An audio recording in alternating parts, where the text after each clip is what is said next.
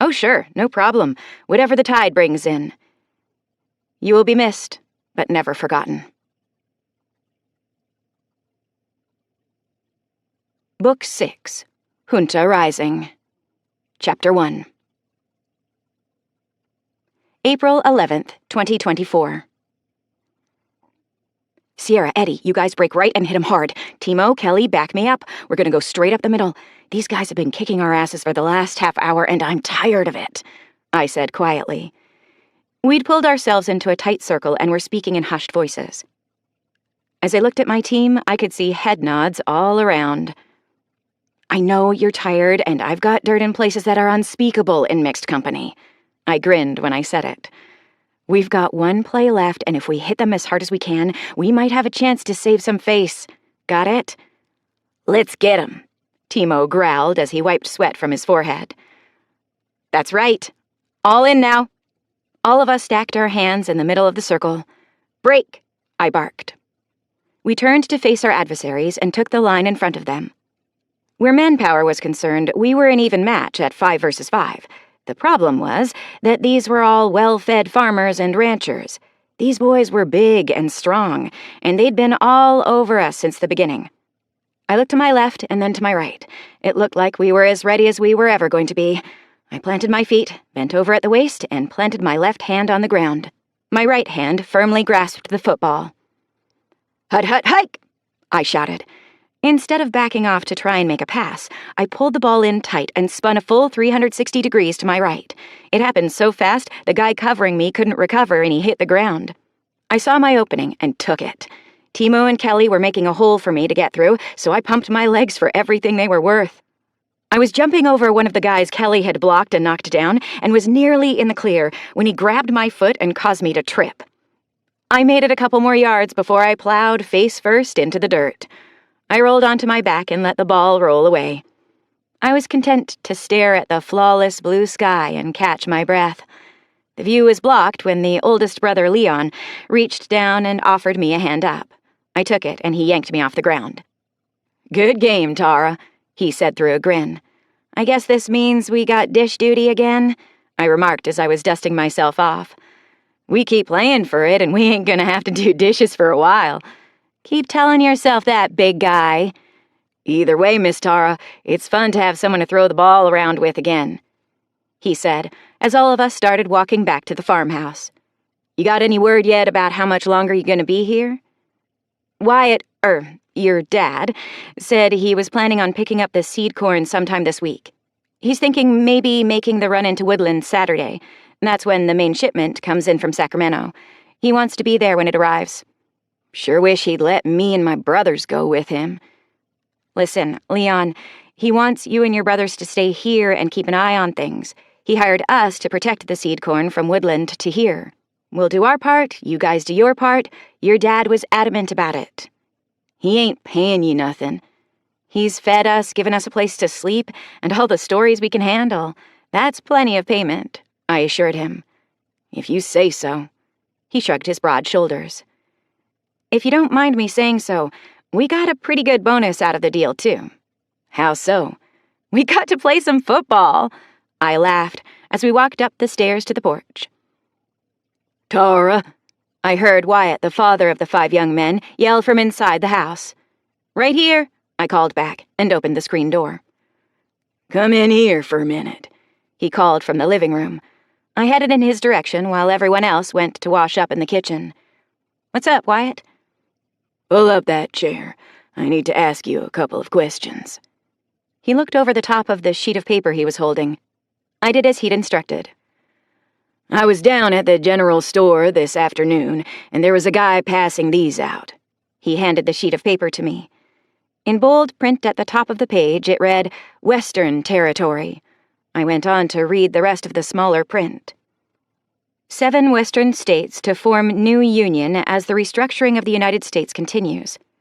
The move will be formalized at the new capital of Elko in the former state of Nevada on June 1st of this year. Provincial Governor James A. Calvert is expected to name Jason W. Sterling as his chief deputy. Both men are highly respected in the region, and it is expected that together they will bring a new prosperity and stability to the entirety of the Western Territory. This move will also bring a new sense of safety and security to the territory.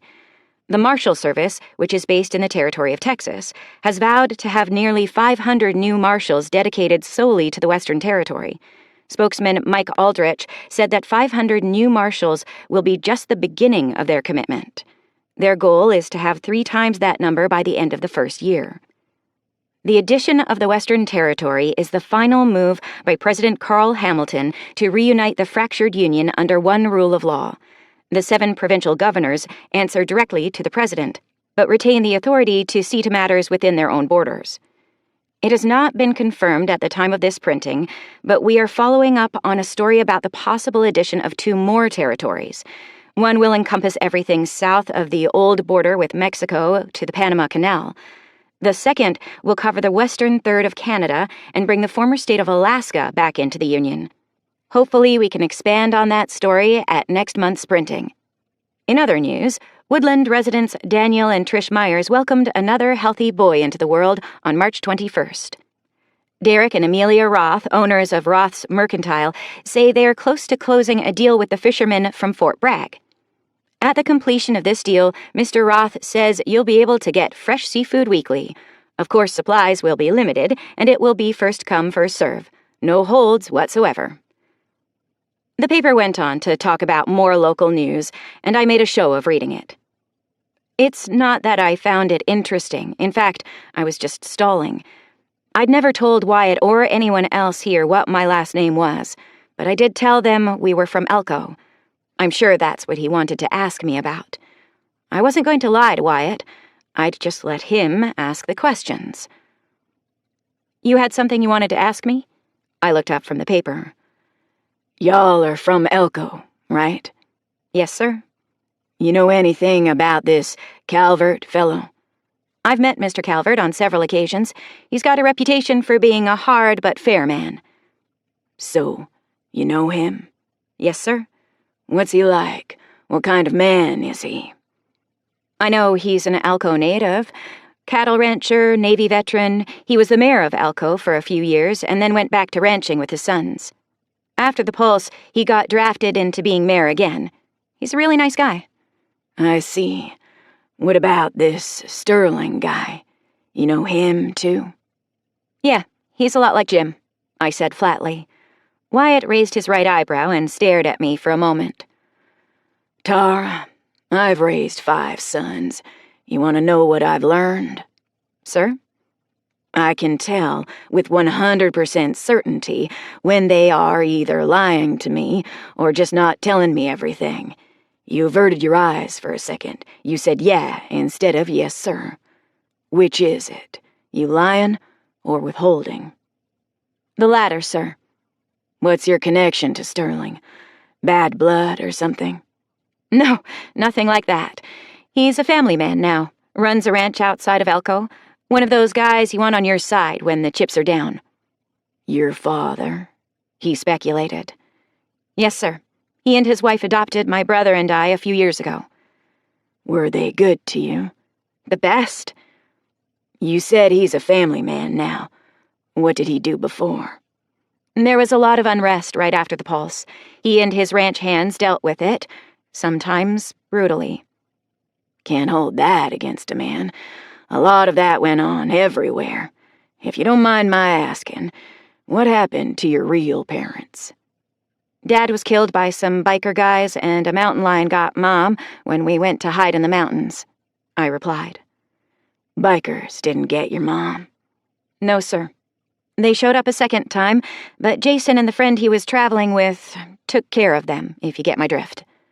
So, Jason and his wife, they took you in? Her name is Jill. Yes, they took us in and adopted my brother and I.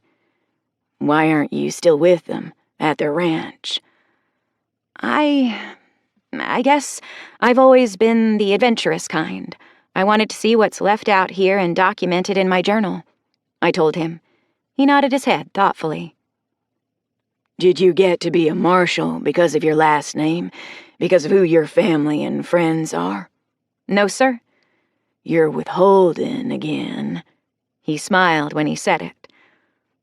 There was an incident in January of last year. I'd gotten in over my head, and a team of marshals saved my bacon. It took a while for me to heal up, and when I did, they came and offered me the job. "An incident?" he questioned. I spent the next 45 minutes telling him what happened in Eureka. When I started telling the tale, his sons joined us in the living room. I felt like I was telling a campfire story without the campfire. The 6 of them hung on every detail of my story. At the conclusion, Wyatt let out a low, soft whistle. "That's the stuff nightmares are made of," he said. "Yeah, I've had a few since then," I admitted. "I'd be willing to bet the farm you ain't the only one whose mind has played it out a few times." "How so?" "Bet them fellas who lived see your face in their bad dreams," he grinned. "I know I ain't sleeping for a few nights now," Leon muttered from his perch on the arm of the couch. That got a chuckle from his father. "Well, tar Sterling, I'll sleep better knowing you're on our side. I feel for the ones who cross you, though." "Thank you." "As much as I've enjoyed getting to know you, it's past supper time. Let's go eat." He stood from his ragged old recliner and headed toward the dining room. "Crap-covered arrows. Brutal. Just brutal," he muttered under his breath as he shook his head. April 12th, 2024. When we first encountered Wyatt Anderson 5 days ago, he was off the side of the road leading to his house. He was cussing up a storm because his horse had thrown a shoe that had been put on that very morning. When he finally spun around at the sound of our horses, he had let his hand rest on the butt of his Glock 19, made no move to draw, but he eyed us suspiciously. I can only imagine what he was thinking when he saw the 5 of us. We spanned the entire width of the 2-lane dirt road about 50 feet from him, our wide-brimmed hats, combat boots, canvas pants, and muslin shirts. All 5 of us had custom scabbards for our AR-15 rifles, saddlebags, custom saddles, and rigging. His sharp eyes even picked out the body armor strapped to the top of our gear. His eyes got a little wider when he saw Juno. Then again, everywhere we'd been, Juno got the same reception. I never really understood just how big he was, because I'd never had any other dogs to compare him to. It wasn't until we'd reached Fallon, Nevada, that we saw other working dogs. I could see Wyatt visibly relax when I ordered Juno to sit, and he did so instantly. There was about an hour of conversation that took place on the side of the road. I offered to fix the shoe on his horse for him, and surprisingly, he let me.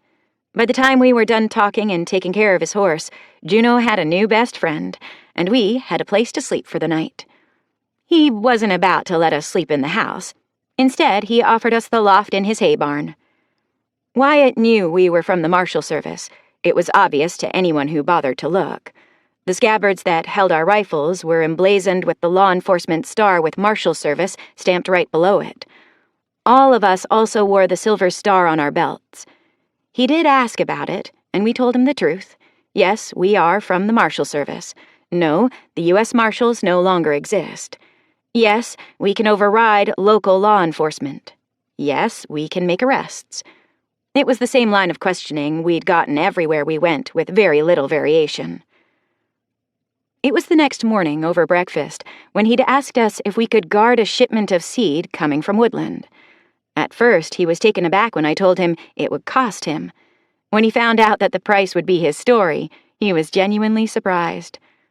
We'd guard his seed in return for the story of his and his son's survival. That's all we wanted from him. Of course, I had to ask why his seed would need to be guarded. He told me that the week before we arrived, he'd gone into Woodland to confirm his order and lock in the exchange rate for after the harvest. There were several unsavory men, 4 to be exact, that had been hanging around the mercantile all day. According to them, they were looking for work when it came time to plant.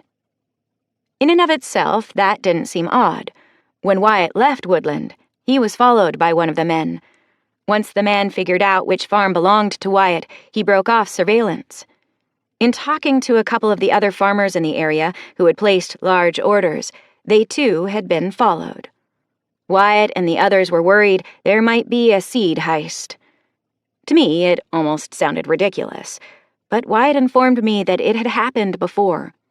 Black market seeds were an actual thing.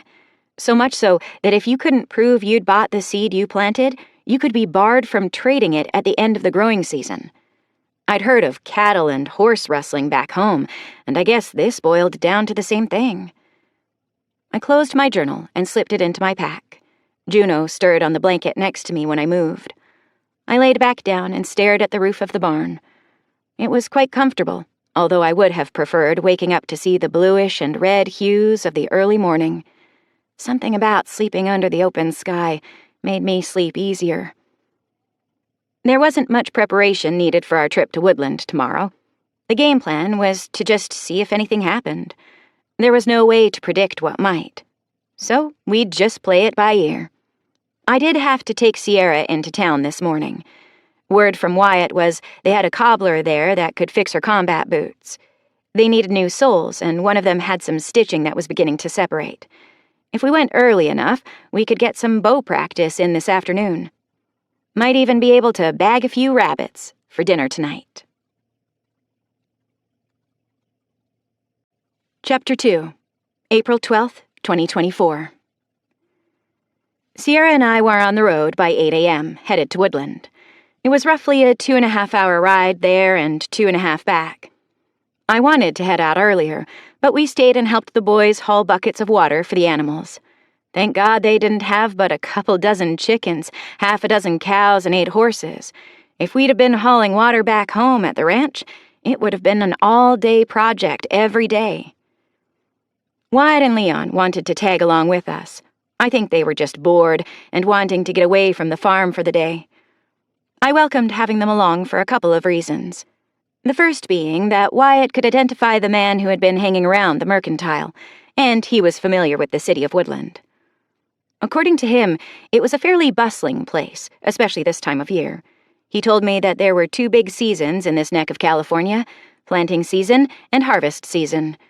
He also said that with the mild winters they had been having, Woodland was probably going to be a busy place for the near future. The farmers had been able to plant year-round with pretty decent success. As we rode past the other small farms, we could see Wyatt's neighbors out in their fields or tending to their animals. What they had in their little farming community was pretty amazing to see. This wasn't the first place I'd seen it, and it surely wouldn't be the last. As people in communities came out the other side of the EMP and then the plague, after they had dealt with the violence, they had reignited something I'd only read about in the history lessons Jessica would teach us. I'd seen it at the ranch and in Elko, but it was different the farther away we'd gotten. It's as if people were running on some primal instinct, a sort of survival mode that went all the way back to the westward expansion of the United States, further, really. Small communities like this one had banded together and relied on their friends and neighbors. If one farmer were having trouble, the others would jump in and lend a hand. No questions were asked, and no payment was expected. You would just pay it forward when you could. It was an unwritten code amongst these people. As admirable as it was, you could always count on there being at least one person who would try to take advantage of the good faith with no intention of paying anything forward, ever. I'd seen that in Elko, too. Usually the offending individual would be dealt with quickly. It just wouldn't do to leave a bad apple to ruin the rest. I remember Dad telling me about one event in particular. There was this guy, Wang. He was on the city council in Elko. Nobody really liked the guy, just because he thought his position came with certain benefits. Benefits like his own generator and city-owned fuel so he could run his air conditioner in the summer months. Benefits like city-supplied wood for his wood stove and his own personal food supply from the city. Then, Mayor Calvert had put a stop to most of the guy's shenanigans, but the icing on the cake came when Sheriff Watson arrested him for stealing food from the community greenhouses. The only rule for taking food was that you had to put in your fair share of labor for it. Wang had put in 0 labor, but insisted he was owed some of the food. When he was caught with a huge pack full of vegetables, the sheriff arrested him. His punishment? He had to work off his debt in the greenhouses. There were always beds that needed to be harvested and replanted. There was always soil and manure to be hauled, and the upkeep of the 12 greenhouses was a year-round affair. His sentence of 5 years of labor should have been over by now. If he'd learned his lesson, he'd be free to rejoin the community. If he were caught stealing again, he'd be dropped off at one of the city's checkpoints and told to never come back. Wyatt had told me about the farm we were riding past now. It was the last farm in the tight-knit community, and it was owned by a fella named Roger Meyer. Supposedly, Meyer was a lot like Wang back home. Wyatt and the other neighbors had helped the guy turn his fields, plant and harvest for the past 3 seasons. All of the neighbors agreed they wouldn't be helping him this time. Apparently, he was a rather ungrateful kind of guy. Abrasive. That's what Wyatt and Leon had both said about him. "That's Meyer." Wyatt nodded in the direction of the man walking up the overgrown driveway toward the road. "Hey, Wyatt," Meyer called and waved. "Got a minute?" "Not really," Wyatt grumbled. "Listen, I just wanted to find out if you and the boys could haul your plow down here and run it through my fields." "What's wrong with your plow?" "Ain't nothing wrong with my plow. One of my horses turned up lame." "I see." Wyatt looked at Leon and shook his head. Leon decided to pick up the conversation. "I hate to say it, Roger. I just don't think we're gonna have time to come work your fields. We still got a ton of work to do down at our place. Maybe if you came and gave us a hand, we could get done faster, and then we could come down here. At least let us borrow your plow. That way we could run too. You know how I am about loaning out equipment, Leon. If I ain't there to run it, I don't loan it." "I'd let you use a team of our horses," Leon offered. The way my arthritis has been acting up, ain't no way I can run a team of horses." Meyer made a show of rubbing his hands together like they hurt. "Gotcha," Leon smirked. "If we get time, we might make it down here, but don't count on it." "I'd appreciate it," Meyer replied. "We gotta get on into Woodland. Have a good day, Roger." Wyatt put an end to the conversation when he nudged his horse's sides. When we were well out of earshot, Wyatt looked at me. "See what I mean?" "Yep, one of those guys with an excuse for everything," I said with a grin. "Exactly. You kids got more work ethic in your little toes than that man has in his whole body. Hell, he probably ain't even bought his seed yet. He did that to us last year. Said the mercantile stiffed him on his order. I know the Roths and their whole damn family. Most upright and outstanding people you'll ever meet. Derek and Amelia Roth didn't stiff him on his seed because he didn't order any." "How many acres does he have, and what does he plant?" I asked. "His plot is right at 100 acres, and he plants a mixed crop. Corn, peas, tomatoes, melons, a little bit of everything, really. It's all food stuff that gets sold back to the mercantile for local consumption." I noticed that the farm just before his looked vacant. What's the story there? "The old Randolph place? Yeah, that one's a crying shame. The eastern border of that property is right on the river. Good water and fantastic soil. Greg and his wife Cheryl passed 2 summers ago." "Why isn't anyone else farming the land?" I questioned. "'Cause it ain't ours to farm." "If the owners died, I don't understand." "Greg and Cheryl had a son. He's the legal owner now, and he doesn't want anything to do with it. So it just sits there and goes to waste." "Where's the son?" "Seth. He manages a hotel in Woodland.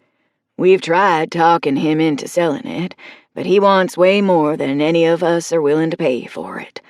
What's with all the questions?" He looked sideways at me. "Just trying to get the lay of the land, so to speak. I find the dynamics kinda fascinating," I answered with a shrug. In reality, I had several other thoughts running through my head. "You know about the new currency, right?" "Of course. Who doesn't?" He laughed. "The Randolph farm, what's it worth these days?" I ignored his question. "In new currency?" He shrugged his shoulders.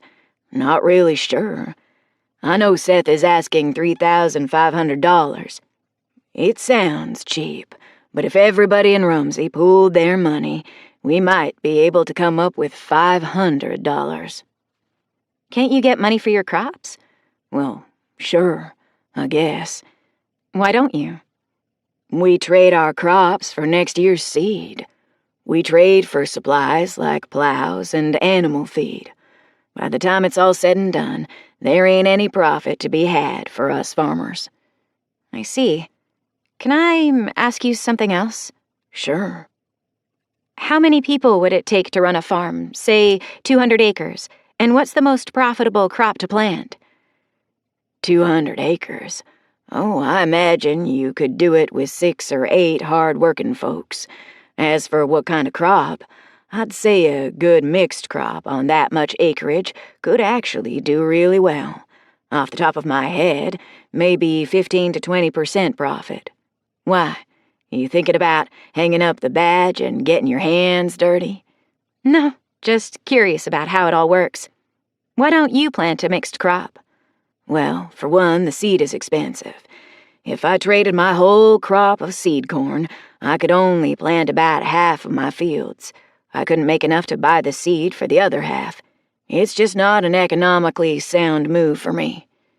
If you had the money, would you switch to a mixed crop? I can't say that I would. Why? We've always grown seed corn, and back before the world fell apart, we actually did okay with it. You gotta remember, our plot is one of the smaller plots up here. The 88 acres of seed corn was, and in many ways still is, easy to grow. Back then, I could plant it and harvest it by myself with my machines. Overhead was low, and I made enough to keep going. It wasn't a lot, mind you, but it was enough. And now? You want the honest answer? Leon piped up. Yeah, I do. We keep enough of the corn to feed the animals between harvests. Other than that, we trade everything else. Things wear out around the farm, and we can trade for what we really need. If the market for seed corn goes hot, like some are saying it will, we'll be in a good position to actually turn a little profit. If the market stays like it is, or even dips some, we'll continue to break even. It's a stable crop. I don't know how else to explain it. He shrugged his broad shoulders. The markets for the other things, mixed crop stuff, can be fairly volatile sometimes. It wouldn't make any sense for us to change things up only to take a loss if demand for melons went in the toilet. Even with the other stuff in the crop, we'd still be in for a loss. Gotcha. What you're saying is that the corn remains constant while some of the other things tend to swing wildly, right? Yes, correct. You said that people are speculating that the corn market will take an upward trend. Why is that? I asked. There's a place over in Sacramento, and they are turning corn into fuel. They say that they can keep it stable enough to run gasoline engines. Problem they are having right now is that they keep blowing up the engines they try to run it in. If they can fix that little issue, well, there will be a pretty good market for it. If we're on the supply side, our seed corn might as well be gold. The demand will go up, and you can get better prices for it. Exactly. And if it doesn't pan out, you lose nothing. Right. Do you think that outfit in Sacramento has a chance of making it work? Folks have been making ethanol-based fuels for a long time. It's not just fuel they can make. They've been turning out rubbing alcohol for medical use and even some grain-based alcohols. The potential is there. We just have to wait and see if they can make a go of it. But for a startup operation with 200 or so acres, a mixed crop would be a better bet? I asked. With that many acres, if melons went down but lettuce went up, you'd have enough to cover the loss. With an operation as small as ours, the margins are just too tight to take the gamble. Wyatt answered. I see, I replied. We rode the last hour in near silence. There was some small talk, but my mind was running in overdrive trying to process the information I'd learned. It's not that I wanted to hang up the badge, as Wyatt had suggested. I was thinking about other plans.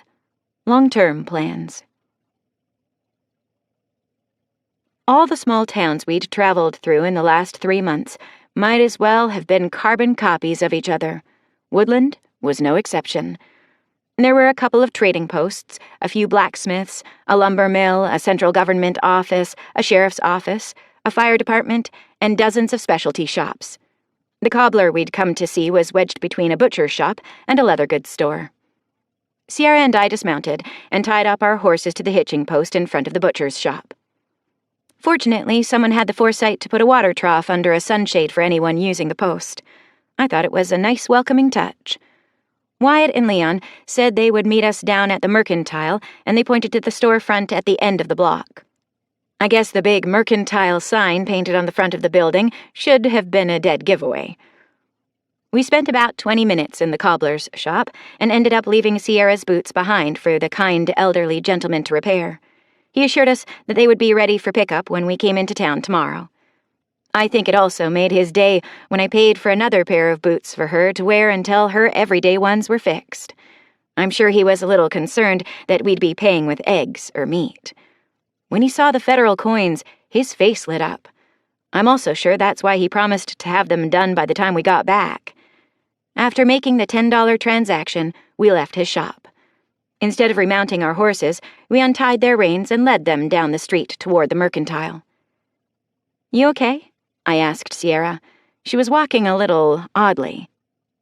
Yeah, boots just feel a little weird, that's all." "They fit right?"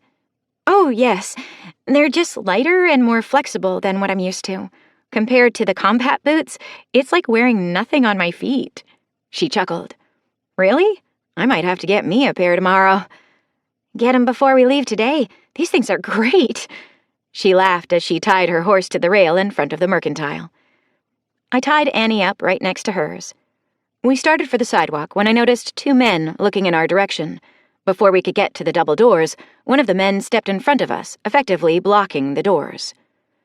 "Where'd you girls get them horses and all that fancy gear?" he asked gruffly, pointing over our shoulders. "Pardon?" I asked as I stopped in front of him. "I asked you where you got them horses and gear," he repeated. "They're our horses and it's our gear. Why?" "That's some pretty nice gear for a couple of young girls, and them horses ain't branded." The second man was walking around, eyeing the horses. "Are you trying to insinuate something?" I asked. "I had a report of a couple of stolen horses from the Martell property.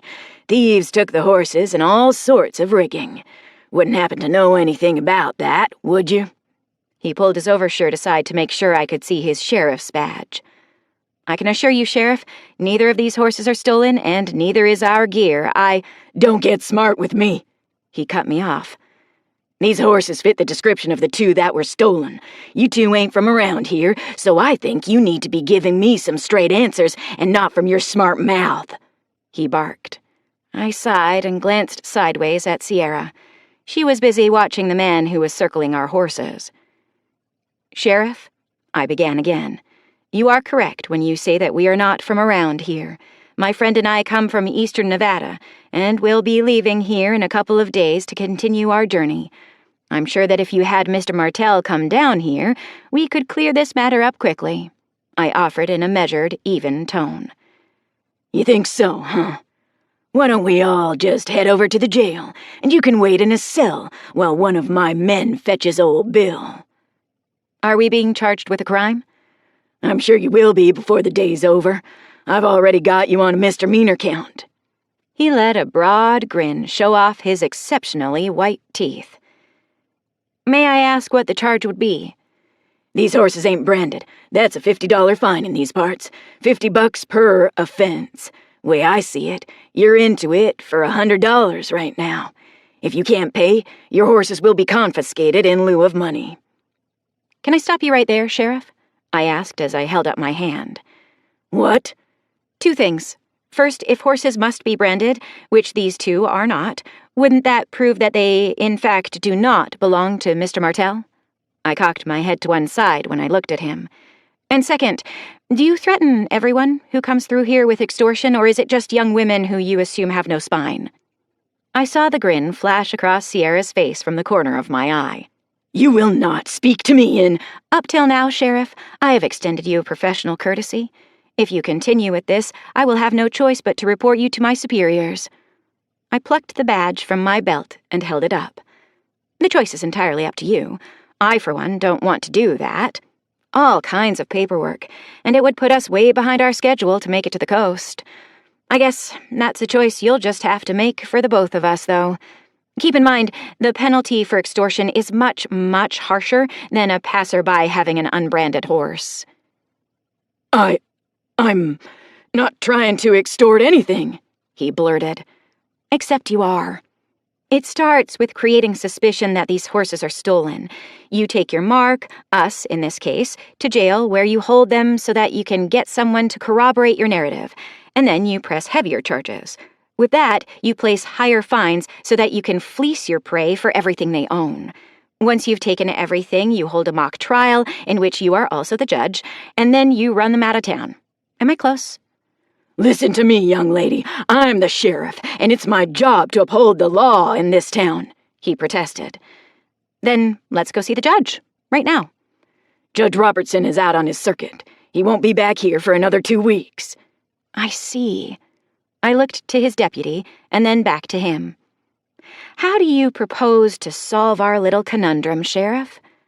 He stole a quick glance at his underling before he answered. You're just passing through, right? Yes, sir. If everything goes as planned, we'll be on our way Monday, Tuesday at the latest. Then why don't we just let the brand thing go for now? He offered. Chapter 3. April 12th, 2024. Thank you, Sheriff. I really appreciate your cooperation. I started past him, but stopped. Just so you're aware, there are 5 of us in and around town. Hopefully we can avoid any more brand misunderstandings. 5 marshals here? He asked. Yes, sir. Don't worry, though. All of us will be leaving at the same time. That is, unless we have a reason to stick around, I said slyly. I'm sure you won't have a reason to stay, he mumbled. That's good to know. Also, if you need help finding those stolen horses, we stand ready to assist you. If you need us, we're staying up in Rumsey. I'll keep that in mind, he said as he stepped clear of the door to the mercantile. Have a great day, Sheriff, I said, as Sierra and I pushed our way through the doors. After they closed behind us, I leaned closer to Sierra and spoke in a low voice. Keep an eye on them and the horses. I don't trust that guy, sheriff or not. She answered with a nod and turned down the first aisle we came to. The shelves were low enough she could look over the top of them without being too obvious. I found Wyatt and Leon standing at the counter with the proprietors. Derek and Amelia Roth introduced themselves, and I reached across the counter to shake their hands. The 3 men and 1 woman all had broad grins on their faces. Did I miss a joke or something? I asked. Young lady, Derek spoke up. I think that's the first time I've ever seen anyone handle Sheriff Rollins so deftly. Pretty sure you won't have any more trouble out of him. He smiled. If he doesn't want people letting him know that he's overstepping, he shouldn't be running a scam. Honestly, Trevor isn't a bad guy. It's just that Judge Robertson has him bamboozled. How so? The judge told Trevor that he needed to start bringing in more money or assets for the county. So Judge Robertson has been coming up with all these asinine rules just so Trevor can have more work. The brand thing? I asked. That's just one thing. Every business in town has to pay a 10% operating tax every month. That's over and above the 5% property tax that every citizen has to pay. I can't wait to see what he comes up with next. Word on the street is that people are going to start leaving town if he comes up with anything else to try and tax or fine us for. And he makes the sheriff enforce all of these mandates? I'm not sure you can say he makes him. Trevor benefits from it too. He knows that if he doesn't do the job Judge Robertson asks him to do, he'll be replaced in a heartbeat. So, as long as he toes the company line, he gets to remain sheriff? I asked. That, and the fact that he gets to lord over the lands and property that's seized for non-payment of taxes. Amelia Roth picked up the conversation. He's got a stake in a lot of what goes on here in town. In fact, when we missed a month's payment, he ended up with a 15% stake in our mercantile. He owns half a stake in the hotel and the blacksmith shop just up the road, too. What? How does that work? I can't really speak about the other properties, but I'd imagine their deals with him are a lot like ours. For us, he gets to keep 15% of our gross profit every month. Not the net profit, the gross profit. Basically, you pay him right off the top? Yep, Derek said. Sounds like a hell of a racket if you ask me. If you consider that he won't take trade goods as payment, it is. Ever since the government came out with the federal money, that's all he takes as payment. It's worse than it sounds, though. It gets worse? It does. While Trevor puts pressure on us as taxpayers, the judge has his hands in Trevor's pockets, too. Rumor is Judge Robertson gets half the take. What the hell does he do with the money? Nobody knows. It's supposed to go to keeping roads passable and other infrastructure projects, but nobody has seen any evidence of it being used for that. There are projects that were started before the judge took power. Now, they just sit idle. The hydroelectric project down by the river is half done. All of the power poles and high-tension wires they took down so they could reuse them are still sitting in the county yard. All the workers were sent home and never paid for their troubles. You think he keeps the money for himself? Honestly, Derek looked to his wife before he continued. Yeah, that's what a lot of folks think, but there ain't a soul alive that can prove it, and most of us wouldn't even want to try. Why? I questioned. Again, he looked to his wife. When he received her almost imperceptible nod, he looked back to me. Are you asking as a federal marshal, or... His voice trailed off. There was a glint of hope in his eyes, in the eyes of everyone standing there. Is this something the Marshal Service needs to look into? It is. He let out a long, hard sigh. Now that California falls under the Western state's jurisdiction, someone like you might be able to dig into what's going on. In that case, I stood straight and stuck my hand out. Tara Sterling of the Marshal Service, how can we help you? Relief flooded his face as he reached across the counter and shook my hand. There are a lot of projects the tax money is supposed to be used for, he started in a lower, almost conspiratorial voice. The hydroelectric plant is just one thing on a long list. There are open contracts with the lumber mill to buy timbers to repair some of the bridges and build a fish hatchery down by the river. The lumber was picked up but never paid for, and it was never delivered to the projects.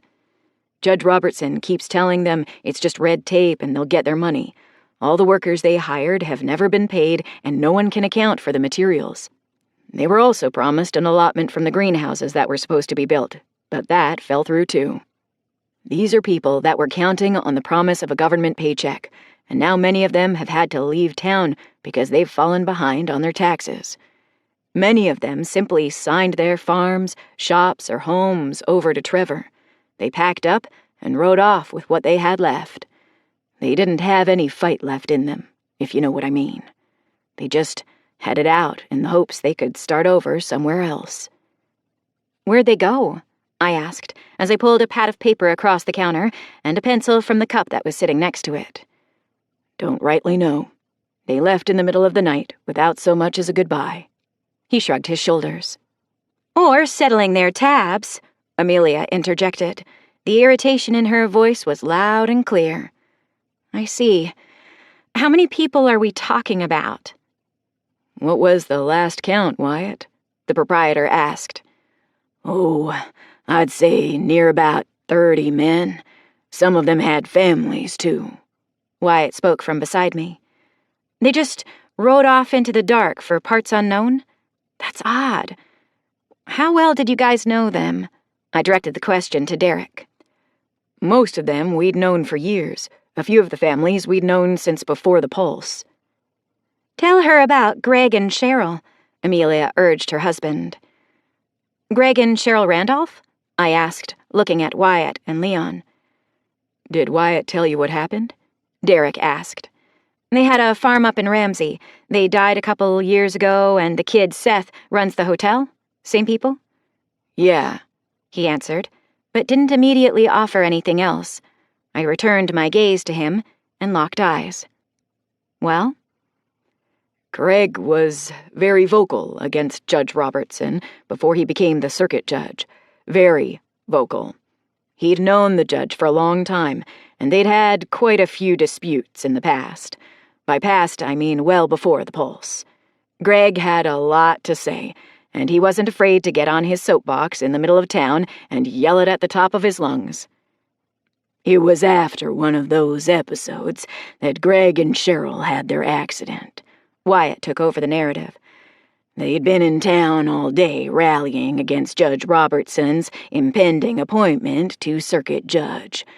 Greg had this way of making every speech into the whole fire and brimstone thing, and he was getting the attention of a lot of people. He had their attention, and it wasn't good for the judge. Just after dark, they were on their way back home, but never made it. In fact, they weren't reported missing until the next morning when Seth realized they'd never come home. It wasn't unusual for them to be out late, so he didn't think anything of it when he went to bed.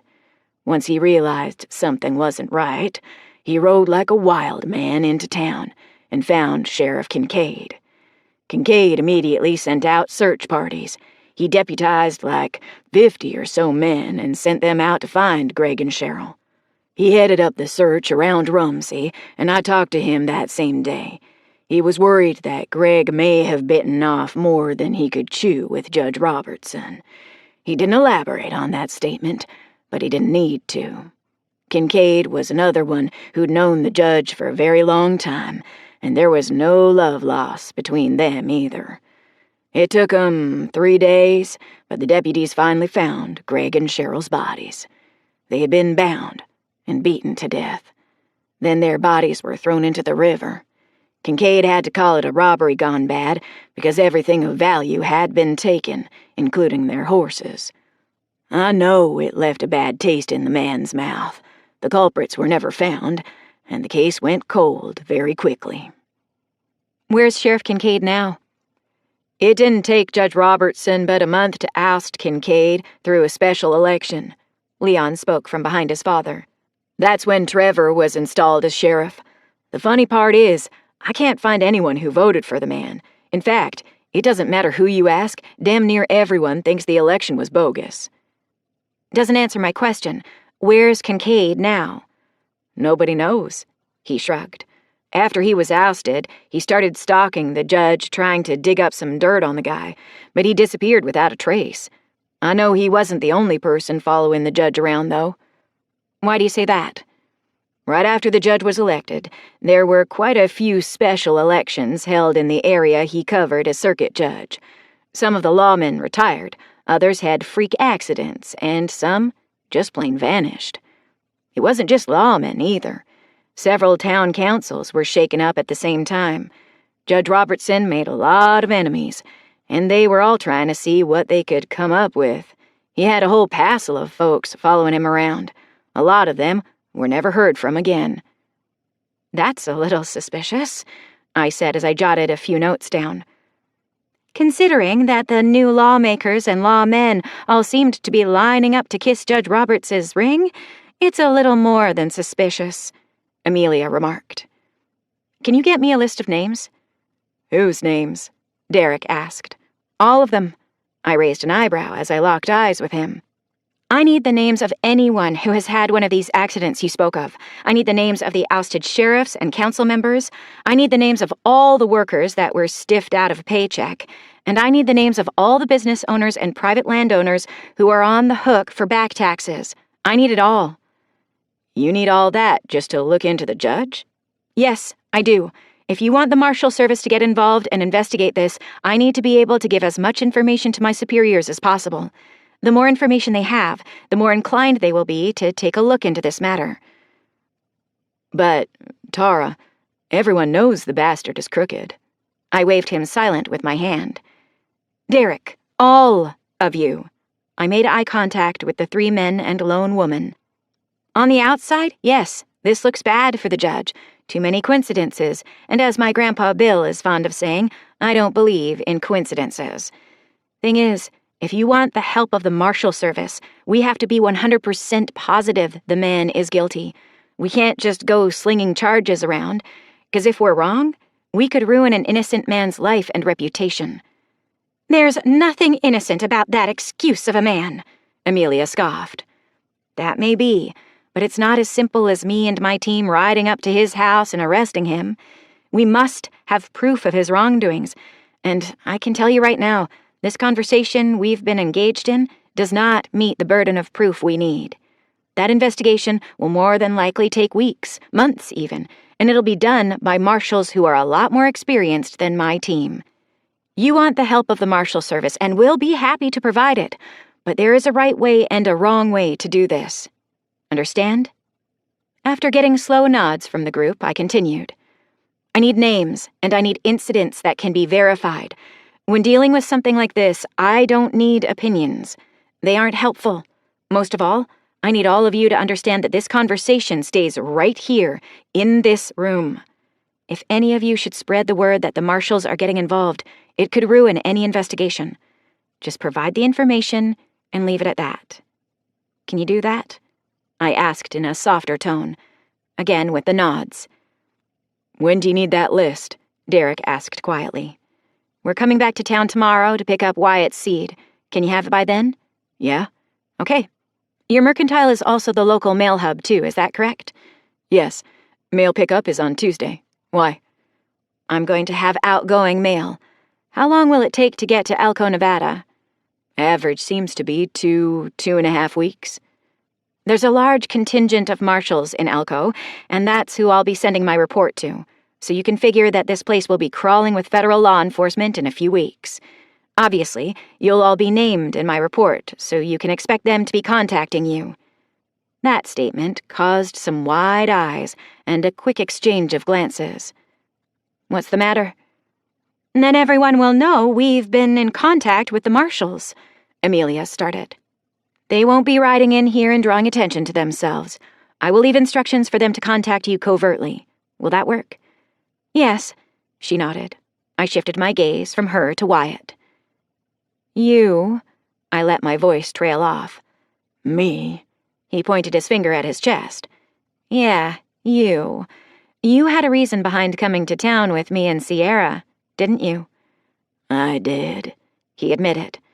When I met you on the road that first day, I knew you might be able to help us. The last couple of times I came to town alone, I met with the Roths, and they agreed that if you were willing to get involved, we could use your help. We could have had this conversation in your living room, Wyatt. Yeah, we could have, but I needed to figure out what kind of people you really were. I mean, no offense when I say this, but you're just a bunch of kids. I take it we passed muster? You did. You may be young, but you're intelligent, hard-working, and sincere. When I saw that piece on the news flyer about the Marshal Service, I knew you weren't pulling my leg with all your fancy gear. When I found out you have ties to the provincial governor himself, well, I knew I needed to act fast to secure your help. Just because my family is friends with Jim Calvert doesn't mean I have any pull with the man. I know that. It does mean that you surround yourself with people of good character, and these days, that goes a long way. I've gotten to know you and your team since you arrived at my farm. Hell, you've broken bread at my table, and when asked, you've been honest with me. You've been vetting us, I interrupted. We had to know what kind of people we were going to be inviting into our foxhole. If you'd lied to me, we wouldn't be here having this conversation. It wouldn't matter if you were marshals or not. There are bad people out there that hide behind a good name, intention, or cause. It's almost like it was before the Pulse around here. People are using their title for their own personal gain. They've forgotten who they work for. Like Judge Robertson or Sheriff Rollins? Just to name a couple, yes. Well, When you put that list together, make sure all the names of the people you suspect of being crooked are on there." "We will." "You better, 'cause I'm gonna send that list with my report. Once it leaves here on Tuesday, there ain't no changing it. Once it's in the hands of the Marshal Service, you can bet your bottom dollar that there's going to be an extensive investigation." "You're not planning on sticking around?" Derek questioned. "No, not unless something changes drastically. We're like an advanced team. If we come across something that needs to be looked into, I send word and more marshals will show up to handle the investigation while we move on," I explained. "You're the canary in the coal mine." "That's probably the best description," I said with a grin. "I'll get the report to you tomorrow when we come in to get the seed shipment. Make sure it goes out on Tuesday and then just sit tight." "How confident are you that your superiors will look into this?" Amelia asked from the other side of the counter. "As I'm sure you can understand, we're all a little distrustful." "If I had to guess, you'll probably get Dennis Jackson and his team. They're the ones that pretty much run the show this side of the Rocky Mountains. They're the ones who saved my ass last year," I said as I looked at Wyatt. He nodded his acknowledgement. "They're trustworthy?" Amelia pressed. "You can bet your life on it." Chapter 4, April 12th, 2024. After another 10 or 15 minutes spent in the Roth's store, the four of us headed home. There was much less conversation, and it was as if something subtle had changed. Wyatt and his eldest son Leon rode about 30 yards behind Sierra and me. It looked as if they were having a quiet argument.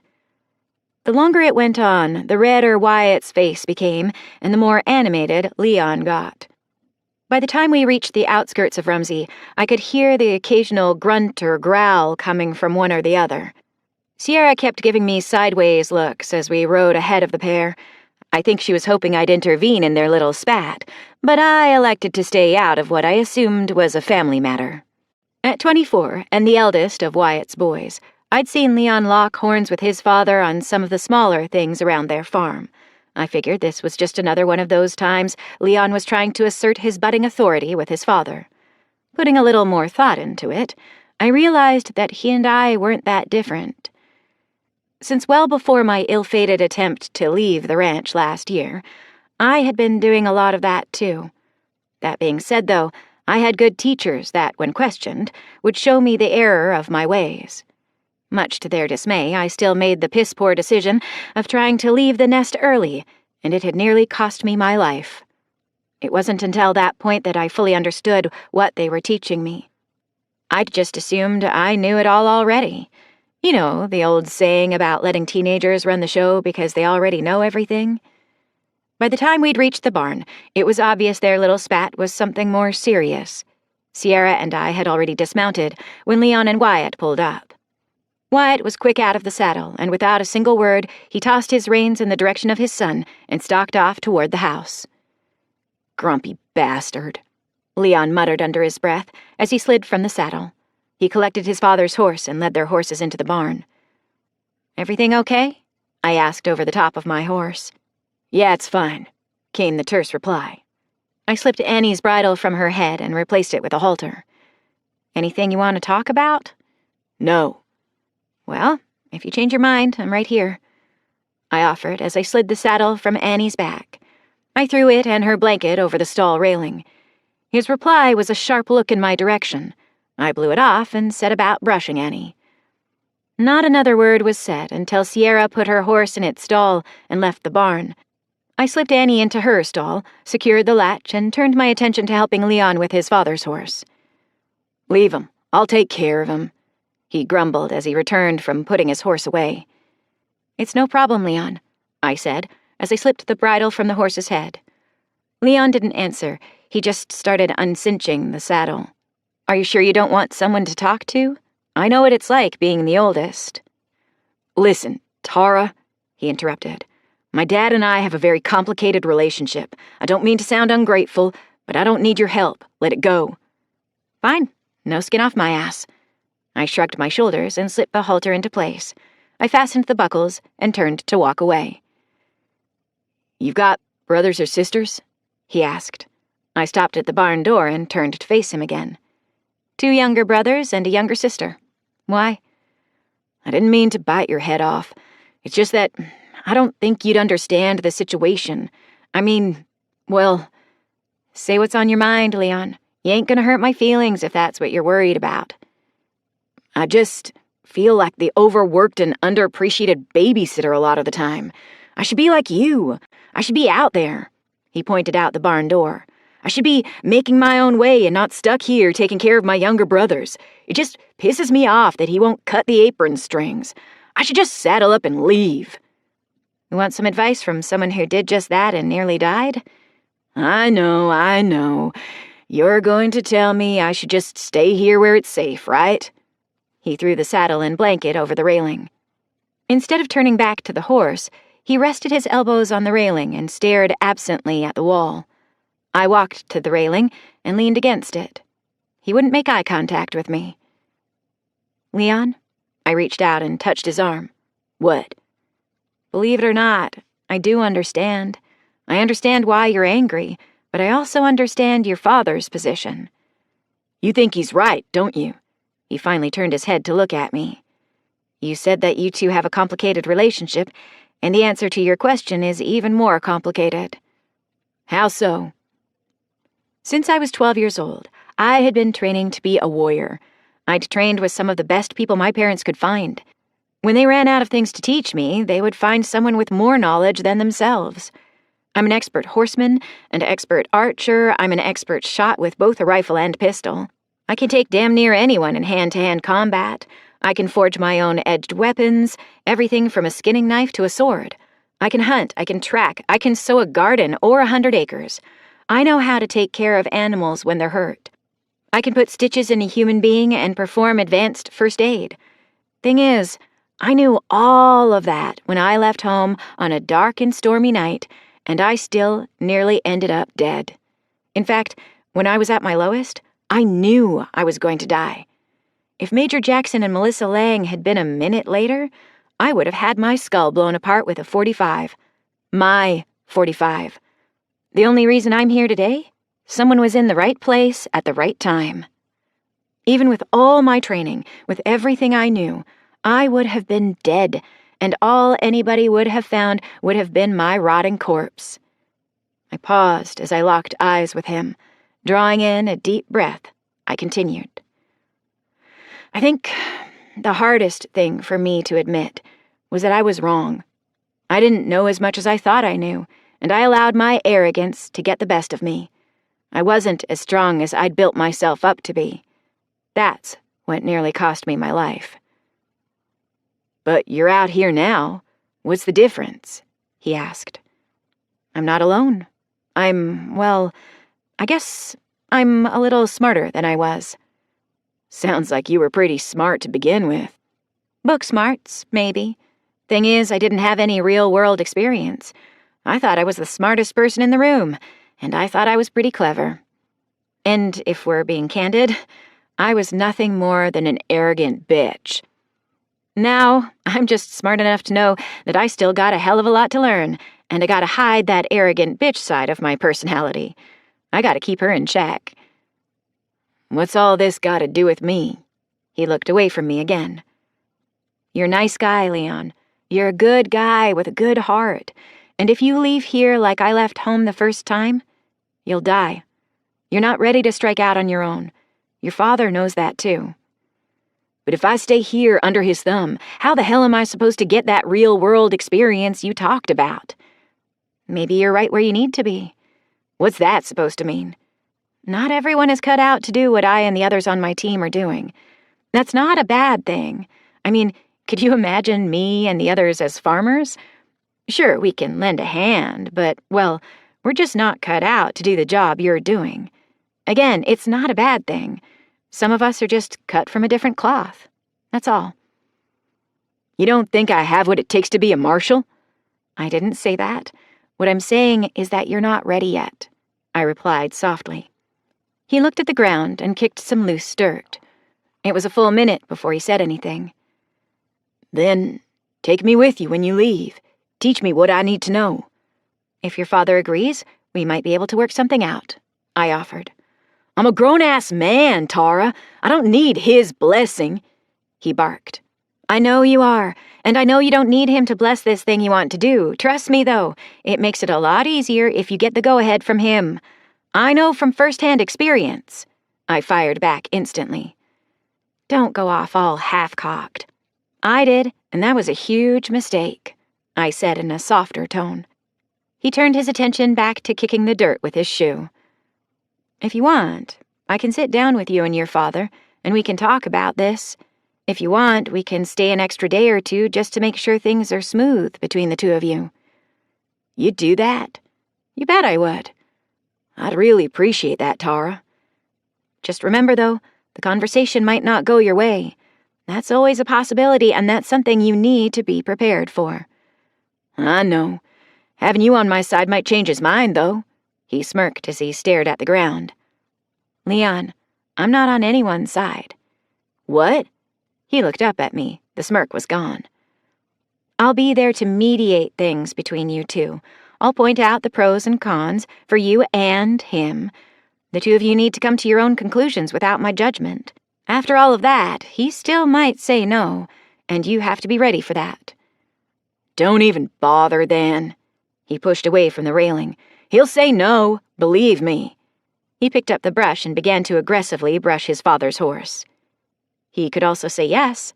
Have you thought about that? "Tara, my father is the most stubborn man I've ever met. If it doesn't go along with his plan or the way he thinks things should go, he's against it. There is nothing I can say that will change his mind about shit. That man would argue with a brick wall." "Talk to him," I said quietly. "Don't you think I've tried? Give me a little credit." "All I've heard in the few days we've been here is arguments between you. Sit down with the man and talk to him. Look at things from his perspective. Tell him things from your perspective. As soon as you start arguing, the conversation is over.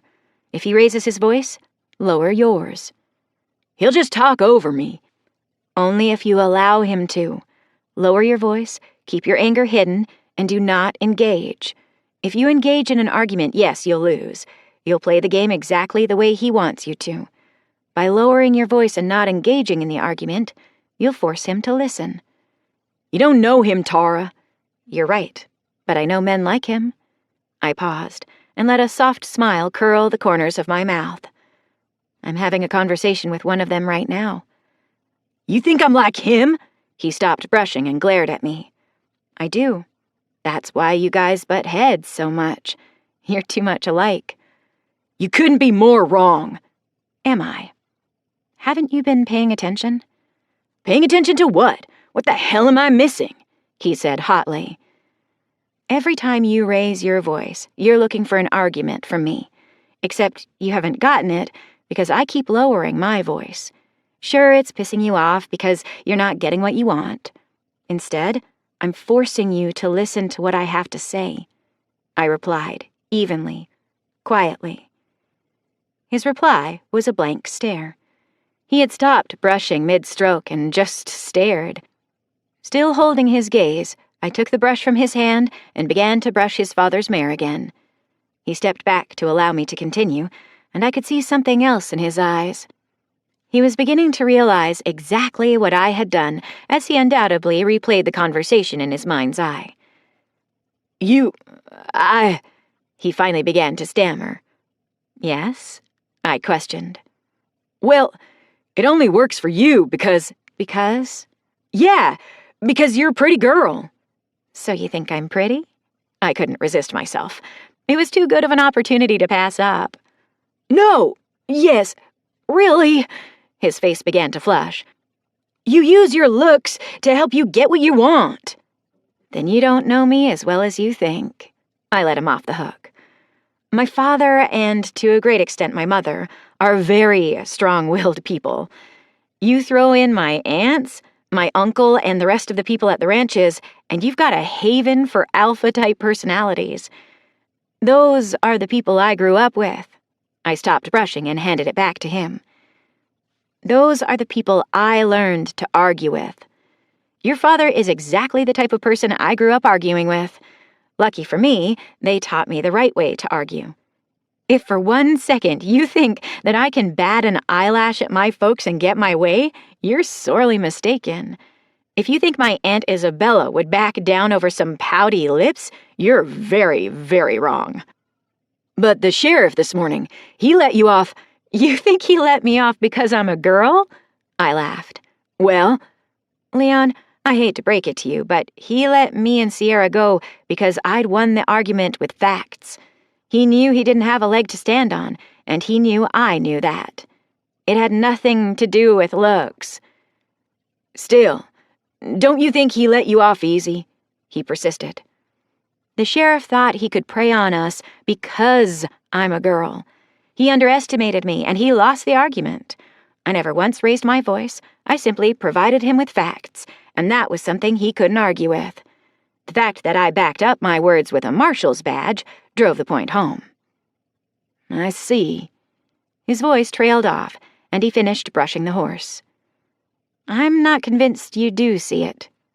I took the horse by its lead rope and put her in her stall.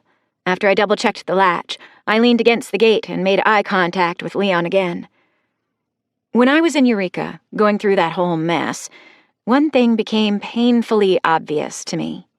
What? Keith and Dawson had discounted my ability to fight because, well, I'm a girl. At one point before I realized Dawson was playing for the other team, I'd told him that to do so would be a mistake. He didn't listen to that lesson, and looking back on it, neither did I. Like I said, I was pretty arrogant. What was the lesson? Inherently, people, mostly people who lived before the pulse, tend to underestimate us females. They don't think we have what it takes to survive on our own. Obviously you do. Otherwise you wouldn't be here. Let me finish.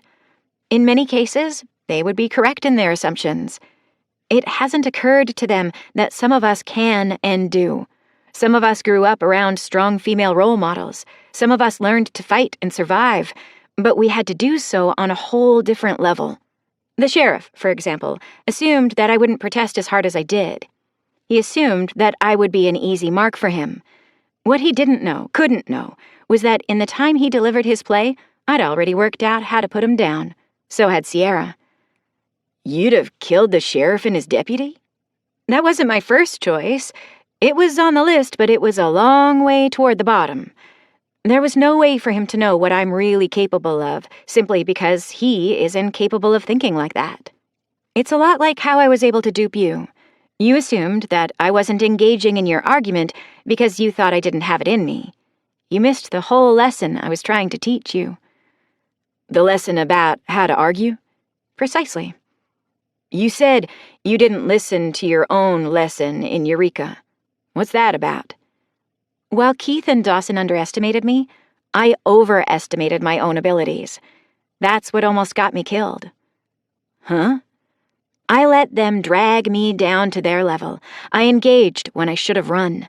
I tried to fight a fair fight. I thought I was better than them. It'd be like me trying to stand toe-to-toe with you and slugging it out.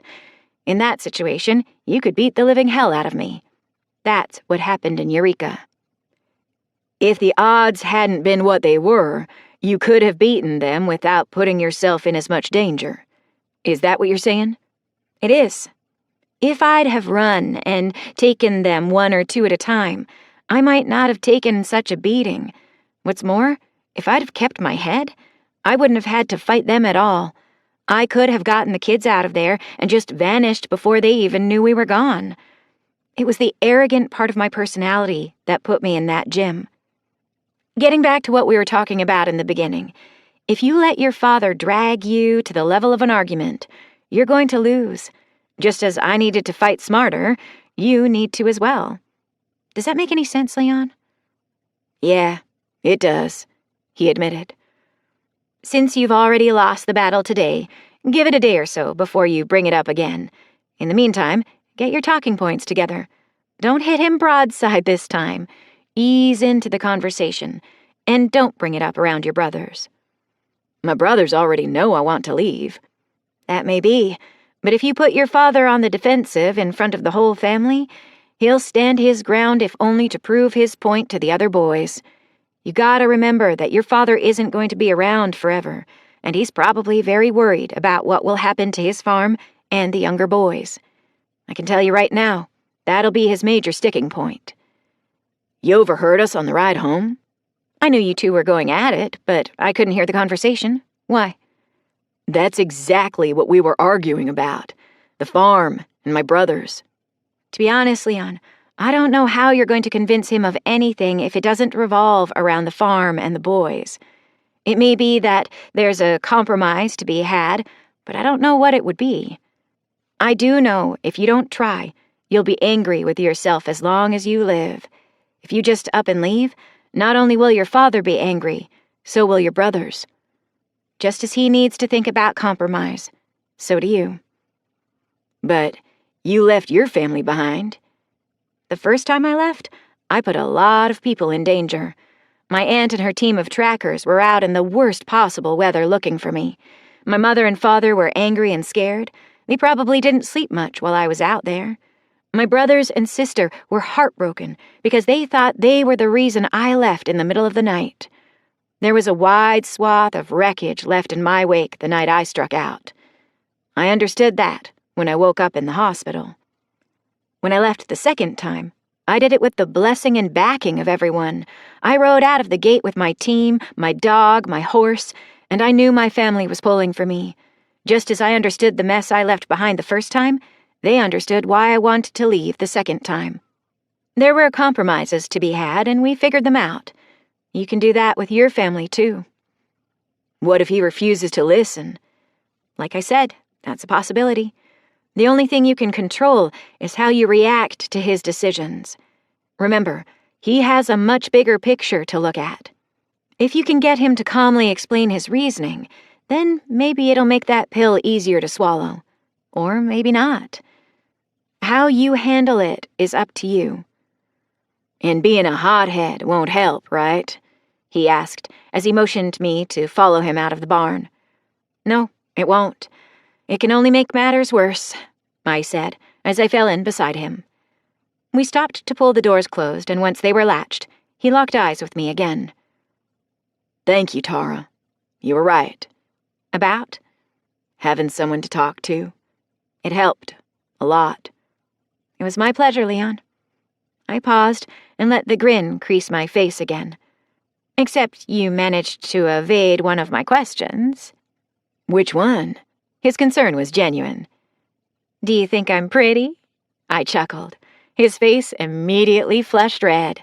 Shut up, he laughed and started for the house. Chapter 5, April 13th, 2024. By the time we had supper last night, both Wyatt and Leon seemed to be in better moods.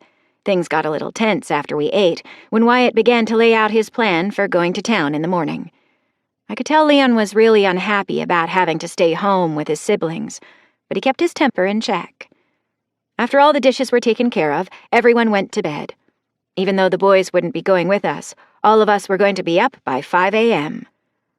I was up till nearly 1 in the morning, writing a report to Dennis Jackson. I was as specific as I could be with my concerns, and it ended up being a 12-page affair. 12 pages, front and back, all single-spaced. Dennis couldn't say I wasn't thorough with my report. I also expressed the need to have them here as soon as possible. I didn't know how tenable the situation would remain if the wrong people found out the Marshal Service was getting involved. It was 2 a.m. by the time I finished the letter home. That was another 6 pages. The first half was to my parents. A lot of what I wrote them was just about how I was doing out here in the big world. I asked about everyone and told Mom and Dad to share the letter with anyone who was interested in reading it. I also had some very specific and directed questions. At the end of their portion of the letter, I told them where we would be headed when we left Rumsey. Fort Bragg had mail service, and hopefully I'd have a letter waiting for me when we got there. The second half was directed to Will, Olivia, and Luke. I told them of my adventures and some of the interesting places I'd visited. I told them of the forests we'd traveled through in the Sierra Nevada mountains and the beautiful lakes where we camped on the shores. I told them of the big cities we'd passed through and some of the people we'd met. In a way, I knew they were living vicariously through me and my adventures. Hopefully one day, it would be common for people to travel for pleasure again, and maybe they could see the sights for themselves. For now, though, they would have to see the world through my words. In some ways, I couldn't wait for the day I returned home with my team. The words of my journals, the drawings and sketches Kelly and Sierra had in their journals, combined with Eddie's and Timo's journals, would tell and show a fantastic journey. That was a story I couldn't wait for my family to see and read. After I'd folded the letters and put them in their respective envelopes, I tucked them in my pack, blew out the candle, and drifted off to sleep. Juno was sprawled in his spot on my right side, with his back to me, and the thoughts of home ensured a restful couple of hours of sleep. I woke up when I felt Juno raise his head. After a brief moment, he laid back down and let out one of his hefty sighs. My face was buried in the fur of his big neck, and I had one leg and one arm draped over the top of him. His warmth was always a source of comfort. I glanced at my watch in the pre-dawn light and could see that it was 3 minutes to 5. I rolled onto my back and stretched. Juno mimicked my move and then promptly sneezed on the side of my face. "Thanks," I grumbled. After I wiped my face, I gave him the customary morning belly rub. When my watch alarm began beeping, I withdrew my hand and shut it off. Juno continued to lay on his back and give me the side eye. "That's all you get, buddy. Time to earn our pay," I told him as I sat up. He snorted and sat up too. As I was pulling my boots on, I could see the rest of my team beginning to move. By 5:15, everyone was up. Sleeping mats and bags were rolled up and personal items were stowed in packs. 5 minutes later, all our gear was out of the loft and staged by the barn door. I went down the ladder while Juno jumped from the loft. "How the hell does he get up there?" Wyatt asked from the doorway. "He uses the ladder to go up," I told him, and took the offered coffee cup from his hand. "Really?" "Yeah, watch." I turned to Juno and pointed to the ladder. "Juno, Klettern." Without hesitation, he scrambled up the rungs of the old wooden ladder. "I'll be damned," he said in amazement. "And he just jumps to get down." "Yep. Juno, comin'." Again, without pausing, he jumped from the loft and sat next to me. "I'd have figured that loft would be too high to jump from." I've seen him launch himself out of a second-story window like it was nothing. It was part of the training Carl and I did with him. He knows how to climb ladders and even open some doors. If he can manipulate the handle, he can get it open. I've used him to herd cattle and wild game. He's a pretty good partner, that's for sure. I scratched his neck and he leaned into me. "I ain't much of a dog person, but he's all right." Wyatt grinned. "You kids ready for some breakfast?" "Yes, sir. As soon as we move our gear to the horse barn, we'll get cleaned up and be at the table." "Good." He winked and nodded before turning to leave. All of us slipped our packs on and took them to the horse barn. We tossed some hay to the horses and then dutifully reported to the house for breakfast. After getting our fill of biscuits and sausage gravy, my team headed back to the horse barn. We brushed out our rides, cleaned their hooves, and then saddled them up with a practiced proficiency.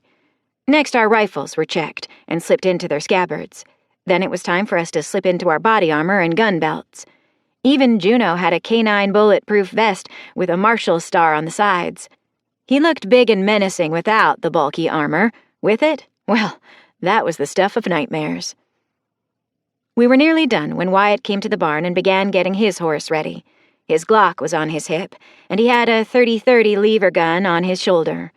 Less than 10 minutes later, he rode out of the barn and joined us in the driveway. He paused and looked at Juno. "You ain't gonna make him walk all the way to town, are you?" "Nope." I grinned and patted the top of my saddlebags. At the same time, I drew my leg up to act as a step.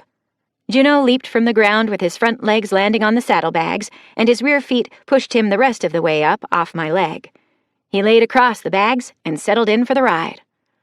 "Amazing," Wyatt chuckled and put his heels to his mare. It was only 9 in the morning when we arrived at Woodland, but the place was even busier than it had been the day before. In fact, the streets were so crowded, we had to ride single file. Wyatt took up the lead position and took us straight to the mercantile, with me bringing up the rear. As soon as I could see the front of the store, I knew something was amiss. Sheriff Trevor Rollins, along with 5 of his deputies, were standing on the sidewalk in front of the establishment. I dismounted after Juno jumped from his place on my saddlebags. I handed my reins to Kelly and joined Wyatt as he stepped onto the concrete sidewalk. When we got to the door, the sheriff blocked the entrance. I stood behind, but just to Wyatt's left side. I patted my thigh and pointed to the ground. Juno obediently sat next to me. "There a problem, Sheriff?" Wyatt asked. "Seed pickup is by appointment only. You know that, Wyatt." "Yeah, and I have a 9:30 appointment." "You're early, so I'm gonna have to ask you to wait out here." Sheriff Rollins removed a pocket watch from his pants pocket, glanced at it, and then returned it to its place. "It's 9:20, in case you didn't know." Wyatt shook his head and grumbled something under his breath. When he tried to look through the glass doors, the sheriff blocked his view. "You need to get that mutt on a leash," he sneered at me without breaking his gaze with Wyatt. "Let me guess. Leash laws?" I replied with as much sarcasm as I could muster. "What's the fine for that?" $20, federal money," he replied with a glare in my direction. "Write the citation, then." I met his glare. "What?" I said, "Write the citation, Sheriff. I'll forward it to my superiors in Elko." "You can't use your position as a marshal to stick your nose up at local laws, young lady." "Nothing of the sort. I don't have a leash for my canine, so you'll just need to write me a ticket. I'll forward it to the home office so it can get taken care of. Not sticking my nose up at anything." "According to our laws, if you refuse to leash him, I'm well within my right as sheriff to put him down." "Sheriff," I began in a low voice that was barely audible over the street traffic. "Write the ticket and leave it at that, because if you decide to draw down on my canine, this is going to get really messy really quick. You see, my dog is registered as a law enforcement officer. Any threats you make against him will be dealt with harshly, lethally. Am I clear?" "Are you making threats against the county sheriff?" He took one step toward me and halted when the low rumbling growl came from Juno.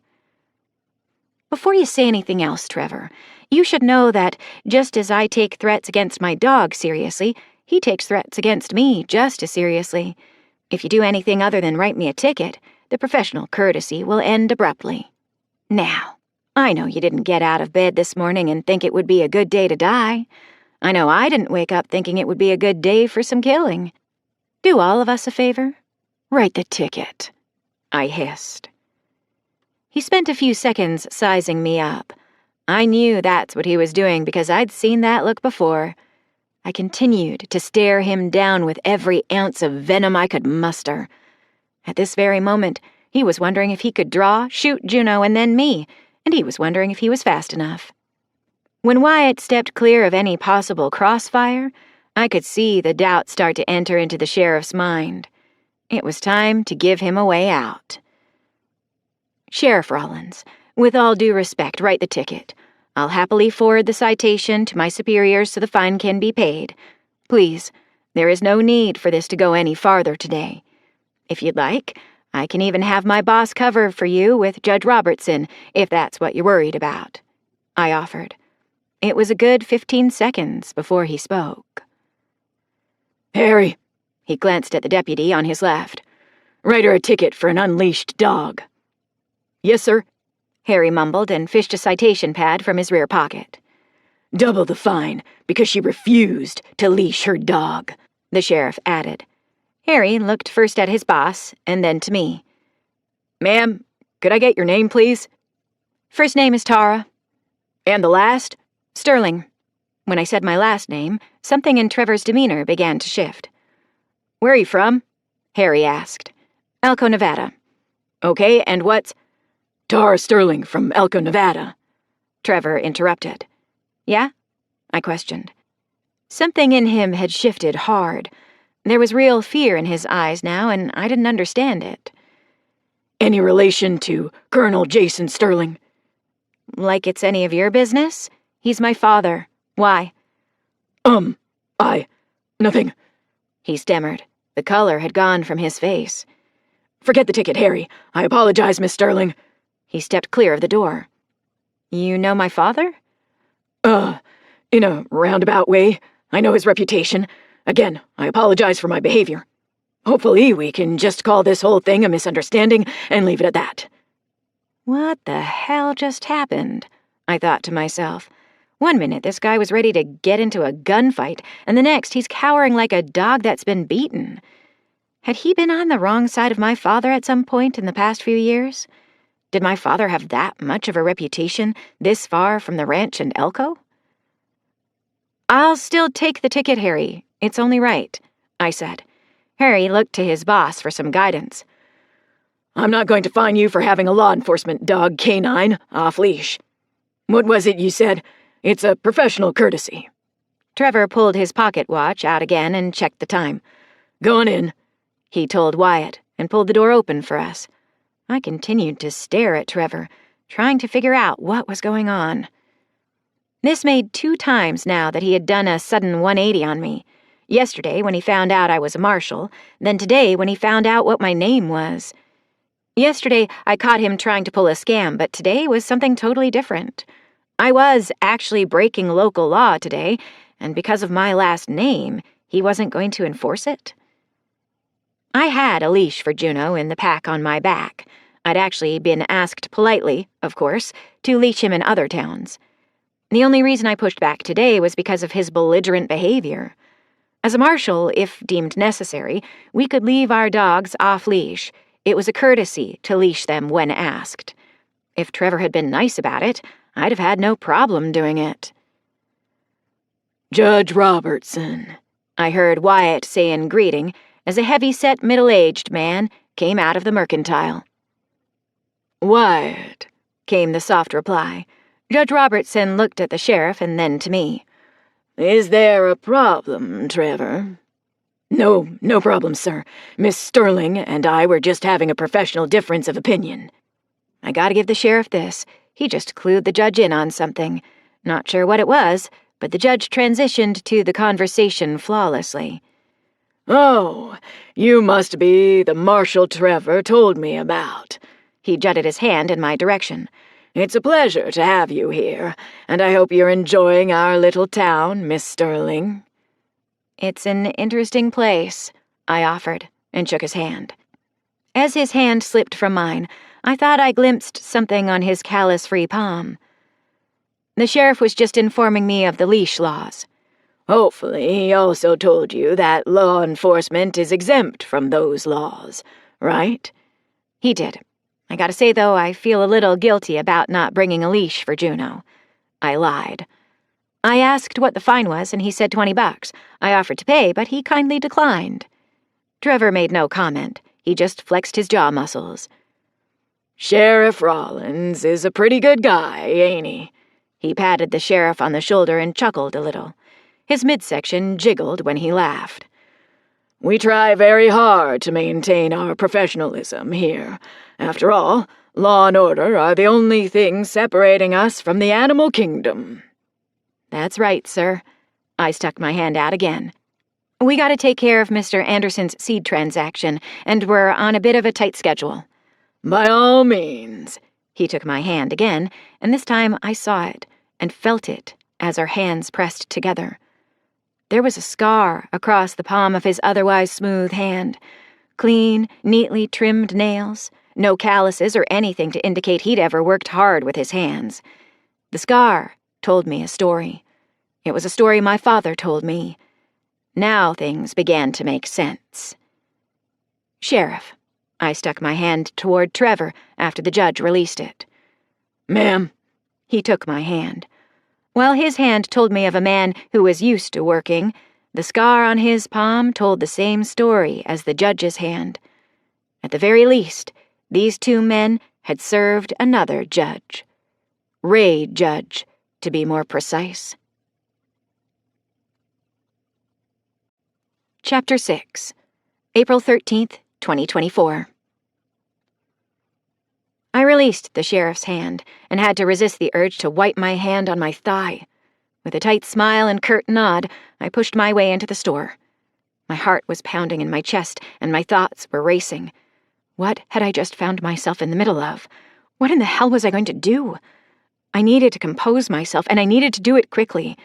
Shrugging off my pack, I dug around and retrieved the 2 envelopes I'd intended to mail. In the scant few seconds it took me to find them, I took in a few even breaths.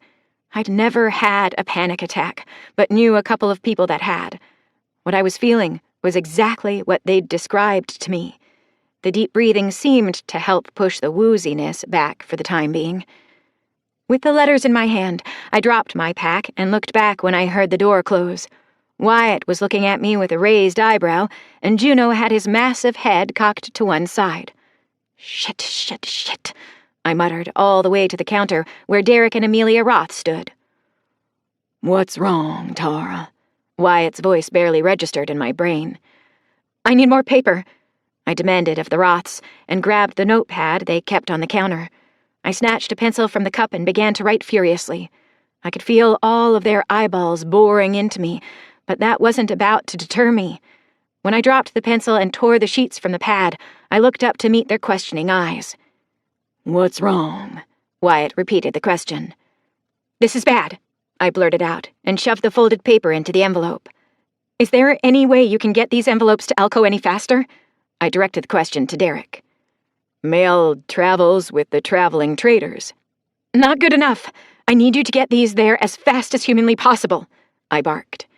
What the hell is going on, Tara? Wyatt gripped my arm this time.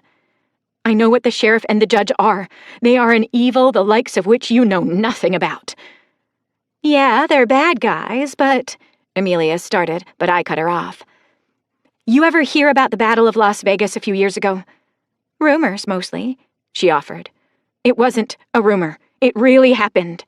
You're not making any sense, Tara. What's that got to do with those 2? Derek asked. I took a couple deep breaths, because I could feel my composure beginning to slip again. What little composure I had, anyway. There was this guy named Ray Judge. He commanded an army. They had tanks and trucks and APCs and helicopters. When they came to your town, you had 2 choices. Join them or die. It was men from Ray's army that killed my real father and nearly killed my adoptive parents. That guy was responsible for thousands of dead bodies left in his wake. You think this Ray Judge guy is here? Amelia asked. Shut up and listen. I silenced her with my glare. Ray Judge is dead, but quite a few of his followers survived. For the most part, they just slipped back under the rocks from which they came. Not all of them, though. A few months after their defeat in Vegas, a group of them attacked a convoy south of Elko. They killed a sheriff and a few other people. Over the past few years, there have been other attacks, both successful and unsuccessful, by some of his holdouts. After the plague hit, the attacks dropped off dramatically, and everyone kind of figured it was over. Either they didn't get any of the vaccine, or they just decided it wasn't worth it anymore. It doesn't matter either way because at least a few survived. They just stayed off the radar and found new ways to spread their brand of terror. How do you know Trevor and Judge Robertson are involved? This came from Wyatt. The scars on their right palms. It was a sign of fealty in their army. Only the most loyal subjects, the true believers, were given the scar. They were the worst of the worst, and that's saying something as far as that group went. They were the most violent and brutal. They would stop at nothing to advance the goals of Ray Judge. You think they were a part of that army? Amelia asked. It ain't a damn coincidence, Amelia. The 2 most powerful men in this town have the scar. What do you think the odds of that are? I scoffed. Before she could respond, I walked back to my pack and retrieved it from the floor. I was again fishing around in it until I found the pouch I was looking for. Dropping the pack again, I poured the federal money out on the counter. I separated $500 and returned the rest to its place in the pouch. I need you to find someone you'd trust with everything. They need a fast, sturdy horse. Give them this money to hand-deliver these envelopes to the governor's office in Elko. When they get there, they will receive another $500 as payment. I need these envelopes and the lists you've compiled to get there as fast as possible. That's a lot of money. Amelia looked at the pile of coins. What's your life worth? That's what I thought. Why don't you just arrest them? Put an end to all of this right now, Derek asked. You mean go out there and kick the hornet's nest? There's 5 of us, 6 if you count my dog. Those 2 undoubtedly have way more men than we've seen. All a confrontation would do is get us killed, all of us. They know who I am now, and the longer I hang around here, the bigger the target on my back will be. What's worse is if they know that I know who they are. You told me yesterday that just about everyone who has crossed them has been forced out of town, right? Yeah? Derek, those people probably didn't get that lucky. Chances are, they're dead. You just ain't found the bodies yet. You think? Yes, I do. So do everyone a favor and get those letters out of here and then just lay low until help arrives. Got it? Yeah, I got it, he replied. I turned my attention to Wyatt. Make your transaction for the seed and let's get the hell out of town. While Wyatt finalized the deal, I stuffed the pouch of coins back in my pack. I threw it on my back and cinched the straps down. Amelia left long enough to summon their helper, Mitch. 5 minutes later, I could see the young man bring the wagon loaded with seed bags around to the front of the store. With no direction from me, my team moved to the 4 corners of the wagon. The sheriff nor the judge were anywhere to be seen. Mitch, Derek called as he came through the front door. Yes, sir. You want to make $1,000 for a few days' work? As long as it's legal, he joked. Go home and gather a few things. Bring your horse back with you. You're going to make a ride to the capital. Sacramento? No, Elko. I've got a special delivery for you. Okay, he replied. I tuned out the rest of the conversation when Wyatt stood next to me. Is it as bad as you made it sound? His voice was barely above a whisper. Worse, I muttered, and headed out the door. Wyatt slid onto the bench of the homemade wagon and took the reins for the pair of horses pulling it. I tied the reins for his horse to the back of the rig and then retrieved my horse from Kelly. In short order, Juno assumed his position on my saddlebags, and I moved into the lead position. A quick glance behind me, and I knew we were ready to leave town. I gave Annie a tap with my heels, and we headed out. After nearly 40 minutes of riding, we were finally clear of the majority of the traffic. I stuck my hand in the air and made a fist to bring the group to a stop. I'd had enough time to gather my thoughts, and I needed to inform my team of the danger we were in. Out here on the road, there weren't any stray ears to hear what I had to say. I turned to Annie so I could face my troops. I know you guys always bring your A game when we're on a job. That goes without saying. It's different this time, though. I spent 20 minutes filling them in on our current situation. Not one person showed any fear. It was more like an acceptance. They all knew about Ray Judge and his rampage across the American Southwest. They knew it all too well. These kids had been orphaned by that monster when he destroyed the town of Eureka, their home. What's our play? Timo asked when I finished my speech. They know who my parents are. I have to assume they think you are from the ranch, too. From here on out, we post watches at the farm, we dig in, and we hope nothing happens until the cavalry arrives. If it goes south, then we do what we do best. We make it up as we go along. We're not leaving Monday? Came his follow-up question. No, we can't leave Wyatt and his farm exposed. If we're confronted, he continued. He already knew my answers. He was just making sure things were crystal clear. Is lethal force authorized? When dealing with these people, that's the only kind of force they understand. Clear enough? Chapter 7, April 13th, 2024. There's another option, Timo offered as we unloaded the bags of seed into Wyatt's barn. Run? I said as I wiped the sweat from my brow on my shirt sleeve. You said it yourself. Don't you think it might apply here? He caught the bag I heaved in his direction and then passed it to Eddie, who was a few steps behind him. I mean, you know the stories just as well as I do. Even if it's just the judge and sheriff that worked for Ray, that's bad enough. I think we're also smart enough to know odds are better than even. There's a whole mess of them. I know. Believe me, I wanted to run as soon as I put together who they were. Why aren't we? There's no way Wyatt would ever abandon his farm. I got them into this mess, and I need to see them through until help gets here. I shoved another bag toward him. Isn't that what almost got you dead in Eureka? He passed the bag off and removed his gloves. Both arms were resting on the back of the wagon now. One eyebrow was raised while he waited for me to answer. I sighed hard and sat on the bags of seed. He wasn't wrong, I had to admit to myself. Where would we go? Honestly, Tara, I don't have the first clue. I just know that if we stay here, try to hold the farm, we probably won't see too many more sunrises. So, you think they'll attack? I asked, already knowing the answer. They know who you are. It's bad just because we're federal marshals. It's 10 times worse because they know your last name. They gotta be figuring your old man has sent people out to hunt them down. Least, that's what I'd be thinking. To answer your question, yes, I think they'll try to take us out. Thanks, Timo. I was already thinking it. I just needed the second opinion. I slipped over the sideboard of the wagon. You, Eddie, and the boys finish up here? Yeah, we got this. He slipped his hands into his gloves and climbed into the back to take my place. I nodded and headed for the house. I knew it would be hard to get Wyatt to leave his home. I had to try, though. During the short walk, I ran through several different arguments to try and convince the man. Wyatt, I hollered as I pulled the old screen door open. Kitchen, came the reply. We gotta talk. I pulled out a dining table chair and sat down hard. Y'all got that wagon empty already. He dried his hands on a dish towel and pulled up his own chair. The boys are finishing up.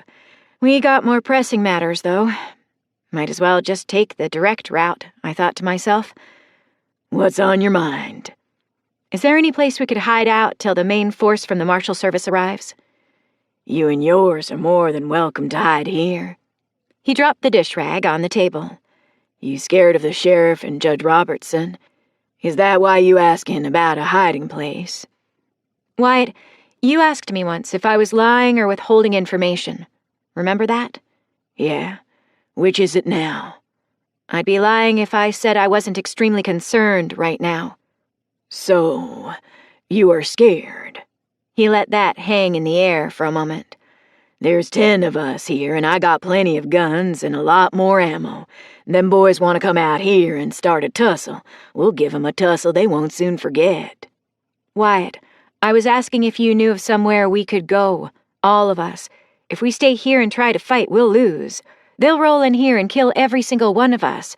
If we're lucky, they'll kill us in the initial fight. Those that don't die right away will beg for death to come. The men from the other farms will. They'll die, Wyatt. I cut him off. My inner bitch was beginning to show herself. The men will die, and the women will too eventually. The true believers that made up the Western States Coalition were the absolute worst humanity has to offer. If I'm right, they have enough manpower and firepower to erase everything here. You, me, your boys, and my entire team. They will burn anything left standing to the ground. Wyatt stared at me blankly. They'll kill your livestock out of pure spite and hate. They'll kill your neighbors for the same reasons.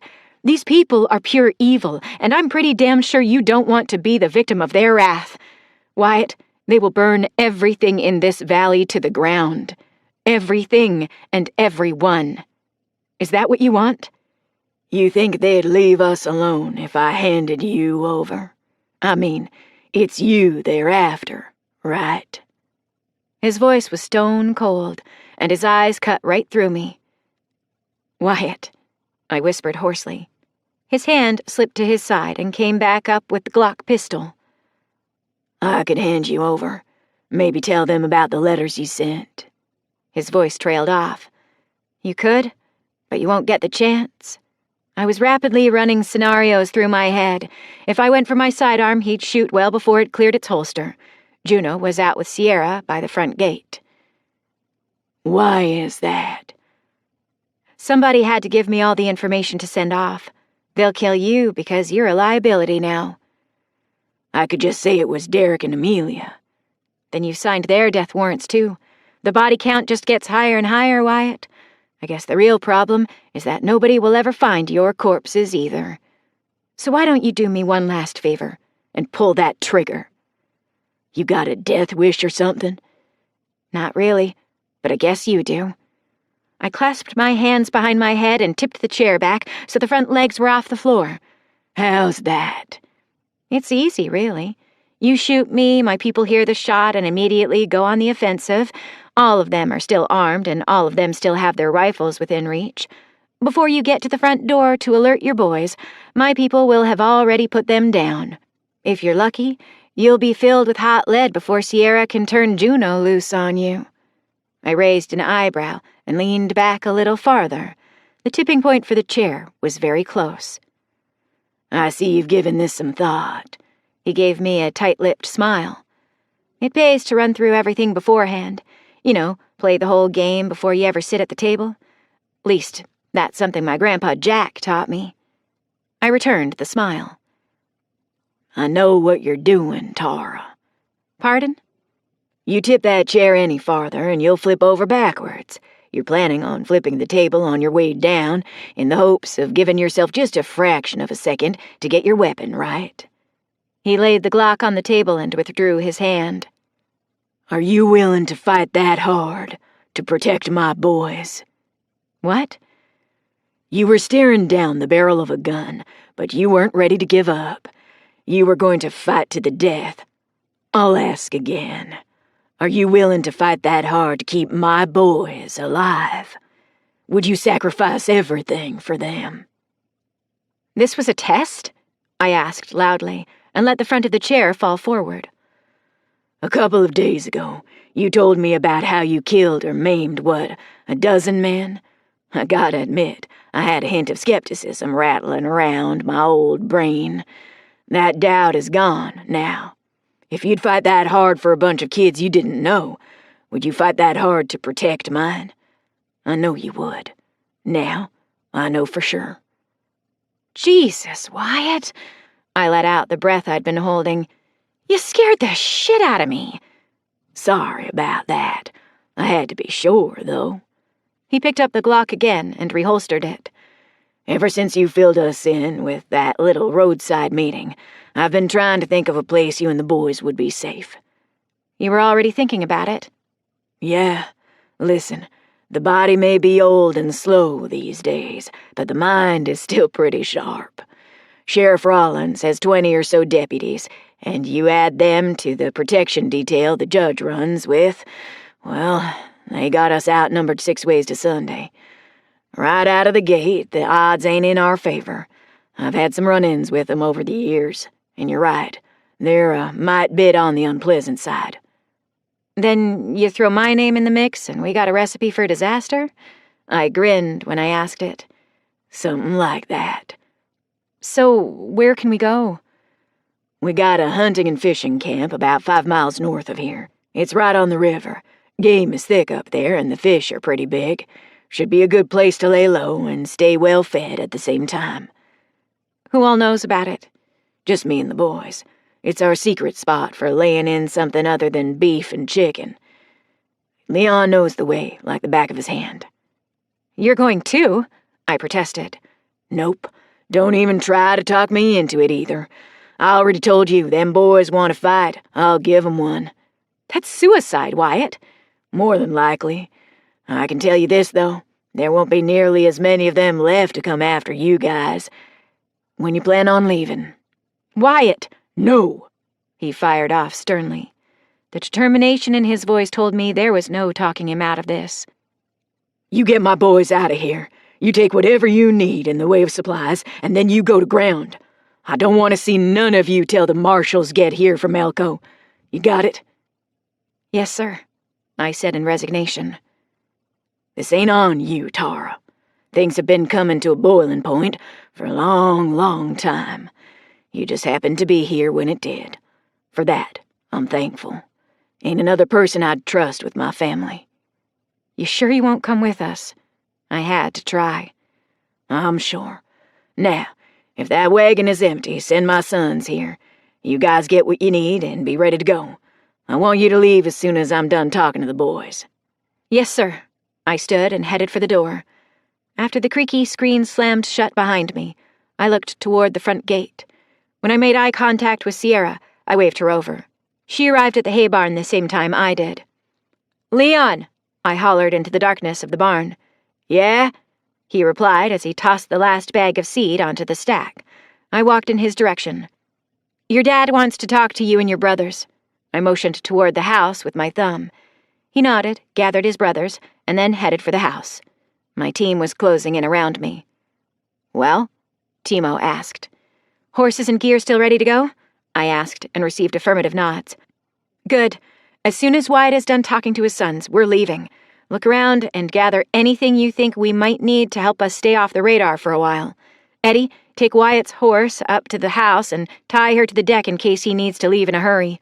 Kelly, Sierra, unhook the 2 horses from the wagon and rig them as pack horses. Throw a couple sacks of grain on each one in case the forage isn't enough when we get where we're going, I ordered. When Timo was the only one left, we walked to the back of the barn. Where are we going? Wyatt told me about their hunting camp about 5 miles north of here. He said nobody else knows about it, but I don't know that I want to take us there. He's staying behind? Yeah, and there ain't no changing his mind. See the problem? Yep. If he's captured, he'll tell them where we went. Exactly. Tara, you got that devious look thing going on. What are you thinking? Well, I began. 15 minutes later, Timo walked away with a grin on his face. Chapter 8. April 13th, 2024. Everything all right? I asked Leon after he rejoined us at the hay barn. Not really, but what am I going to do about it? He shrugged his shoulders. I wish I knew what to tell you. I just don't have the words, though. He'll get out of here before anything bad happens, right? Huh? He said to trust you and do what you said. He said he'd join us at the hunting cabin after he's warned all the neighbors. He'll get out in time, right? He questioned again. It was easy for me to see that Wyatt had no intention of leaving his home. His eldest son couldn't see it that way. The more I thought about it, the more sense it made for Wyatt to lie about his real intentions. It was the only way his boys would go with us. Willingly, at least. I'm sure he will, Leon. I instantly hated myself for perpetuating the lie. Leon's whole world was about to come crashing down around him, and I couldn't tell him. If I did, he and his brothers would stay and die along with their father. Where are your brothers? They're gathering up some clothes and food. Should be out here in a minute. Guns. Don't forget guns and ammo. When they got their stuff together, get your horses ready to ride. I want to be out of here in the next 30 minutes. Yeah, they're grabbing their guns, too. Go light a fire under their butts, Leon. I began, but an ear-splitting whistle from the front gate caught my attention. I looked in Sierra's direction, and she cupped her hands around her mouth. Single rider approaching fast, she shouted. I looked back to Leon. Go, I barked, and headed to the gate at a sprint. I recognized the man that was galloping toward the gate. He was Wyatt's closest neighbor, Sean. Even though I knew who he was still greeted with 2 raised AR-15s. He reined his horse to a hard, fast stop just in time. The mare was glistening with sweat and breathing hard. He spoke in his lilting Irish tone before he came to a complete stop. Is it true? He looked down at us from his saddle. Is what true? I asked. Sheriff says you guys killed the Ross and their help, then stole a wagon full of seed. Is it true? What the hell are you talking about? No, it's not true. Roths are dead. Seen 'em myself. You saying you didn't do it? They were alive and well when we left. What the hell happened? Well, you best be getting your story straight, because the sheriff and about 50 men are heading this way. Them boys got a fearful amount of violence on their minds, too. How soon will they be here? At best, they be 20, maybe 30 minutes behind me. Are there any townspeople in this posse the sheriff is bringing? Nay, not one. It's all lawmen and Judge Robertson's personal army. Thanks for the warning, Sean. Now you get out of here and lay low. I began to turn from the gate with Sierra and Juno. Trust me, lass. I'll be so low the buttons on me shirt will be getting in me way. He spun his horse and dug his heels in hard. Sierra and I turned away from the gate, and she sprinted alongside me. Go help Leon get the boys gathered up and do it fast. I pointed toward the house, and she altered course. Juno may have been pulling guard duty with Sierra, but now he was glued to my side as we dashed the last 30 or so yards to the barn. What's up? Timo asked as he shrugged into his pack. Shit's about to get real.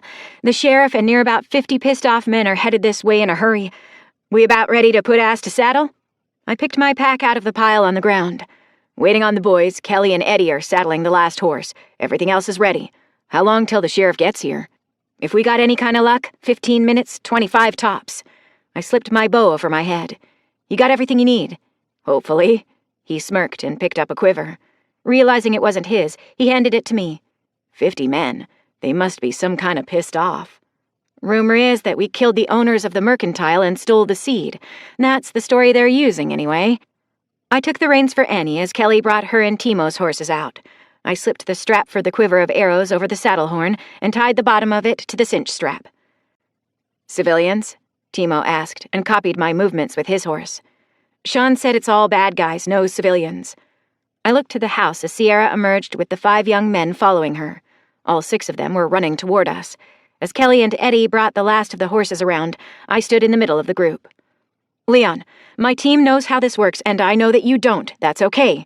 When we ride out of here, we'll be heading toward your hunting cabin north of here. If we get separated, that's where you go. I want each of you to partner up with one of my people once we get moving. Either way, Leon, you're up front with me. Got it?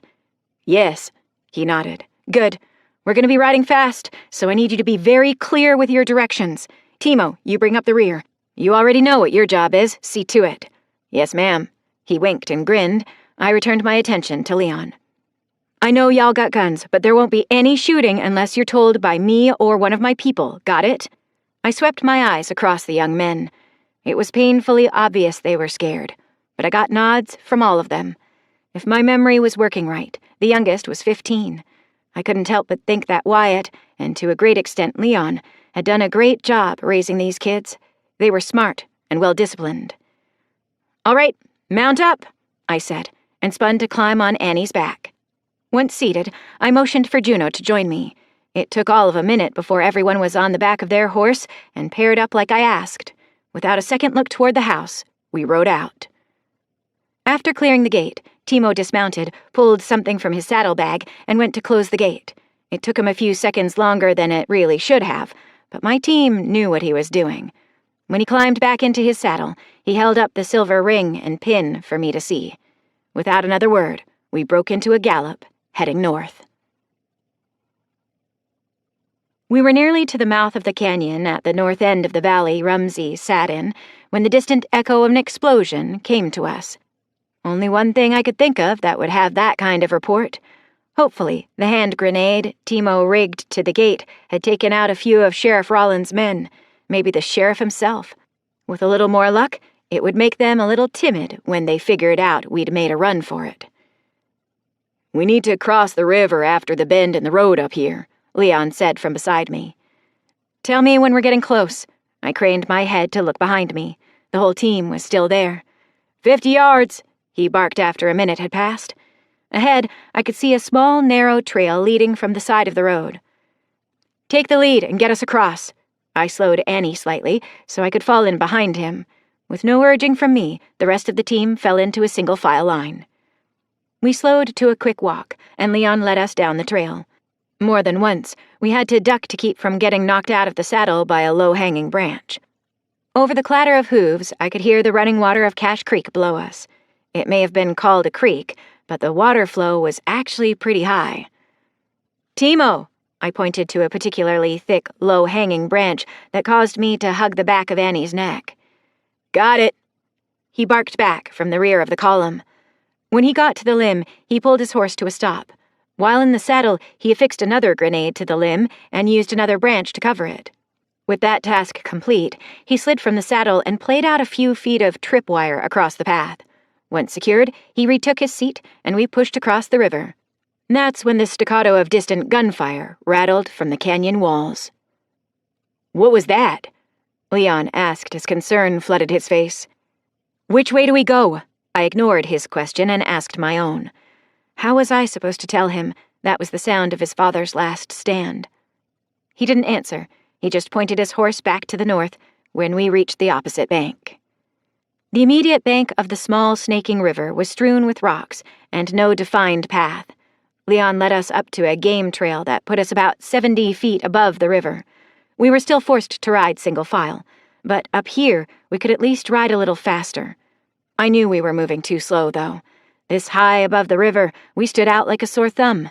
We were above the cover the foliage below offered, and we were plainly visible from where we left the main road. If the sheriff or any of his men were back there, we would be on display for all to see. I let Annie have her head and kept looking behind me. The lack of concealment was at the forefront of my mind. I'm not really sure what I was expecting of the local terrain, but this was proving to not be it. Trees and undergrowth would have been nice. Hell, a clean trail that we could have hauled ass on would have sufficed for now. Timo was the last man in the column, and I could see him looking back too. "How much farther?" I called to Leon's back. "In the flats down here." He pointed down toward the river. Sure enough, there was a small one-room cabin in the bend of the river about a mile away. "Shit," I grumbled. That just wasn't going to work at all. First, it was too exposed to the high ground that surrounded it. The rocky riverbanks on 3 sides would make a hasty escape virtually impossible.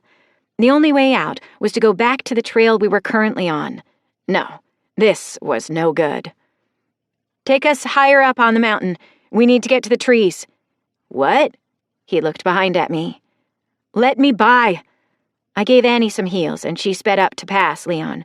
It was a risky move on the narrow trail, but she got us back in the lead. I urged her into a full gallop after the pass, and she jolted forward. A glance behind me told me the rest of the group was picking up speed too. I kept Annie on the main trail and blew past the turnoff for the hunting camp. I could see the mouth of a wide canyon on the right, another half-mile ahead. I couldn't tell where the trail went after that. It looked as if it might open up into another valley. I made the snap judgment to forego trying to make our escape through the canyon. It was just too rocky, and it looked like it was prone to rock slides. Just as I pressed Annie forward even harder, I heard the exploding grenade Timo had rigged at the river crossing. That didn't take as long as I'd hoped it would. While we'd put some distance between us and that crossing, it wasn't enough for my liking. Another half-mile, and the trail did open into another narrow but long valley. It was only a mile or so across, but it had to be 8 or 10 long. It was also a lot less rocky, and, well, we ran out of trail. The valley before us appeared to be free of any obstructions, so we continued as fast as our horses would take us. We were halfway across the narrow valley when I waved Leon up from behind me. At the same time, I slowed Annie slightly so he could catch up. As he pulled alongside, I could see right away his horse was struggling. The horses on my team were Mustangs, and they were used to endurance riding. The boys' horses were workhorses, and this high-speed run was hard on them. Hopefully, it was the same for our pursuers. "What's over that ridge?" I pointed to the incline and ridgeline that lay ahead of us. "Another small valley. After that, north and east there are a bunch of small canyons that lead over the main mountain range." "Can the horses get through?" "Yeah, we'll have to slow down, but yeah."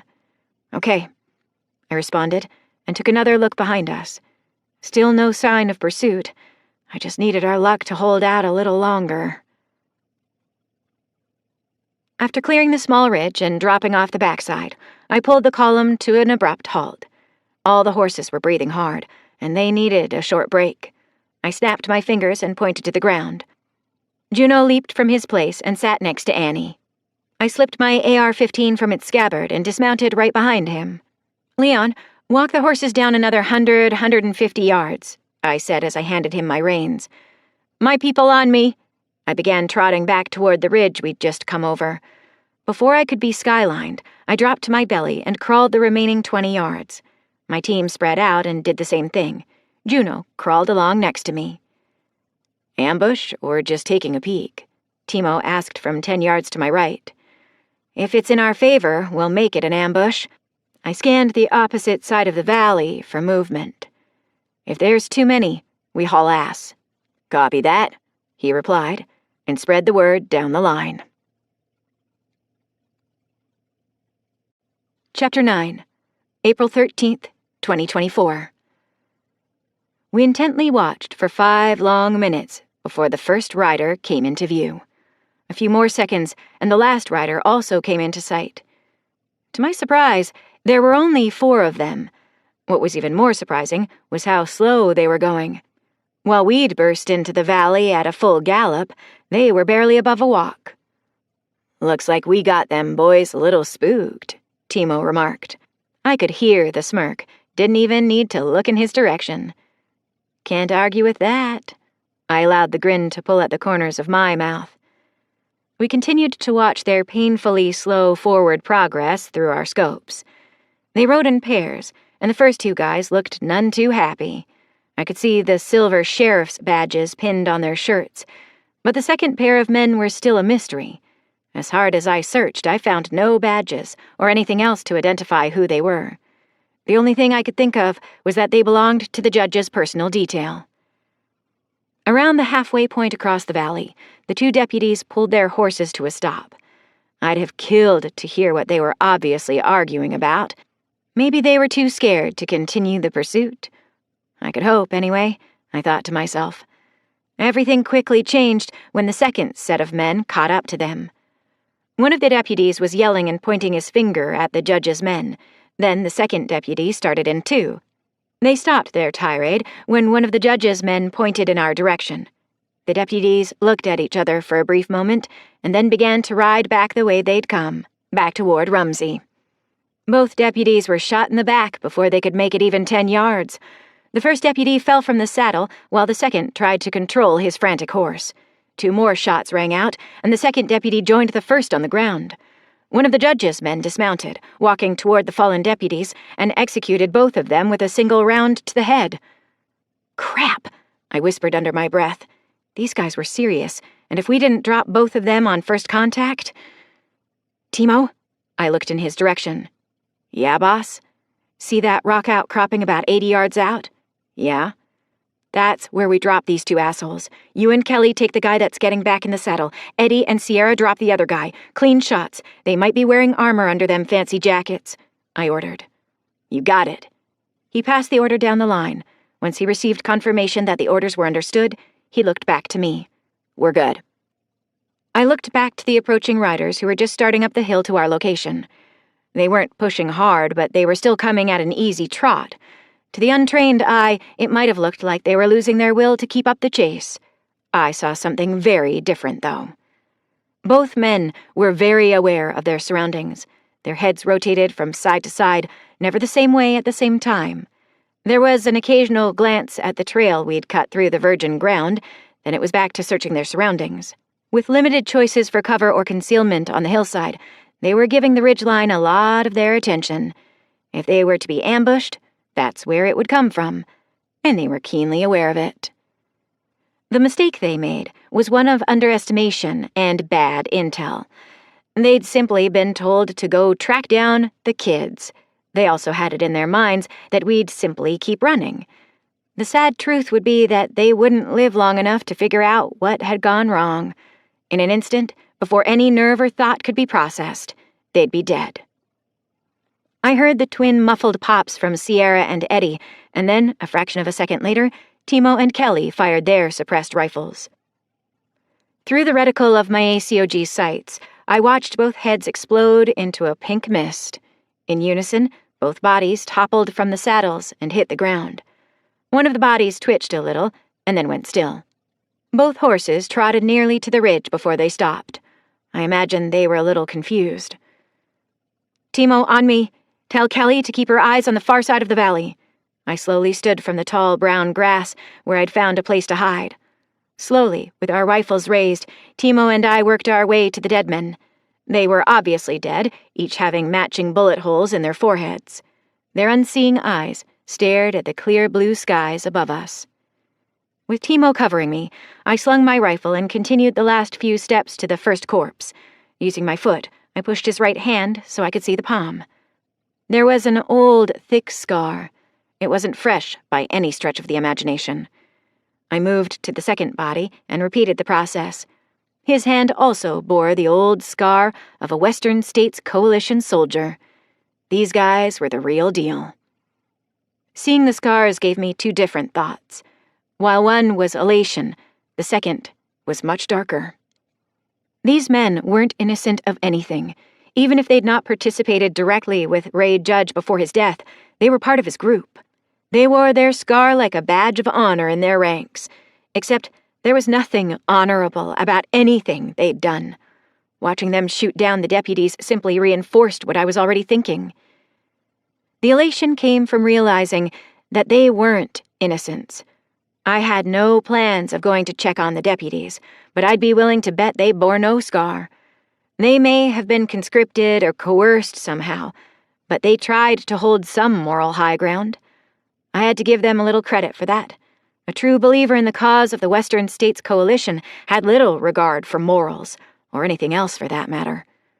Maybe there was a little hope that at least a few of the deputies weren't like Judge Robertson or Sheriff Rollins. I knelt next to the body and began to go through his pockets. That only netted me a small folding pocket knife and a pocket watch. I unbuckled his gun belt and rolled him off of it. Checking the other body had pretty much the same results. I threw both gun belts over my shoulder and pointed back up the hill. Instead of seeing what the horses had to offer, I grabbed their reins and led them over the top of the ridge. Tara, mind if I go relieve the others of Overwatch? Timo asked quietly. I'm sure they can handle... It was their first. Timo interrupted. First what? I stopped walking and looked at him. That was the first time they've fired on real people.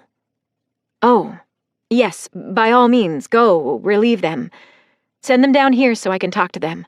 I recovered quickly. How in the hell could I have forgotten that little piece of information?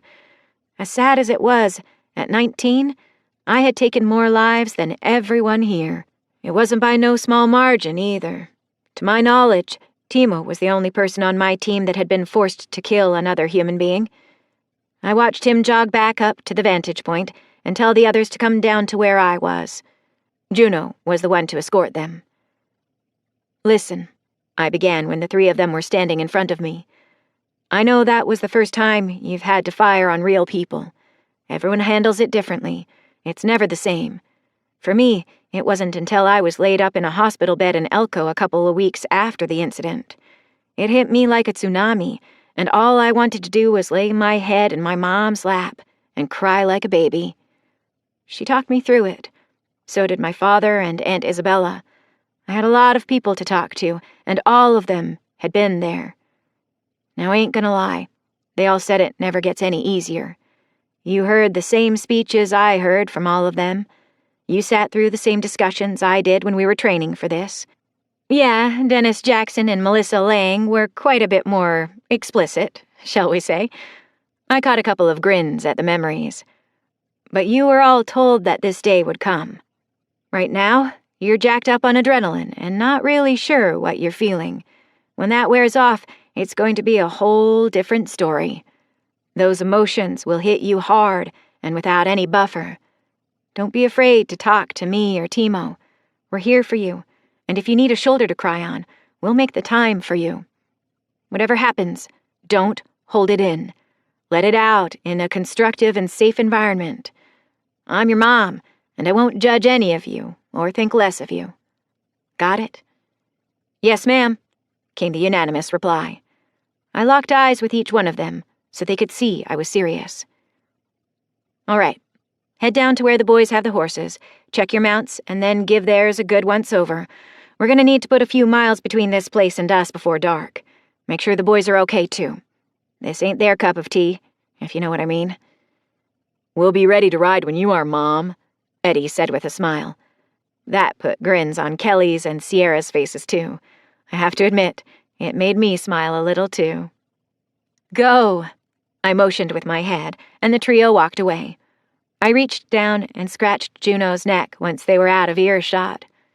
Kids, I muttered under my breath, and then set about stripping the gear from the horses we'd just acquired. The rifles in the scabbards were matching H&K G3 rifles with high-power optics. They were immaculately clean and looked to be very well taken care of. I removed the 20-round magazine to check the status of the ammo.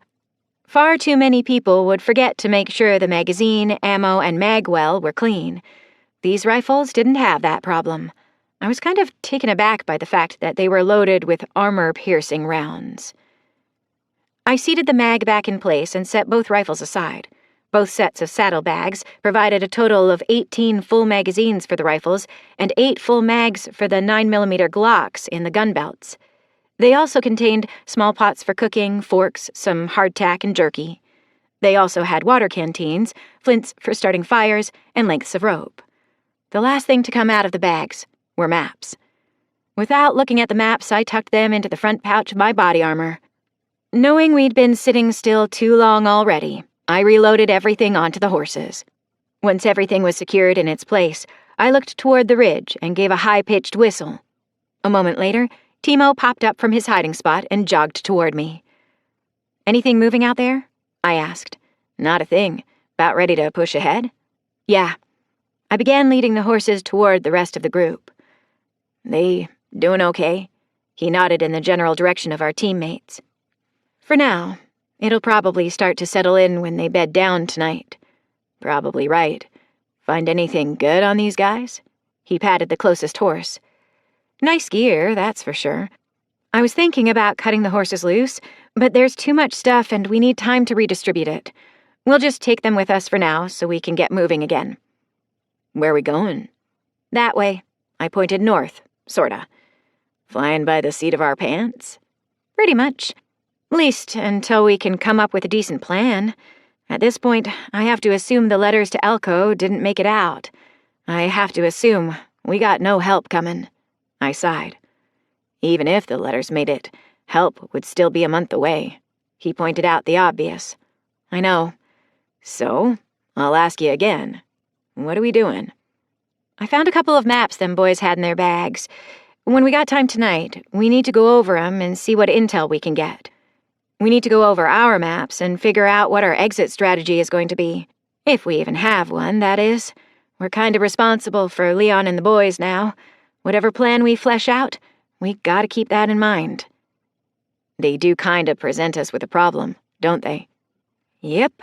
What am I gonna do? Hey, Leon, sorry your dad's dead, and you can't go home because you're being hunted. Gotta go, bye!" "Probably not the best way to handle it," Timo laughed. Is it irony or fate? I locked eyes with him when I asked the question. "What you mean?" "Maybe it's my curse." "What are you talking about?" "When I found you and the others in Eureka, I just wanted to give y'all a few pointers and then hit the road again. Man, I had huge aspirations, and you guys weren't part of those plans, no offense." I pulled the horses to a stop again. Yet here I am again, trying to step between kids and assholes. "Once they're bedded down tonight, just give the order, and the whole team can slip away in the dark." "You and I both know that ain't gonna happen." I raised an eyebrow. "Could unload them in the nearest town," he offered. "That's no good either. It'd only be a matter of time before Robertson or Rollins found them." "Well, we could find a nice spot and settle in for a while. Just stay off the radar altogether." That offering warranted an eye roll from me. "Yeah, didn't think so." He chuckled again. "So, we're right back where we started?" "It would appear so." I started walking again. "Not to be rude, boss. You're overthinking it. You're making it a whole lot more complicated than it has to be." "What the hell's that supposed to mean?" "If the sheriff hadn't recognized your last name, would he have ever come to the farm? Assuming he confronted the Roths after we left, assuming he got his hands on the letters, it's not the boys he's after." Shit. It's me he's after. That's a bit narcissistic, but yeah. Us by association, but mainly you. You and I both know how harshly the enforcers were dealt with before and after the Battle of Vegas. Your father killed how many? Single-handedly, I might add. Sheriff Rollins and Judge Robertson, the two guys back there, they were probably enforcers, and they are probably looking for a bit of payback. What better way to do that than putting my head on a pole? We got your six, boss. To get you, they gotta go through us. All of us. That's how this whole thing works, right? Yeah. I breathed the word as a heavy sigh. For now, let's put some miles between us. We can eat tonight, come up with a plan, get some rest, and have a whole new outlook in the morning. You ain't alone this time. This time, The kids you were protecting in Eureka will protect you." He gripped my shoulder and smiled. Chapter 10, April 13th, 2024. "You think my dad made it out in time?" Leon asked as he rode next to me. The question came after a very long period of silence. "Huh?" I asked, dragging my mind out of my own thoughts. "My dad. You think he made it?" "I don't know, Leon. I do know the odds weren't in his favor." That wasn't what he wanted to hear, but it was the closest thing to an honest answer I had. We really didn't know, and going back to find out was out of the question. He seemed to ponder my answer for a few more minutes. "The first winter after the lights went out, it snowed really bad. Dad had gone into Woodland to try and trade for some food. I tried to talk him into slaughtering one of the cows, or a couple of the chickens, but he'd have none of that. Said we'd need 'em for the long run. Anyway, as it got later and later, the snow got deep and the wind came up. By about 8 that night, I was getting really worried. It was cold in the house, and we had a fire to keep us warm. Outside, it had to be a few degrees below zero with the wind chill and all. Dad had left with nothing more than his winter jacket. He wasn't dressed for that kind of cold. None of us kids slept. We just kept the fire going and tried to stay calm. Around midnight, I'd made up my mind to try and go find him. Layered up my clothes, gathered some supplies, the whole 9 yards. My brothers tried to talk me out of it. I was in the middle of arguing with them when the front door burst open, and in walks Dad. His mustache and beard were all crusty with ice. Looked like the abominable snowman walked right into our living room. As soon as he started shedding his clothes, I realized that the pack he'd dropped on the floor didn't belong to him. None of the outer layer he wore was his. At first, I thought he'd either taken them with him and I hadn't noticed, or maybe he traded for them when he was in town. Everybody was asking if he was okay. Did he need anything? Did he get food? Basically, just bombarding him from every direction with endless questions. He didn't answer any of them, though. He just continued to peel off layers of clothes and not say a damn word. When he got down to the clothes he'd left the house in, he looked at me. It was weird, Tara. Really weird. It was like he finally realized that I was standing there, that any of us were there. He told me to go take care of his horse and bring the rest of the supplies in. Then he walked right past all of us into the kitchen. He got the half-empty bottle of whiskey out of the cupboard, and then went and sat in his chair by the fireplace. All of us kids were a bit spooked by now, and all of us decided to just shut our mouths. About the only time we'd seen him drink was after some particularly bad sort of thing had happened. When Mom died, he had 5 or 6 shots. When his favorite plow horse had to be put down, he had a shot. Stuff like that, you know? That's kind of what I figured was gonna happen this time, too. When I went to the barn to tend to his horse, there were 3 new horses along with his. They had everything a fella would need to ride. You know, saddles, bridles, everything. I didn't know what else to do, so I took care of all of them and put them in stalls. Each horse had a pack strapped behind the saddle, and I figured that's what he meant by supplies. I took all the packs in and dropped them in the dining room. That's when Zeke pulled me aside. He motioned to his brother, who was right behind us. He said something really bad must have happened. Told me that Dad wasn't even bothering with the shot glass. He was drinking straight from the bottle. Tara, my dad didn't drink like that. Hell, I'm pretty sure that bottle of whiskey had been in the house since before I was born. Did you ask him what happened? Where'd the other horses come from? I asked. Yeah. I told the boys to go to bed, and I went in and sat on the hearth. When I asked the question, he just stared into the fire for the longest time. Had to be 10 minutes, he just stared at the fire and drank from the bottle.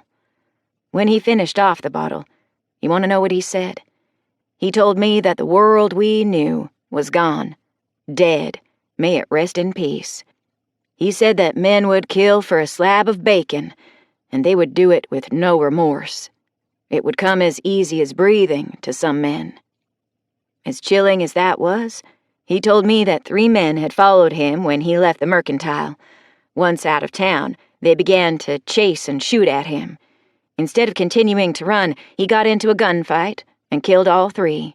He took their clothes, their guns, their horses, and all the supplies they had. The only thing he left behind was their bodies. He said the crows and coyotes needed to eat, too. He took all 3? By himself? Yep. Just before he headed up to bed, he told me that they had brought out a demon that he'd been hiding for years. Wish I could say that I can't relate, I said quietly. The next morning, it was almost like nothing happened. By the time us kids got up, he'd put everything away and made breakfast. After, he sent the others out to tend to the animals, but he asked me to stay behind and help with dishes. That's when he told me about his past, about his demons. Do I want to know? He was in the Army Rangers. He got out after the first Gulf War, but before that, he'd been on operations all over the world. From what he said, they did a lot of bad things to bad people in bad places we were never in. His words, not mine. That's not the first time I've heard something like that. Yeah, I keep forgetting you grew up around military types. Why are you telling me this? Tara, my dad may be getting up there in years. He just had his 61st birthday. But you've seen how tough he is. You may not think he's still alive, but I'm going to believe that he is. It's the only way for me to keep moving forward. The only way I can stay strong for my brothers.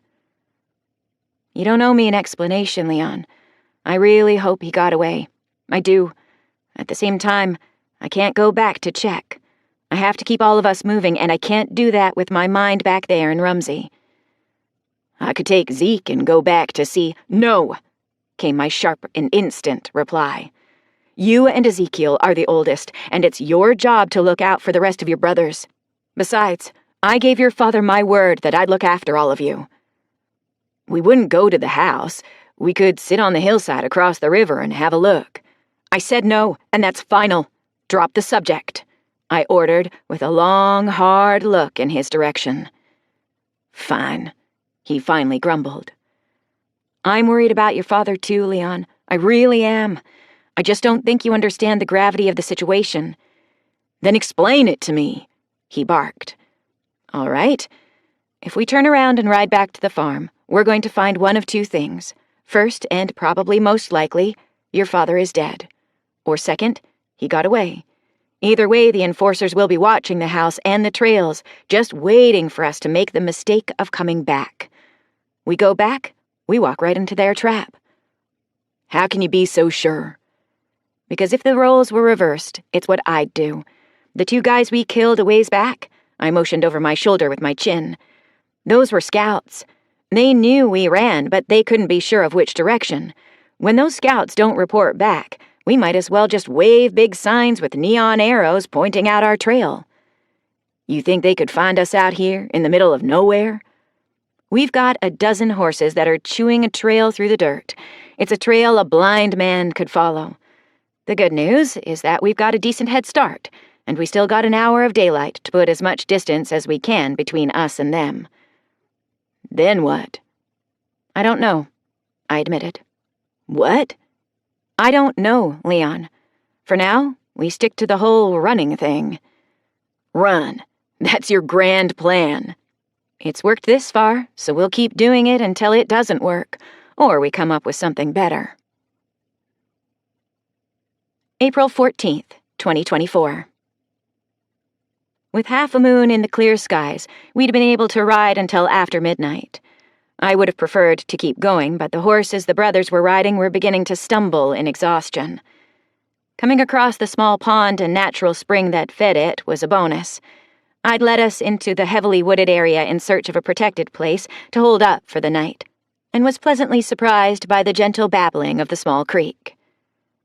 We hold here. No fires, and tend to your animals before you do anything else. Leon, make sure your horses get a little extra grain and plenty of water. Make sure you rub their legs down really good. I've got liniment oil for you to use. Kelly, Eddie, you guys have first watch. 2 hours, then get me and Timo. Everyone, keep all noise to a minimum tonight, I ordered and slipped from the saddle. Juno, suchen.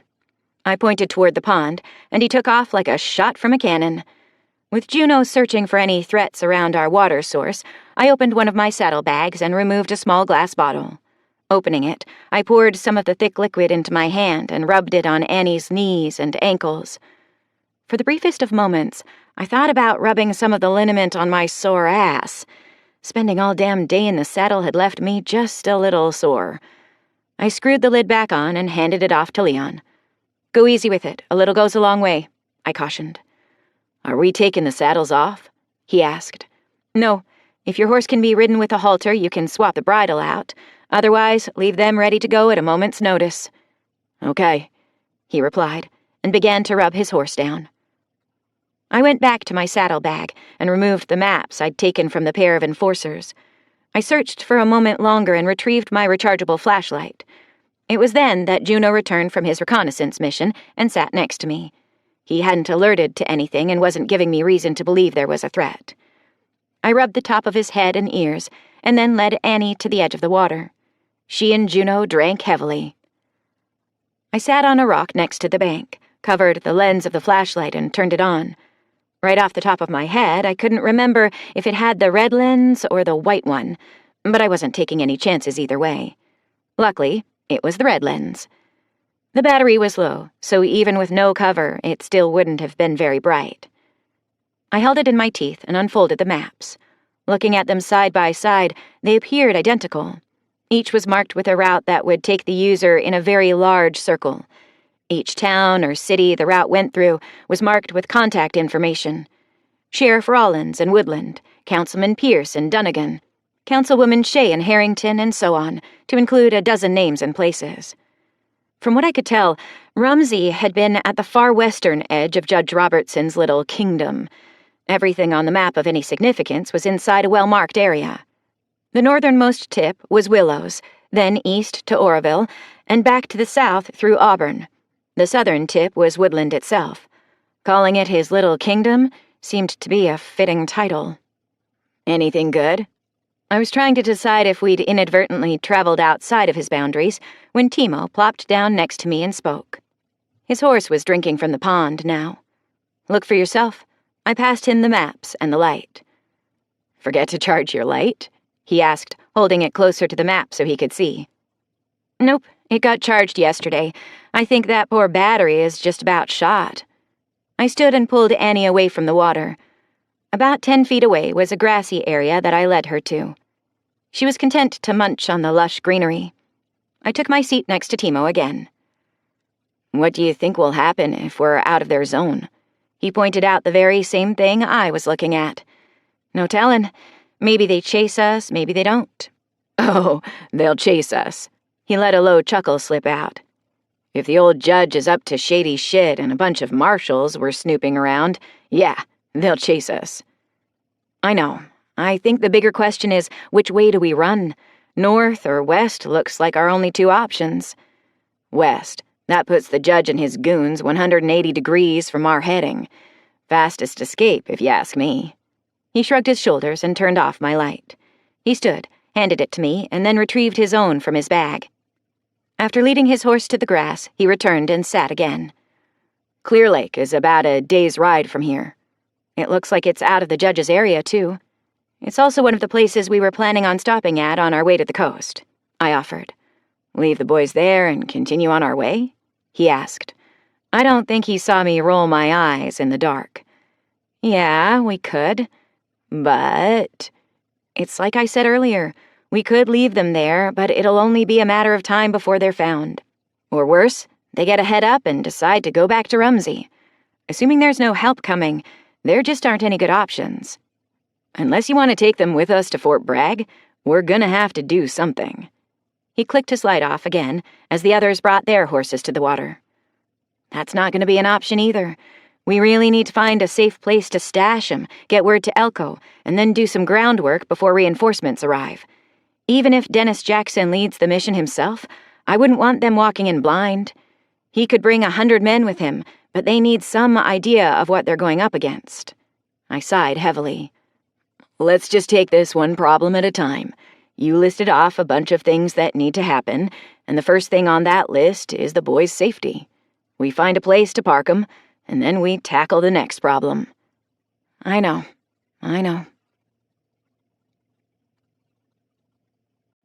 Chapter 11.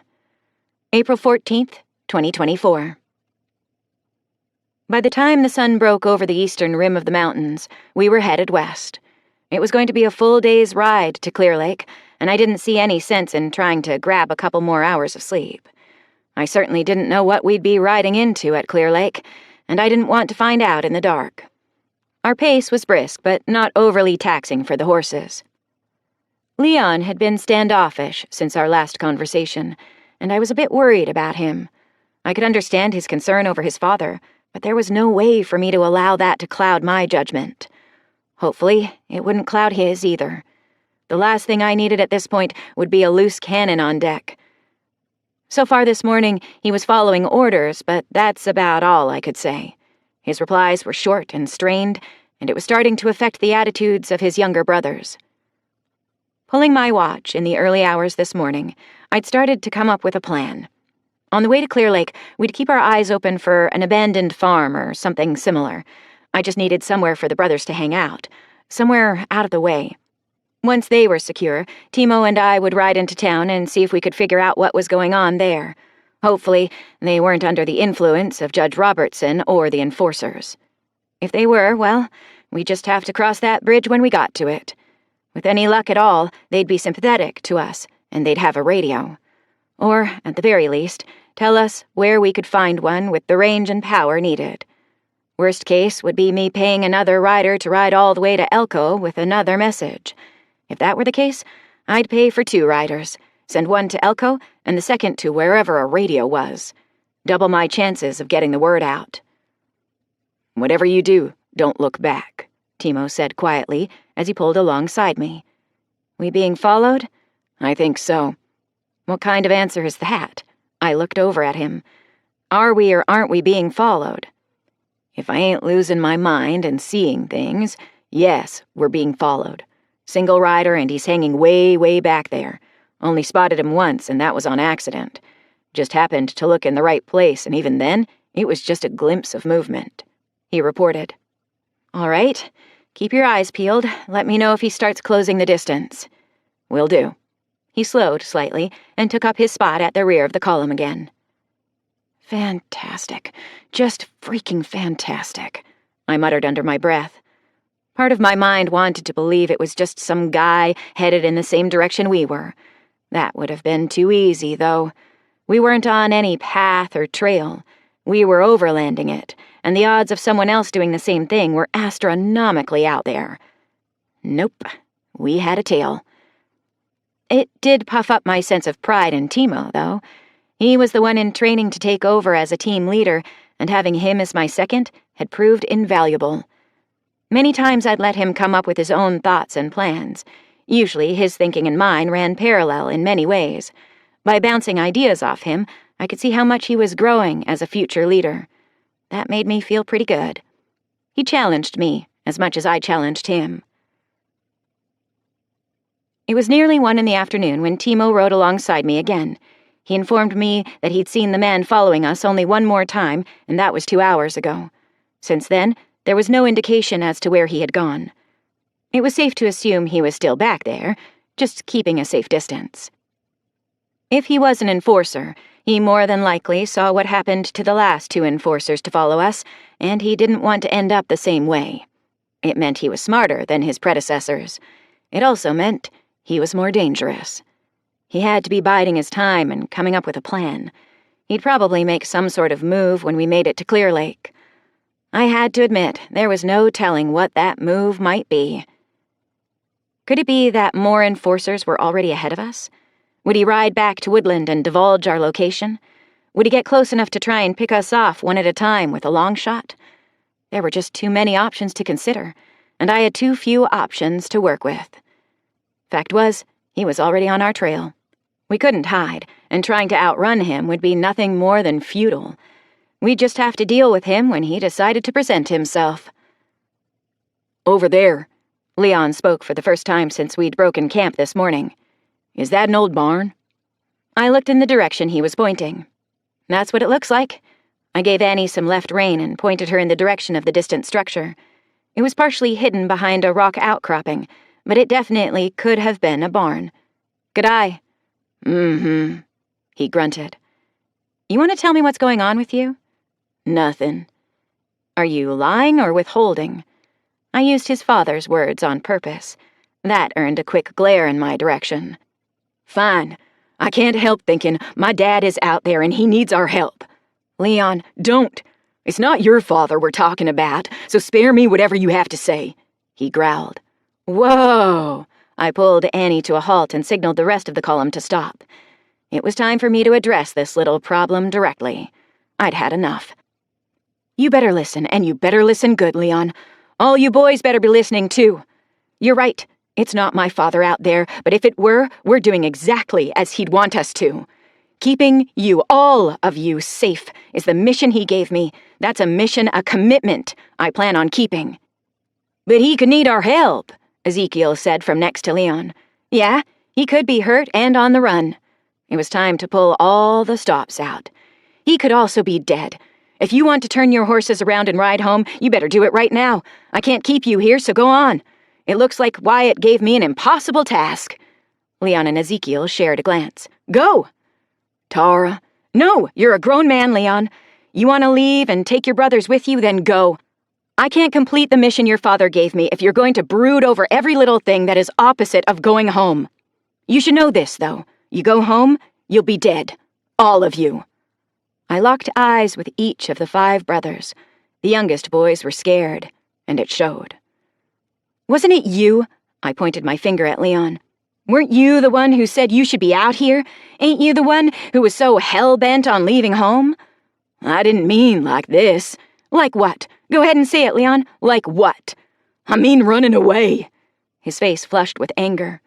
As opposed to what? Staying and dying? Is that what you would have preferred? I ain't afraid of dying. You should be. But it really doesn't matter, does it? Why don't it matter?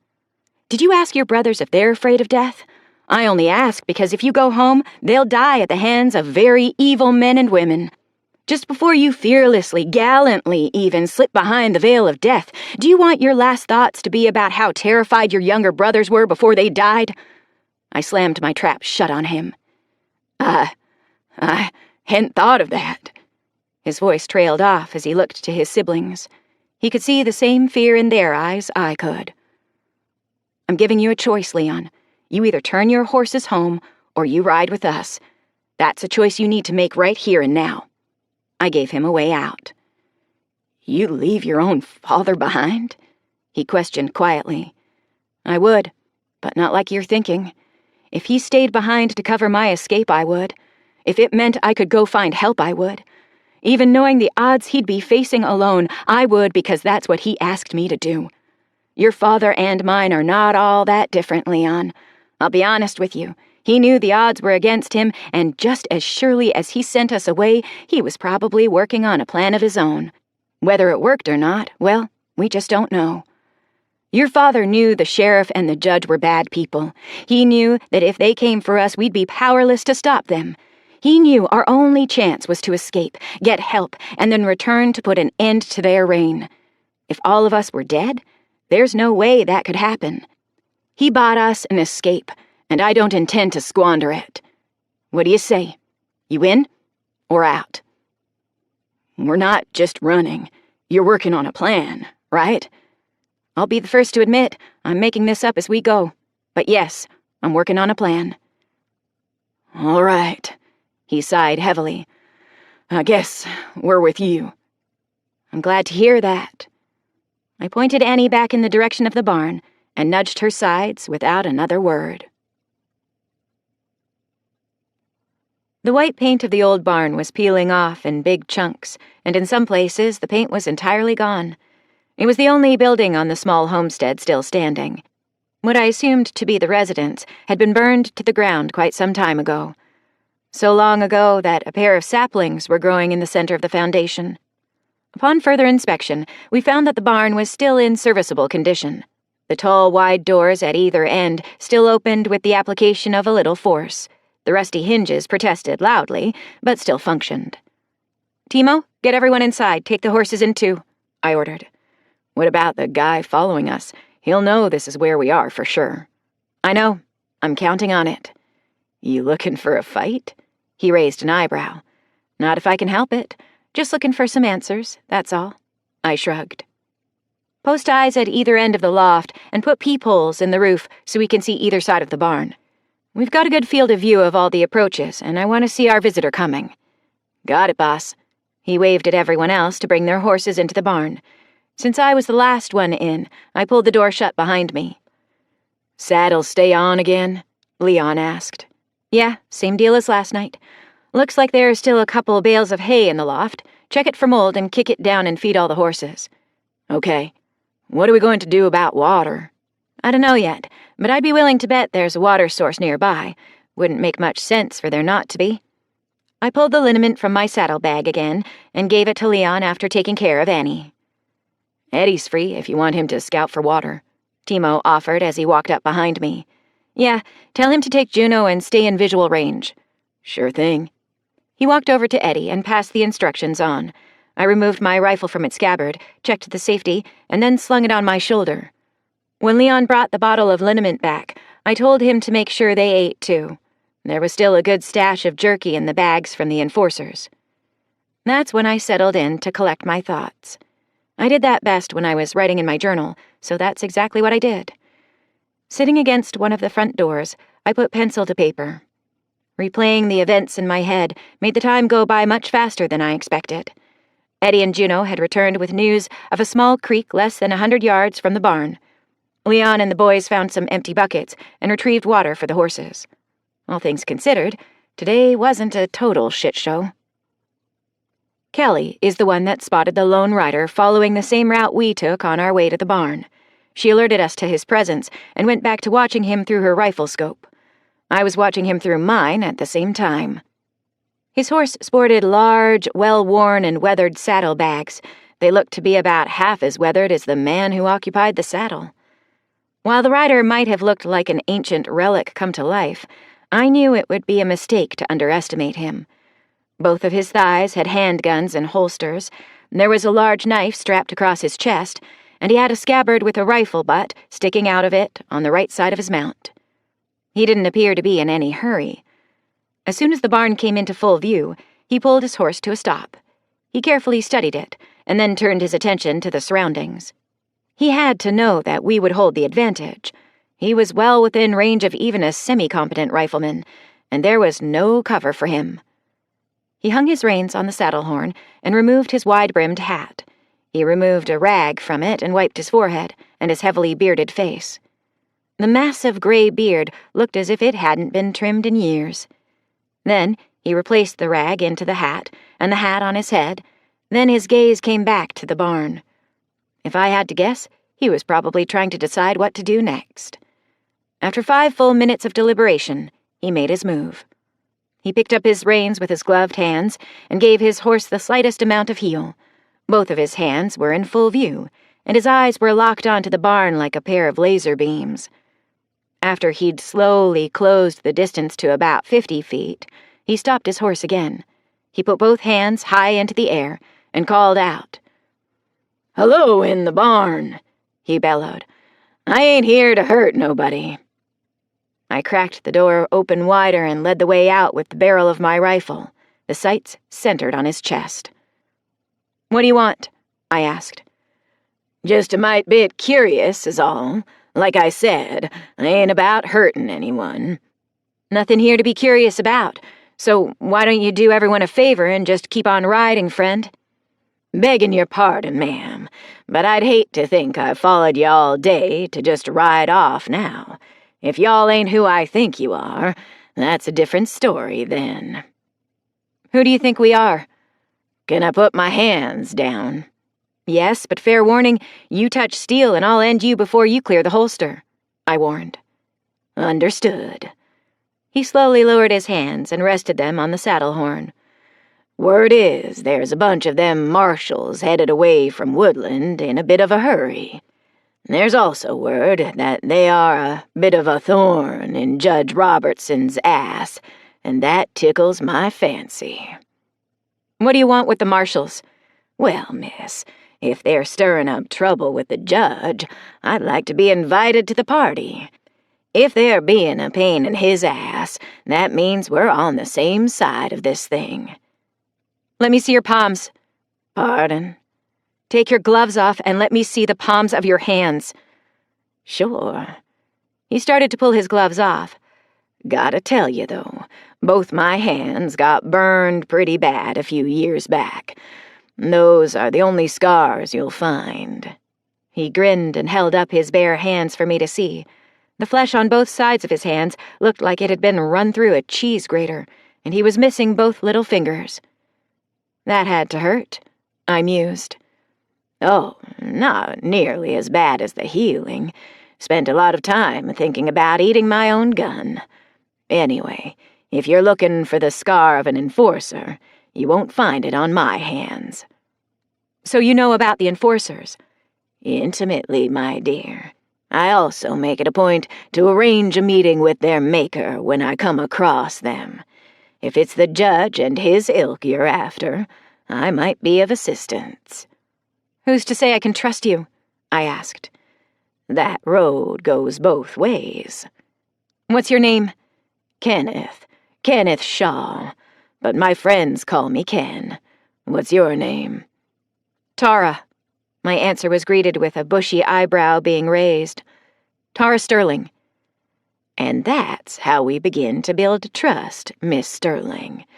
Now, do you want my help or not?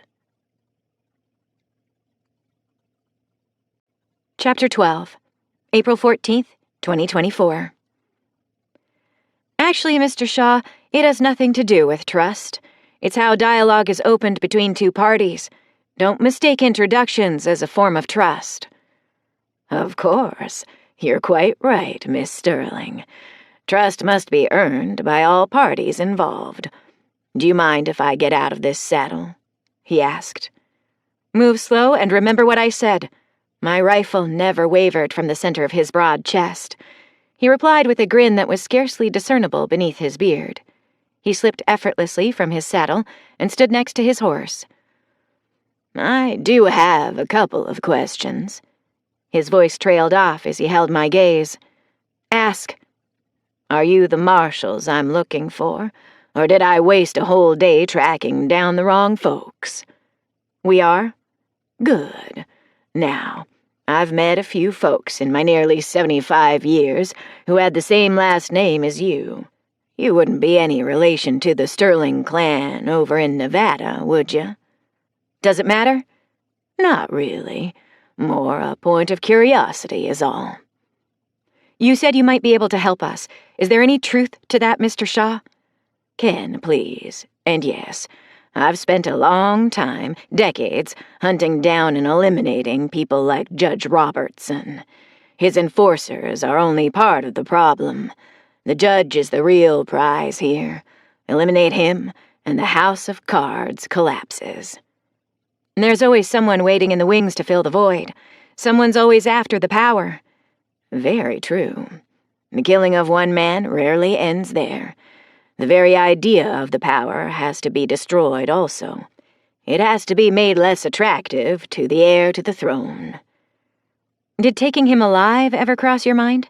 Don't you think he should stand trial for his crimes? Ah, there it is. The voice of youth. Miss Sterling, has it ever crossed your mind that some folks just need killing? The only justice for them is that which their maker can dole out. Please excuse me for being so forward, but might I ask, have you ever taken a life? I have. More than one? Yes. Am I to assume they had it coming? Yeah, they earned it. Then you understand, some cannot be reasoned with. It's kill or be killed. The strongest survive, and the weak perish. In the animal kingdom, maybe. Aren't we nothing more than apex predators? Don't you think the two enforcers you left on the hillside yesterday would concur? They killed 2 deputies, and they would have come after us. They were after us. Then you've proven my point. But I think we digress with the finer points of justice. You want help taking down the judge and his henchmen, correct? Yes. Well, if you can find it in you to trust this old man for a short time, why don't we sit down and talk plans? I'm sure that with the addition of my information, we can come up with something tenable for all of us. After issuing him another stern warning, I invited him into the barn. Under my watchful eye, he retrieved a small satchel from his saddlebag before proceeding inside. My rifle may have been slung, but someone in the team always had him in their sights. Earlier, Leon and Ezekiel had found a door that had belonged to the house. They laid it across a hay bale for an impromptu table. I pointed Ken in its direction and took a seat on the floor opposite of him. It took Ken a few seconds to work his way to the floor. Stiff joint was his explanation. Once there, he unbuckled the clasp holding the satchel and dumped its contents onto the table. 2 folded maps and several hand-drawn sketches, all very worn around the edges, spilled out. He picked up the top map and unfolded it. Laying it out, he oriented it, so it was upside down for him. Right here, in the Caldwell Hills, is where Robertson has his base of operations. It's almost smack dab in the middle of the area he controls. That's where we need to be if you plan on hitting him. That's where he thinks he's the safest. He pointed to a place on the map that was due east of where we were now. I know about his tax schemes, the extortion, and the racketeering. What else does he have going on? If it were only that simple. He chuckled. You seem like a pretty smart girl, Tara. Intelligent and well-schooled. I'm sure you know that you stepped in the shit, but I don't think you realize just how deep you really went. I know it's pretty serious if enforcers are involved, I offered. Trust me, it's serious. After the Battle of Vegas, the remaining enforcers scattered. They didn't disappear, though. A lot of the guys figured they were the top dog with the death of Ray Judge and Paul Wesson. There was a lot of infighting while they tried to sort it all out. Sometimes they attacked innocent folks, but they spent much of their time going after each other, eating their own, if you will. Just before the plague hit, there were only 3 factions of consequence left. Some of the smaller groups just allowed themselves to be absorbed, while others fought and died. Post-plague, only 1 faction remained. That's the group Robertson runs. There were a lot of survivors from the other 2 groups, but they were leaderless. Robertson offered a one-time-only amnesty in return for their loyalty. Most of them took him up on his offer. How many followers does he have now? Loyalists? If I had to throw a number out, I'd say 700, maybe a little more, and they're all concentrated in this area here. He drew something close to an inverted triangle on the map with his finger. It added up with what I was looking at on my confiscated map. That's a lot of bad guys in a small area, I commented. It is, but that's not the bad news. At least we know where they all are. He grinned again. What's the bad news? Being from the Marshal Service, you've undoubtedly heard about the western states being brought back into the fold, right? Yes, I'm aware of it. It becomes official on June 1st. As you can imagine, our boy Robertson is not on board with the new government thing. He's content to run his operation here and keep things just the way they are. He plans on trying to fight them? His plans are much grander than that. He plans on beating them. Way he sees it, the coup has already played out, and now he has to take full control of his territory before the feds step in. He plans on having his very own country where he's crowned king or whatever, and he'll have his own military junta to make sure he stays seated. Has he lost his mind? I know Governor Calvert, and I know that he'll never let that stand. None of his people will. If Robertson tries to attack military or civilian assets, they'll destroy him. Robertson has stepped up his timeline in a big way, and I fear having a team of marshals snooping around his backyard has only fanned those flames." Shit, I sighed under my breath. That's probably my fault. "What?" I wrote a report to HQ and Elko requesting additional marshals to look into the case against Robertson. I have to assume he intercepted that report. I spent another minute or so explaining what happened after we left the mercantile. "That would explain why he wasted no time trying to take you out at the farm. He needed to contain you and the damage you were capable of inflicting."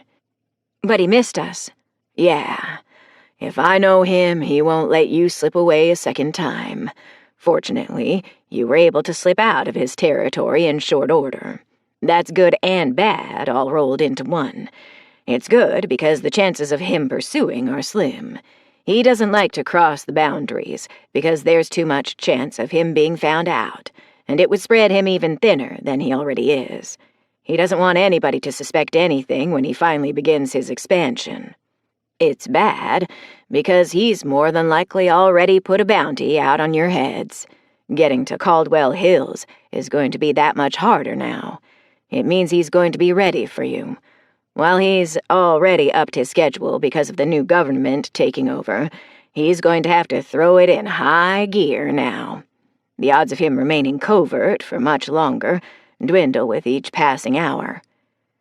This might sound stupid, but I'll ask anyway. How does he plan on expanding his control with less than 1,000 men? How does he plan on going toe-to-toe with the U.S. military? At this point, he still has surprise on his side. That, and the fact that as soon as he begins to push outward, he will depend heavily on conscripts. Using a conscripted army is never a good idea. You and I know that. But once he goes live with his action, a lot of people will simply fall in line. If I can get to a radio, I can ruin that for him. I can tell Governor Calvert about his plans to fight back. You could, except the knee-jerk reaction is going to be to send in the troops. All that's going to do is get a lot of good folks killed. The proper response is for a small, highly specialized force to hit the Caldwell Hills base. Unless that happens soon, very soon, the initiative will be lost." What are you not telling me? I asked and crossed my arms. "You want to know? Answer one simple question for me. I believe I already know the answer, but I want to hear it from you." What's your question? Are you related to the Sterling clan in Elko? I don't see why that's relevant. A simple yes or no will suffice. Yes, I am. Thank you. That's all I needed. A few years ago, a friend of mine, whose last name is the same as yours, led a mission to Wyoming. I don't know how much you know about that, but for the sake of what I'm about to tell you, I'll assume you know everything. I know most of it. Then allow me to recap. There was a top-secret installation just outside the town of Wright. It was often referred to as the Vault. My friend went there to destroy it, and he was quite successful. The vault contained information that could have changed the balance of power for the worst in the wrong hands. Amongst the many secrets were the locations of massive underground caches. The hope was to erase that information. No man or government should be allowed access to the kind of power held inside those caches. It wasn't just food, guns, and ammo. There are vast underground garages that contain pristine vehicles of war. Everything from Hummers to helicopters, and everything to keep them running. Helicopters? Who in the hell could even fly them now? The knowledge base is still out there, Tara. One of the things Robertson has been doing is rounding up, either voluntarily or otherwise, people who know how to use those weapons. The point is, even a half-dozen functional helicopters could decimate a friendly military convoy. Sure, the U.S. military could launch a counterattack, but the damage, the political damage, would already be done. There are not many people left in political circles who would have the stomach for such a fight. Not against American citizens, and certainly not while they are trying to put the country back together. Those that did would be outnumbered. Even if they decided to take the fight to Robertson, the reaction time would be far too slow. Anyway, Robertson is very close to opening one of those caches. Very soon after he gains access, he will go on the offensive. At first, it won't be a full frontal assault. He could release a lethal poison gas in the new capital in Texas or Elko, or anywhere he damn well pleases. In the confusion that follows, he will continue to consolidate his power. If we allow him to strike first, we will hand him his victory. He's got chemical weapons? He will, soon enough. This is precisely why the whereabouts of the caches was supposed to be destroyed. There are a lot of things down there that could help in the rebuilding, but again, in the wrong hands. How do you know about all this, Mr. Shaw? It seems like too much of a coincidence. He finished my sentence. Yeah. It's no coincidence. I knew many of the players, Robertson included, in this little drama long before the world fell apart. I was hoping the last scene would have played out when my friend destroyed the vault. Except I was wrong. It pains me to admit that, but it's the truth. It appears there was at least one more act to be had. How do you know Jason Sterling? Your father? Yes. Jason and I crossed paths quite a few years ago. In a bad way? That's irrelevant. We never saw eye to eye on just about everything. This issue, this is something we could agree on. Chapter 13, April 14th, 2024. No disrespect, Mr. Shaw. I just find this all too fantastic to believe. I know from the debriefings and lessons I learned that the vault really did exist. I know the caches really existed. That's indisputable fact. My father told me everything over the last few years. He left nothing to the imagination. I know about everything that happened after the Pulse. I know everything leading up to and after the plague. Except there's a couple little things that bother me. Oh? Yeah. First, if the locations of the caches were destroyed with the vault, how did Robertson know where to find it? And how do you know he's looking in the right place? To answer the first part, Ira Robertson and I were on the same team at one point. Many years before the Pulse, he and I worked together. Back then, he was a lowly city employee working in the planning office, issuing building permits and whatnot. He and several other people of strategic importance were paid large sums of money to issue fake permits or alter zoning laws. In some cases, they were paid to simply look the other direction. Of all the people that were on the payroll, Ira was the only one with enough savvy to live through the Pulse. I knew we had his attention when we were asking for favors and dropping off envelopes of cash. The cover story he was eventually told was that a very wealthy Hollywood type was building a bunker but didn't want anyone to know. He bought the story and even kept the secret until after the Pulse. That's when he went looking for it. The site was well hidden and had years of growth and erosion to hide it from the naked eye. It took him a couple of years to actually get really close to the site. Mind you, the whole complex had basically been buried once it was stocked. There is no entrance or exit to speak of. What he's done is used slave labor to dig a massive open-pit mine. While he's not directly over the cache, he's close enough to the perimeter of the concrete structure that it's only a matter of time before he finds it. I see. What about the second part of the question? Like I said, we were on the same team at one time. I was the guy that would meet him at the coffee shop with an envelope stuffed with $100 bills. He'd get the money, and I'd get the fake permits or whatever. I'd be lying if I said I never looked at the paperwork. That's how I know where the cash is. How did you know about the vault? A delivery boy wouldn't know those kinds of things. You're astute in your observation." He shifted slightly to rest his elbows on the table. "It wasn't long after the cache was complete, and my delivery services were no longer needed, that I began to rise through the ranks. I guess I'd proven myself to the upper management types. Anyway, I'd been promoted up in the organization." "You mean the ARC hierarchy?" I asked with a raised eyebrow. "Yes, I was part of that despicable organization. That's how I know many of the things I know. Things your average man would have no clue of." "If you really were part of the ARC, tell me who is in charge." "Before the pulse?" "Before and after." "Ashton Blake was the top dog until the pulse hit. He vanished after that night. Everyone assumed he'd locked himself in the Ark and left the rest of us to fend for ourselves. That was actually corroborated by both Ray Judge and Paul Wesson. It's a bit sketchy as to who was actually in charge after that. There was also rumor that Jared Hickman, Blair Richards, and Nigel Assad had also been locked out. I just can't prove it. I looked for 'em, but never could find 'em." "That's only 4. Who was the 5th? "The 5th was none other than your grandfather, Jack Sterling.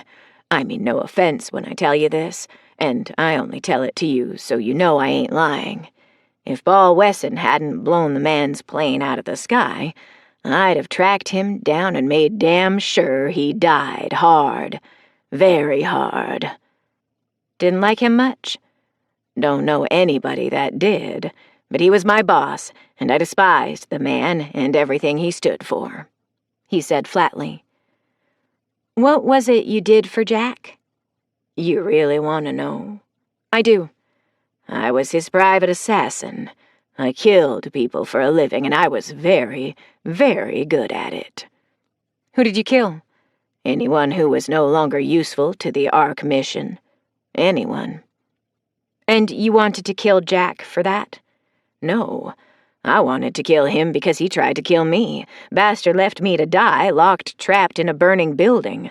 I just figured after that he was fair game." "I take it he tried to kill you because he no longer had any use for you?" "Something like that. After I healed up, I made it a priority in my life to go after the remainder of the top 5. Somehow, I've been beaten to the punch every single time. I've made up for it by eliminating all the leftover refuse." "Robertson and the Enforcers?" "Yep, to name just a few." "Why bother?" "Pardon?" The question seemed to catch him off guard. "So many other folks have settled down and carved out lives for themselves. In many ways, life has returned to some semblance of normal since the plague. Why haven't you just found a piece of land to call your own? Instead of spending your life on the hunt, spend what you have left with some peace and quiet. Leave the hunting of criminals to people like me and my team." My statement received a warm chuckle. "Kid, you're intelligent and optimistic. Me? I'm a perpetual pessimist, glass half empty kind of guy. Besides, do you know who the players are? You might know quite a bit, but honey, you don't know what you don't know." He pushed himself off the floor and stood. After brushing the dirt from his pants, he pointed at the other stuff on the table. "Keep that stuff. I've looked at it so much I've memorized it. Now, if you don't mind, the sun will be setting soon, and I'd like to have my camp set up and some food in my belly. If you need me, I'll be camped out just inside the tree line to the west. If you come my way after dark, make plenty of noise. I tend to shoot first after dark.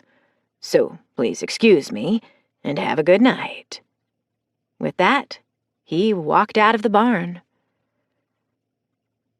"That was kind of intense," Timo said as he sat where Ken had just been. "Do you trust him?" "About as far as I can throw him," I muttered, and picked up the still-folded second map. "Think he's lying?" "Probably. I just don't know what he's lying about. He knew enough about the Ark and the way they operated. He's probably being truthful about that. He probably worked for Jack because he was right about nobody really liking him." "Did you ever meet him?" Jack? Yeah, once for about 3 minutes.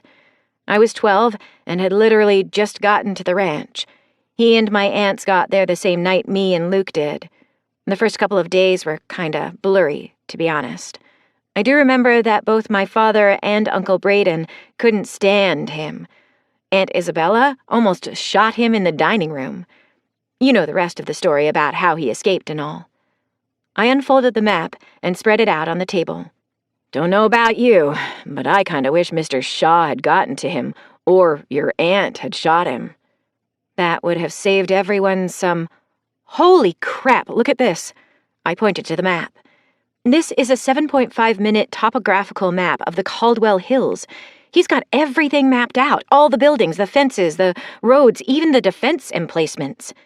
Jesus, Timo muttered, and moved around to my side of the table. He's even got the pit mine lined out, and this must be the location of the cache he was talking about. What's this? He pointed to a smaller building sitting by itself, well away from the other building. I was sitting closer than he was and had to lean in to read the pencil marking. TNT. That's where they keep the explosives, probably for blasting.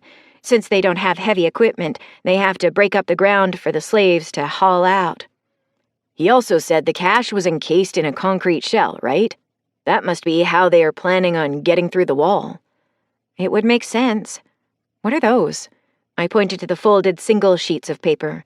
Timo reached over my shoulder and picked them up. Notes. Of? 533 slaves on 2 shifts. 168 guards on 3 shifts. It's a list of everything at the site. Prisoners, guards, defense weapons, horse teams, and a couple vehicles. He's even notated when everyone eats. Tara, this intel needs to get into the hands of the marshals and the military. This is a gold mine. I replied absently. I was looking at the markings around the perimeter fencing where Ken had highlighted their weak spots. Everything right down to the best time to sneak past their defenses. You hear me? What? I looked up from the map. We need to get this information to someone who can do something about it. What we need is a radio, Timo. We can try Clear Lake in the morning. It's only a couple hours away. Look here. My attention and finger were back on the topo map. According to the note, there's a blind spot in this ravine and there's enough of a gap to slip under the chain-link fence. He's showing us a way into the compound. Did you hear me? What? I said we should go to Clear Lake in the morning. I heard you. Yes, you're absolutely right. I replied absently. Tara, I hope you're not thinking what I think you're thinking. He knelt next to me. Huh? I answered. He reached past me and folded the map in half so I couldn't look at it anymore. There's 5 of us, Tara. There's nearly 170 of them. We have to get this information to somebody that can roll in here with a lot more than just a handful of kids. If you're thinking about mounting an attack... No, well, yes, I'm thinking about it, but that's as far as I've gotten with it. What I really need is to put my eyes on this place for myself. I need to double-check Ken's information for accuracy. I need to know he's telling the truth. If his intel pans out, then what? Then I'd feel a whole lot better about passing it on to HQ. Last thing I want to do is send them bad intel. That's how people get killed. Yeah, if we get caught snooping around, that's how we get killed. Then we don't get caught. Tara. He blew out an apprehensive sigh before he continued. As your XO, I very highly recommend against any action if it doesn't involve pushing to the west and as far away as we can get from Judge Robertson's operation. We can and will find a radio. Fort Bragg has one, and we can be there in, 3 days? I know, Timo. I just wish there was something we could do. Other than run away, I mean. I get that. Hearing about the slave labor and all really got my blood boiling. But there is nothing the 5 of us can do about that right now. We do what we're supposed to do, and get the word to Elko. You and I both know they'll come down hard and shut the whole operation down. It's all we can do. Yeah, you're right. Chapter 14, April 15th, 2024. As was our custom, I pulled the last shift of the night. When Eddie came to wake me up at 2 a.m., I was already awake. Wide awake. He told me everything was quiet on his watch, and I assumed the duty. Rather than take the post in the loft, I decided I'd walk the perimeter of the barn from the outside. It was cool with the crystal clear sky, but it gave me the opportunity to clear my mind. Ever since the conversation with Ken, I kept feeling like we should be doing more. We should, at the very least, go check out the Caldwell Hills area. I needed to know that he wasn't lying to me. The way he told his story, it just felt like he was telling the truth. What he told me, coupled with what I knew about the Arcs and my grandfather, made perfect sense. I knew he wasn't lying when he told me he hated Jack Sterling. That emotion was one I'd seen many times before. When my father and uncle spoke of the man, they had the same look in their eyes. It was different for my aunts. They'd known the man their whole lives. Carrie and Isabella didn't see the evil until they came to the ranch. That's when Jack had shown his true colors. That's when they learned everything they thought they knew was a lie. The real Jack Sterling was an evil, twisted son of a bitch. Their words, not mine. Even in death, his legacy had lived on and had been unshakable. Even in death, he'd managed to manipulate people to his sheer force of will. The battle in Wyoming had nearly killed my father, and the only reason he had gone there was because of my grandfather. My father, Uncle Braden, and both of my aunts had put their lives on the line just because of Jack. Men and women on both sides of the battle had lost their lives because of him. And again, because of him and the Arcs, more innocent people would die if the cache was uncovered and used by people like them. What was the allure of power that caused people to turn evil? Why couldn't they just leave it alone and be content to live their lives? What was it about people like my father who always felt the need to intervene? I mean, that's exactly what I was feeling right now. The need to do something was a force that wasn't easy to shake. I'd felt it in Eureka, even though I didn't understand it at the time. And here I was, feeling it again. The sun was just getting ready to crest the hills, and I looked in the direction of Ken's camp. He'd chosen a campsite that was far enough into the trees that it was nearly invisible. The only reason I knew it was there was because I'd seen his fire before bedding down last night. I didn't see any movement, but I knew that meant nothing. He could have been watching me watch him, for all I knew. With my shift nearly at its end, I made another tour around the exterior of the barn, then slipped inside. I strode in to find Timo and Leon getting a cooking fire going on the dirt floor. The others, kids and team alike, were stirring from their blankets or sleeping bags. I walked right past Timo and Leon, going directly to my pack in the far corner of the barn. I retrieved the map I'd had since leaving home and returned to the small fire. "We got a plan?" Timo questioned, tossing more small kindling on the fledgling fire. "We do." I sat cross-legged next to him and unfolded the map. After motioning Leon to sit next to me, with Timo on one side and Leon on the other, I began to lay out our plan. "As soon as we get some food for us and get the horses ready, we're heading to Clear Lake." "That's what I was hoping you'd say," Timo remarked. "Don't get all happy just yet," I grinned in his direction.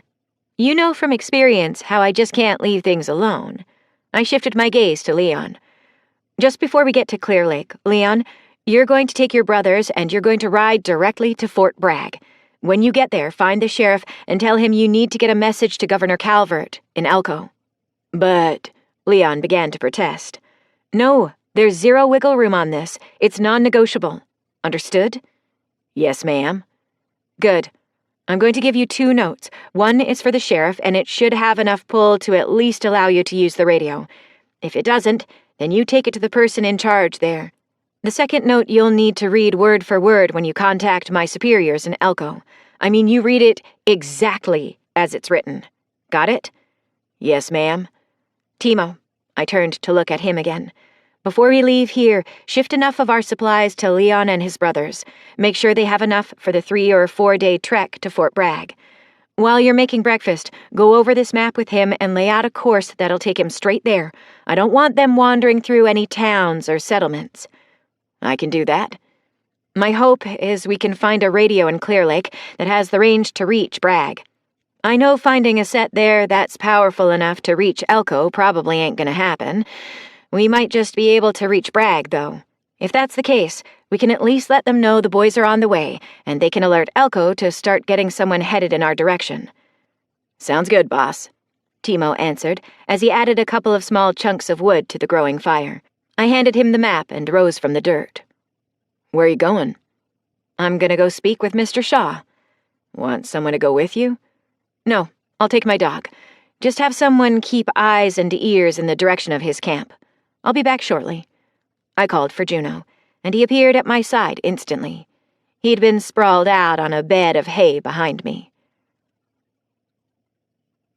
Mr. Shaw? I called as I drew close to his camp.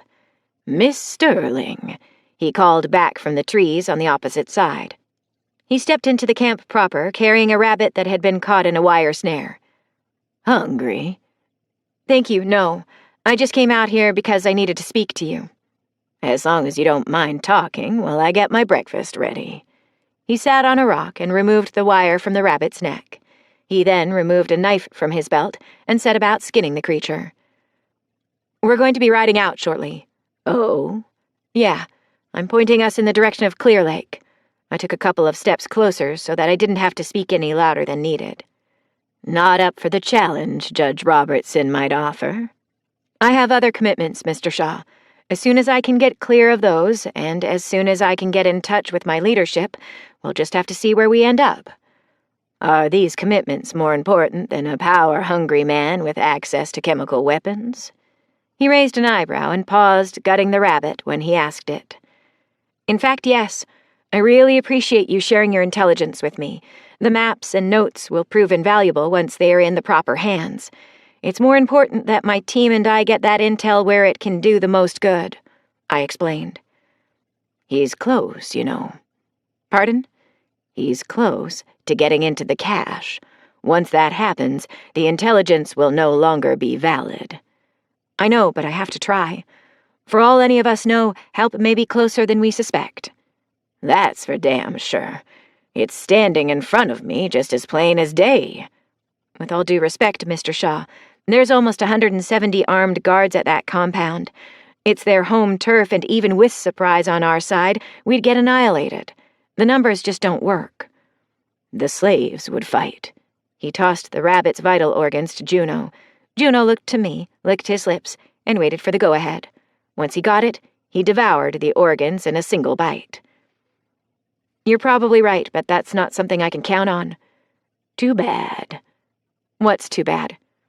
It's too bad your father didn't pass along his ability to take on long odds and win. He removed the skin of the rabbit and laid it on the rock next to him. I've taken on the long shots before and won. Do not attempt to goad me into doing this your way. My mind is made up, and that's all there is to it. Spoken like every Sterling I've ever met. He laughed and stood to hang the meat over the fire. You come from a stubborn lot, Miss Tara. On that, we can agree. I smiled at him. One more thing. You're welcome to come with us. Thank you for the invitation, my dear, but I'll have to decline. I need to be heading back to the east today.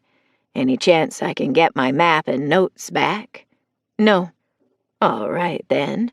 Sure you don't want something to eat before you take off? I got plenty. Perhaps when this is all over and settled, we could share a meal. For now, though, I gotta get my people moving. I stepped to the side of the fire pit and extended my hand. He wiped his dirty hand on his dirty pants before he shook mine. If we all survive, then we'll make it happen. He winked when he said it. I started to turn away when he called to my back. Tara? Yeah? I turned back. I like you. You're a good kid. Okay. I didn't know what else to say. You're just that, though. A kid. I don't mean that with any negative connotations. It's just that sometimes people get put into situations they have no control over. Is it fate? Kismet? Who knows? But my point is this. Just because someone has done questionable things or been put in a bad position, it doesn't mean their true intentions are evil. You understand what I'm trying to say. Sometimes we just do what we have to do to survive. In our minds, the end justifies the means, right? Was that the situation you were in when you took someone's life? It was, I confirmed. Remember this. There are always two sides on one coin. What do you mean by that? You did what you had to do. It doesn't make you evil. At the same time, you were the evil that someone else feared, just as you are now the evil Robertson and Rollins fear. You know what my answer is to that? I'm sure you'll tell me. Mr. Shaw, if they weren't involved in doing crime, they wouldn't have to fear me, or others like me. If they weren't misbehaving, they wouldn't care about me. Also spoken like a sterling. Tell me something, though. What? Does it bother you that some would see you as evil? Do you have what it takes to be evil when needed? Trust me, Ken. When pushed, I have what it takes. I walked away again. With Juno at my side, we made our way back to the barn. Drawing near, I caught the faintest whiff of coffee mixed in with the wood smoke. Timo was standing by the front door enjoying his half-full cup when I came around the corner. He must have seen my eyes zero in on the metal cup in his hands. As soon as I got close, he held the cup out for me. I gladly took it, and was even happier to just allow the aroma to fill my nostrils for a moment before taking a sip. When I tried to hand it back, he held up his hand. Finish it. That's the last of it, anyway. Thanks. I took another sip. Everything okay with Mr. Shaw? Yeah, but we really need to get moving. Something about the guy is just rubbing me the wrong way. You think he might have set us up and told someone where we are? No, it's something else. I feel it in my gut, and it ain't good. Chapter 15. April 15th, 2024. Hold, I ordered, bringing the group to a halt. We'd been riding for about an hour and a half and were beginning to see the signs we were getting close to Clear Lake. There were a lot of empty, abandoned vacation homes in various states of falling apart. Some had given up the battle against the elements quite some time ago. Gather up! I dismounted along with everyone else and stood in the middle of the forming group. Since leaving the barn this morning, I'd had a growing sense of dread. Some of it had to do with Mr. Shaw, but more than that, my gut was just telling me something more was going on. It could have come from the intelligence Shaw had shared. Hearing firsthand what Judge Robertson was up to had sent shivers up my spine along with red flags everywhere.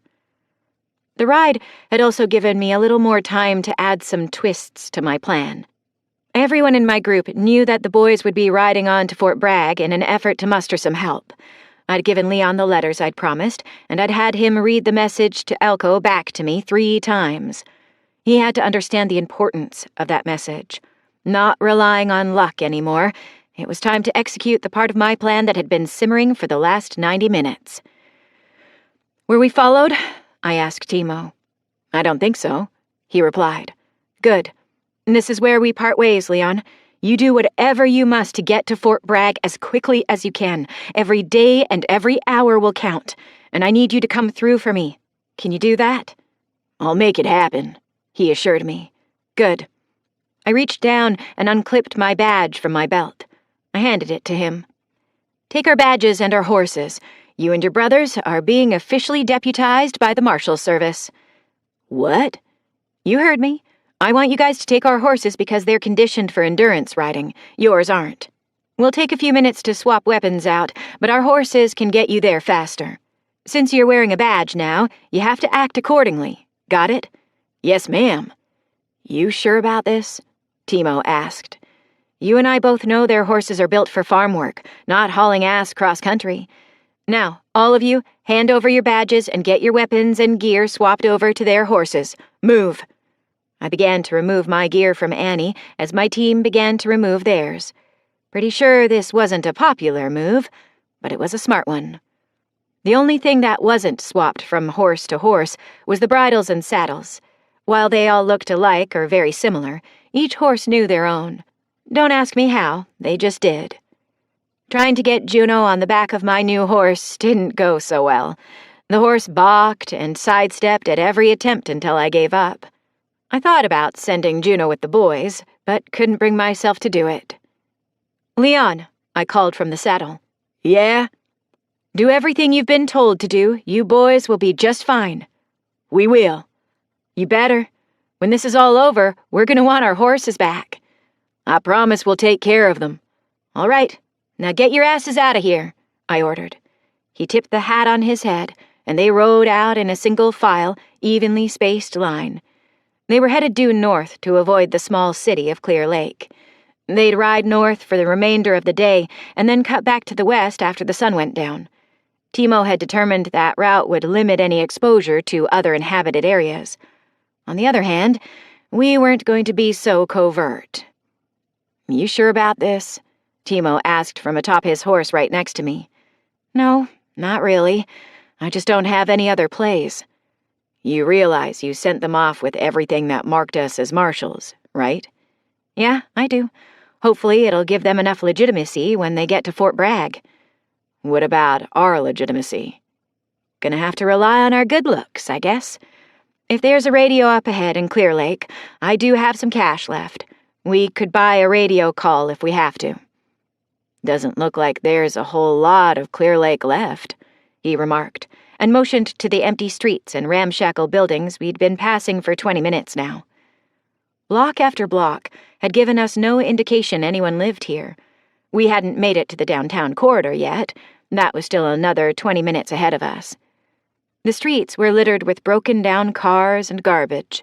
Some of the homes had collapsed and spilled their wreckage onto the weed-strewn sidewalks and pavement. Glass from shattered bottles and car windows crunched eerily under the weight of the horses.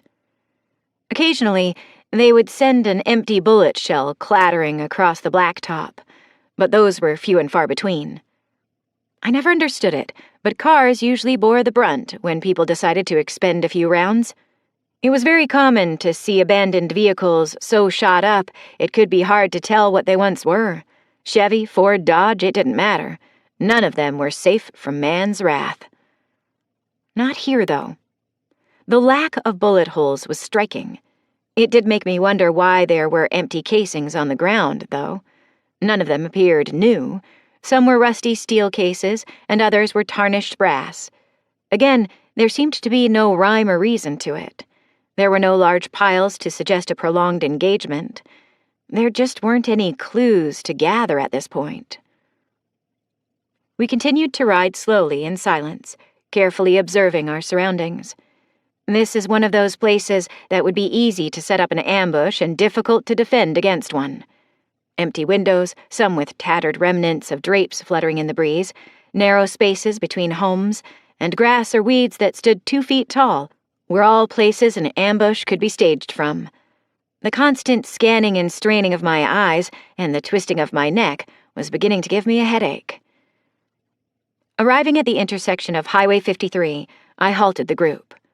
A quick look at their faces, and I could tell they were feeling what I was feeling. This place was spooky. The horses were twitching their ears, and they felt tense. Juno was eyeing everything with suspicion and working his nose on overdrive. A piece of trash or a random leaf blowing across the road would catch the attention of everyone, human and animal alike. Not wanting to stop, I turned us north on the empty highway. It led straight through Clear Lake and would take us all the way to the center part of town. Before the pulse, Clear Lake was no booming town, to be sure. Now, it looked like only the ghosts of the past called it home. I was beginning to think this might have been a bad idea. So far, we'd come across no signs of life. None. There were no sounds other than those created by nature, no smell of wood smoke, nothing. It wasn't until we reached the intersection of Lakeshore Drive that I thought I heard the faintest sound. It could have been a trick of the breeze, but I wasn't totally sure. I pulled the column to a stop and listened as intently as I could. Juno had heard it too. He allowed a very low, deep bass rumble to come from his throat. As the breeze shifted again, I definitely heard it this time. Singing. I turned the group toward the west on Lakeshore. Carried on the wind, the sounds of people singing could now be heard over the clip-clop of hooves. All the horses had their ears perked in the direction we were now heading. The closer we got to the lake, the louder the singing became. To my ears, it sounded like a group of people singing church hymns. I stopped the column again when we reached the sign for Redbud Park. At least, that's what it said before someone spray-painted over the Redbud portion of the sign. In neon orange paint, it now read, God's Park. The chorus of singing grew louder, and then abruptly cut off. A few seconds passed before a man's amplified voice took over with praises to the Almighty. He was calling for protection and deliverance from evil. From the sounds of it, he and his parishioners were really getting into it, too. Think we should interrupt their service? Timo asked from slightly behind me. Let's just ease forward and see if we can get eyes on these folks. I'm not really a fan of startling people. I grinned. Yeah, right. He grinned back. I was just about to give my horse some heel when Juno alerted to something in the building just to our left.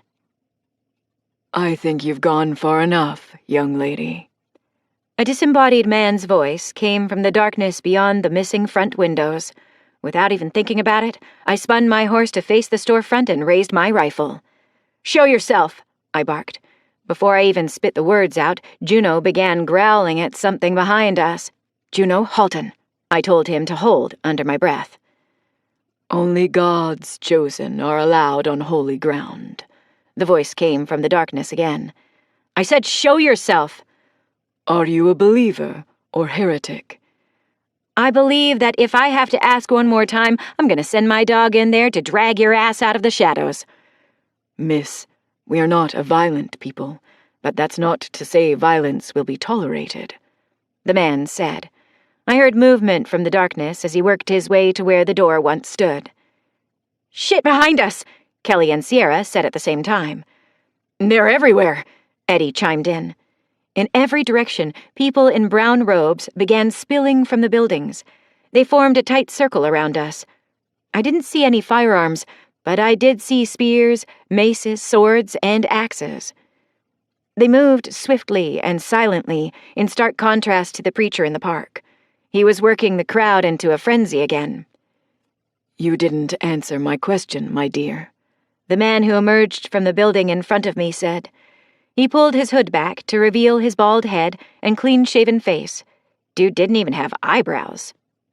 If you want me to tell you I say my prayers once in a while and I believe in a higher power, then yeah, I'm a believer. I tried to not allow any sarcasm to infiltrate my voice. Who are you? Name's Tara. We're U.S. Marshals and we're looking for some assistance.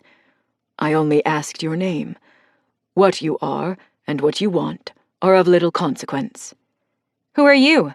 I returned the question. Deacon McKenna. Deacon? Is that a title or a name? Deacon is my title in the church.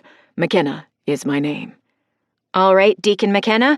Who would I speak to about receiving some assistance? You wish to speak to Cardinal Viridian, he stated. He's the guy in charge? Cardinal Viridian is the leader of our church.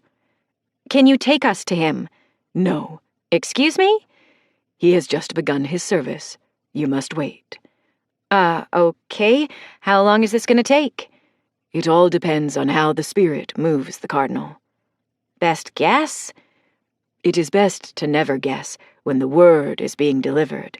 It will take as long as it takes. He motioned to one of the robed individuals nearest him. He spoke close to the man's ear so as to not be overheard. The man bowed and ran toward the park. What's that about? Timo asked the deacon.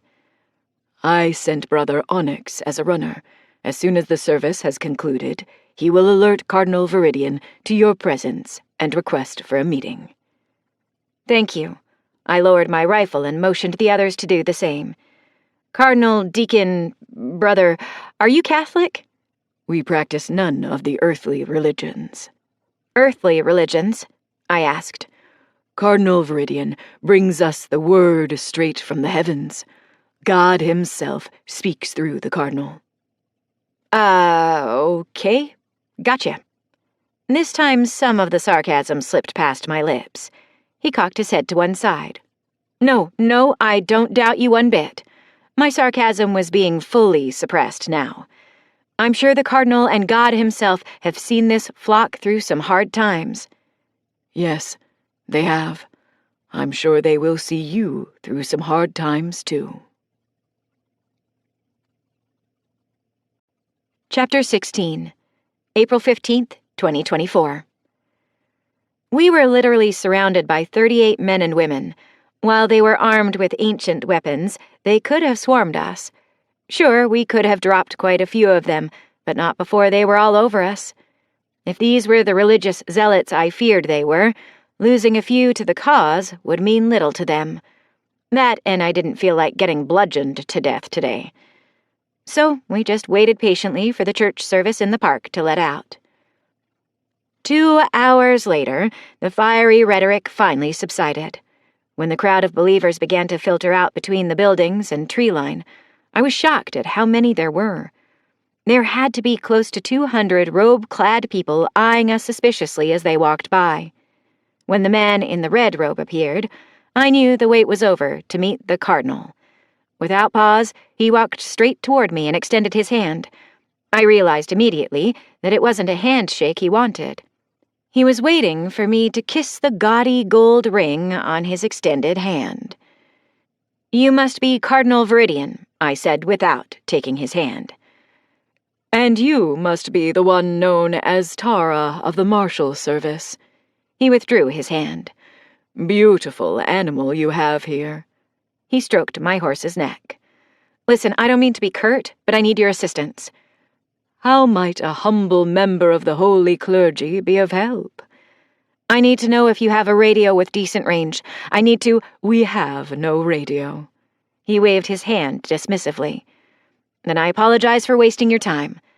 I was pissed at having waited for 2 hours just to be told there was no radio here. "Perhaps you could tell me where I could find a radio?" "Marshal Tara, why is it so important?" "I have information that is of great importance, and I need to contact my superiors with it. Now, if you know where I can find a radio, that would be really helpful." "I see. Might I ask, have you prayed on the matter?" "What?" I nearly laughed. "Prayer can help you see clearly. Have you prayed on the matter?" He repeated the question. "Like I said, I apologize for wasting your time. We'll be leaving now." I began to pull the reins to turn my horse, but he grabbed them just under the bit.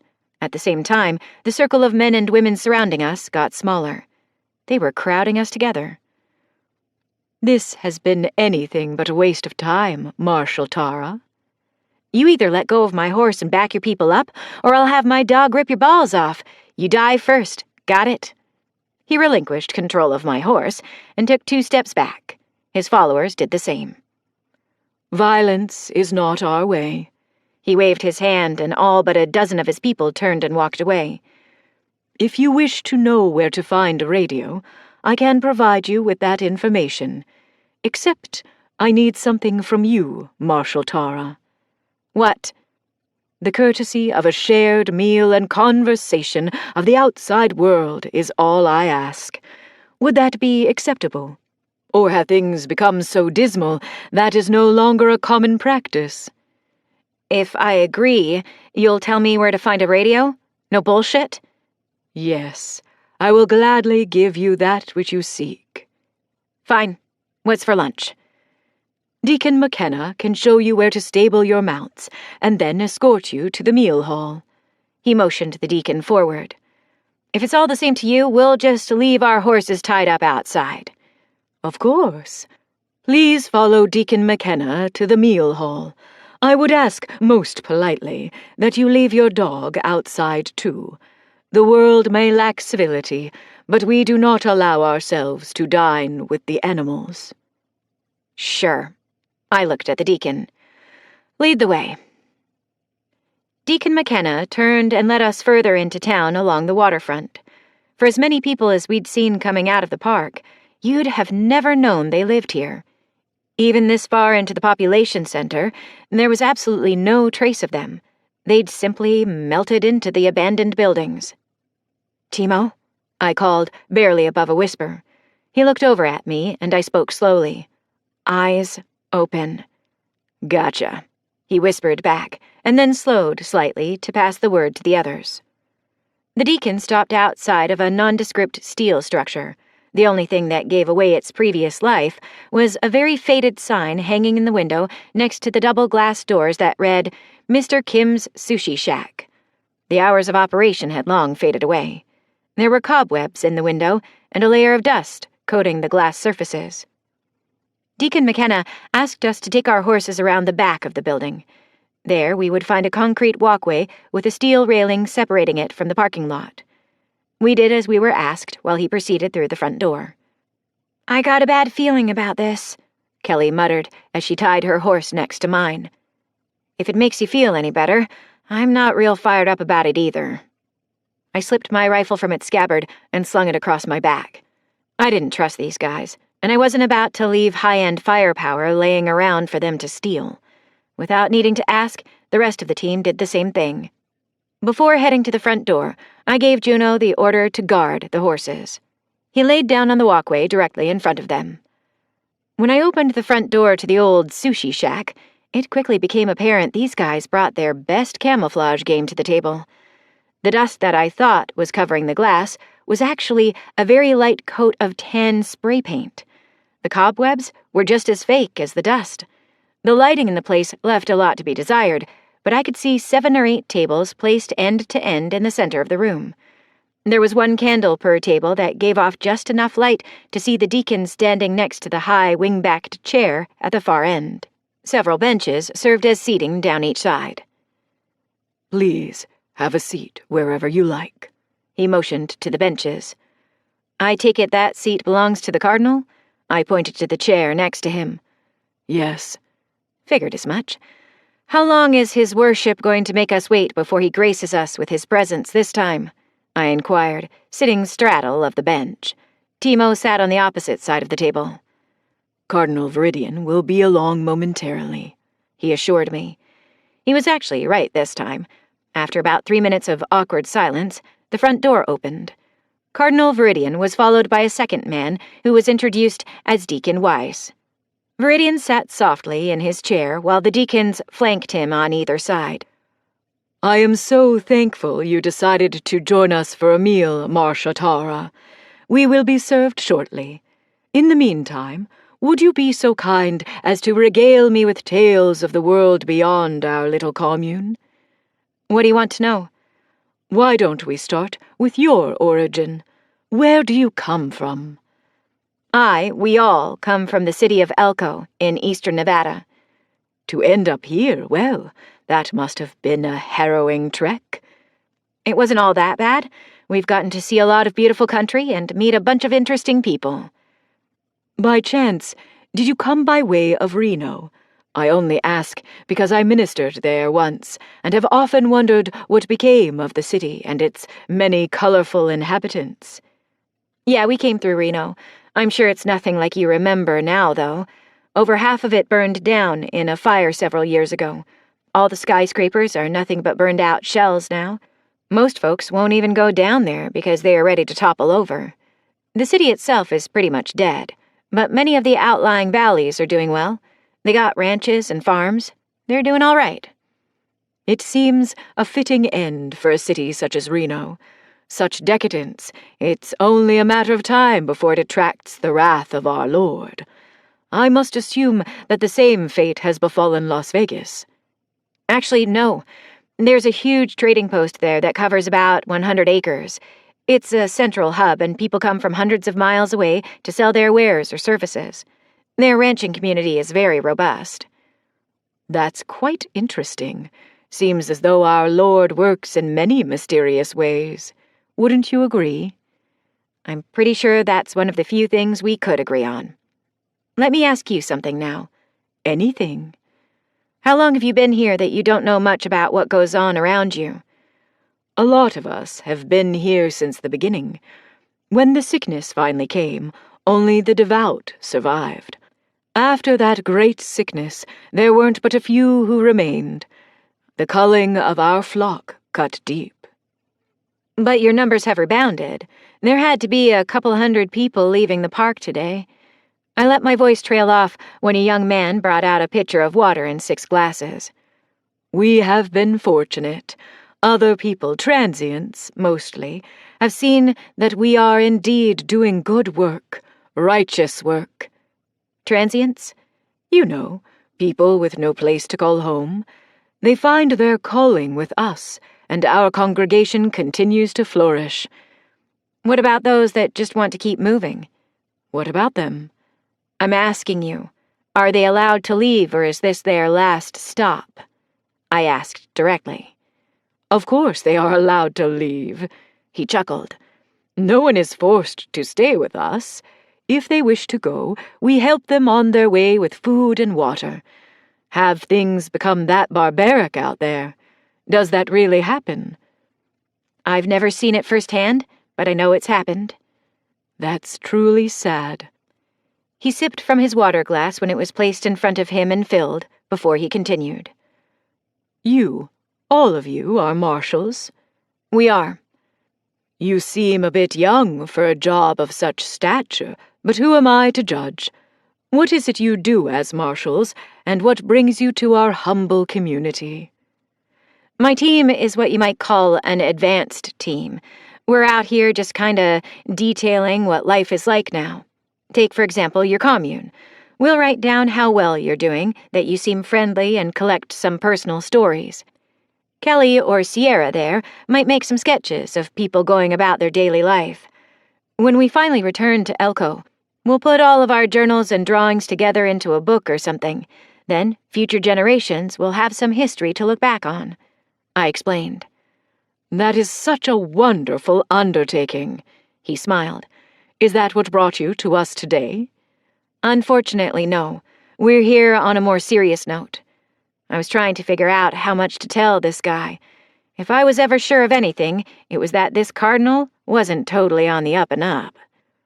And you require a radio? We do. Do you know of one we can use? Just then, we were interrupted by lunch being served. I hadn't smelled anything cooking, and now I knew why. A large wooden bowl was brought out that was full to the rim with what you could call a salad. Lettuce, cucumber, cantaloupe, radishes, carrots, and any number of other fruits and vegetables filled the bowl. A matching bowl was placed in front of each of us, along with a fork by the serving boy.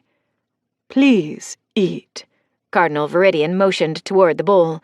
Each of us took a turn at filling our own bowl and then passing the large bowl around the table. You don't eat meat? Kelly asked from beside me. No, child. Consumption of flesh is strictly forbidden in our faith. Does this bounty not suit you? He seemed concerned. This is just a nice change. Personally, I'm a little burnt out on jerky and hardtack. She smiled and stuffed a piece of watermelon into her mouth. Ah, good. He smiled. Where do you grow all this? I asked. We repurposed a couple of warehouses into hydroponics greenhouses. The water is provided by the lake, and the power for the pumps is provided by solar power during the day. It was quite the task, but the end result has been well worth the work. He shoveled some greens into his mouth. I could tell he was using the distraction of food to avoid answering the radio question. For the moment, I just let him slide. That's pretty smart. These greenhouses, they provide you with all the food you need? They do. In fact, at half capacity, all of us are fed. Is this something you put in place? Oh, no. We sort of inherited it after the Great Sickness. How's that? Well, he set his fork down and sipped some water. As the story goes, there was a young man that was using the smaller of the warehouses to grow marijuana plants. This was something he'd been doing since before the lights went out, much to the chagrin of local law enforcement, I might add. Anyway, when the lights went out, he was smart enough to know that food would be a high priority for the locals. Seems he was right. While he continued to grow some of his original crop, he added a lot of other stuff to it.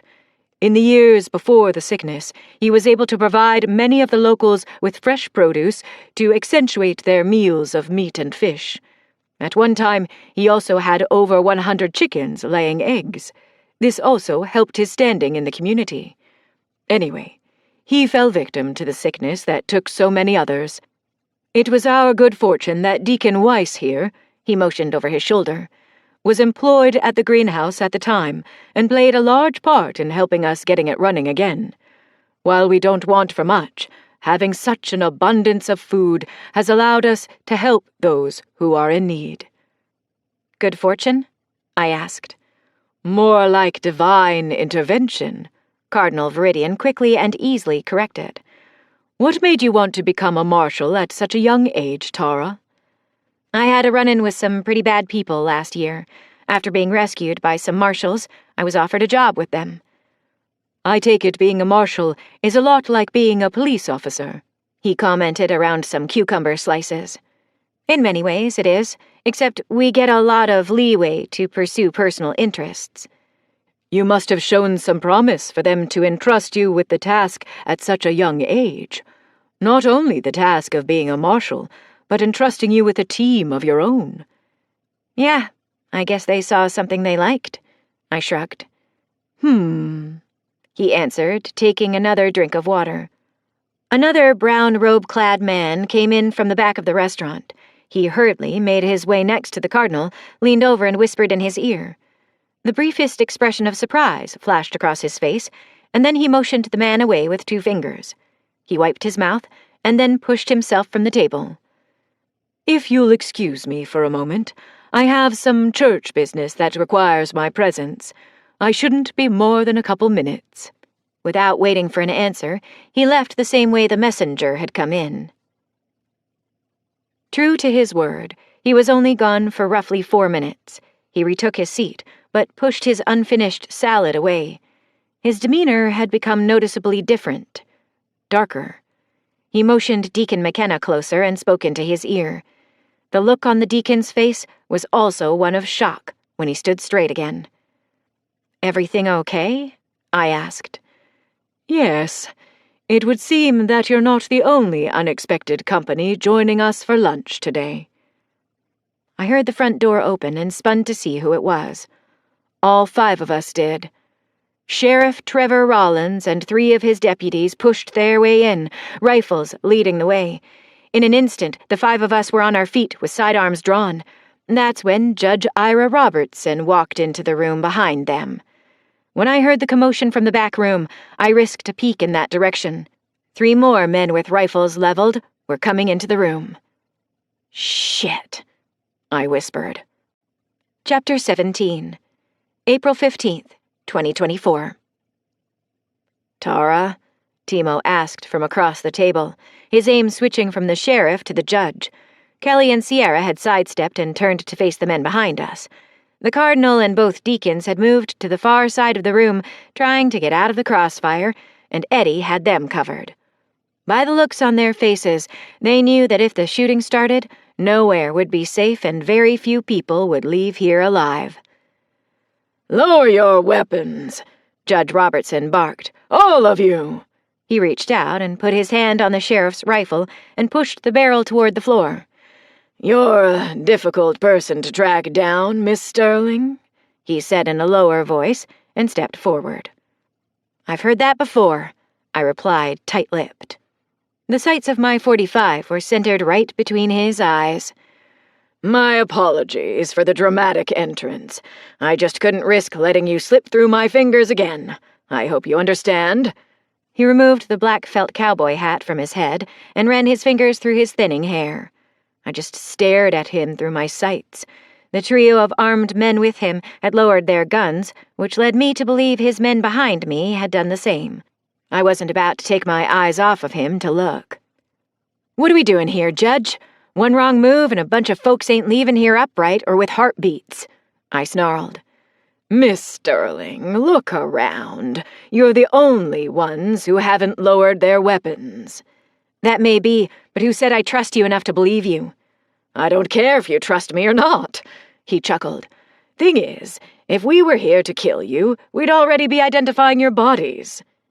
He took another step forward and motioned to the bench at the table. "May I?" "Suit yourself." The barrel of my .45 tracked his every movement.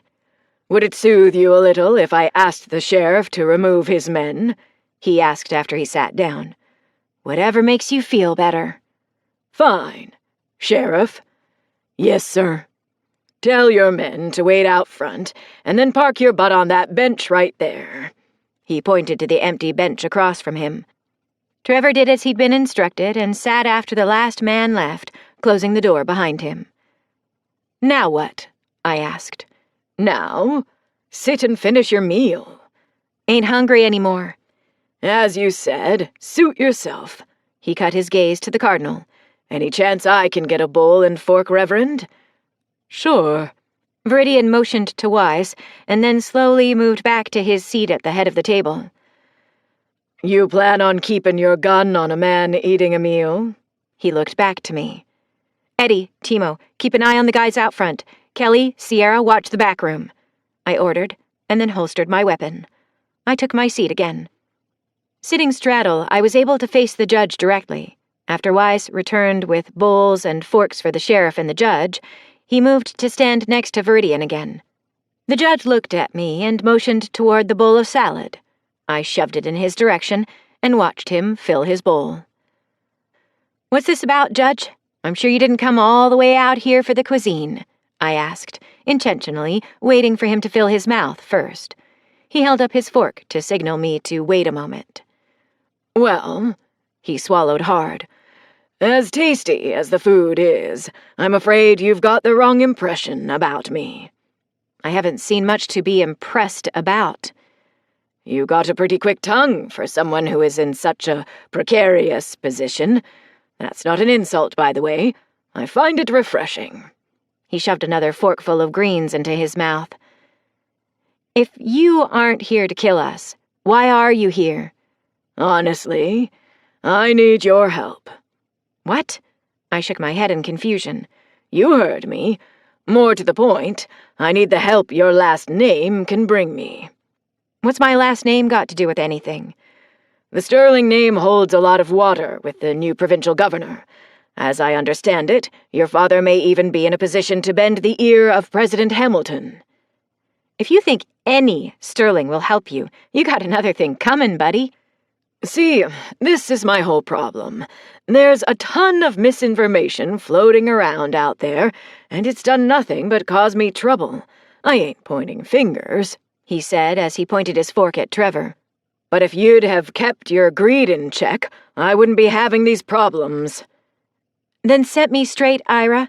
Tell me the truth about why you're using slaves to dig an open pit mine. Tell me the truth about the missing people, and tell me the truth about your scams. Lay it on me, man. Make me believe you," I said.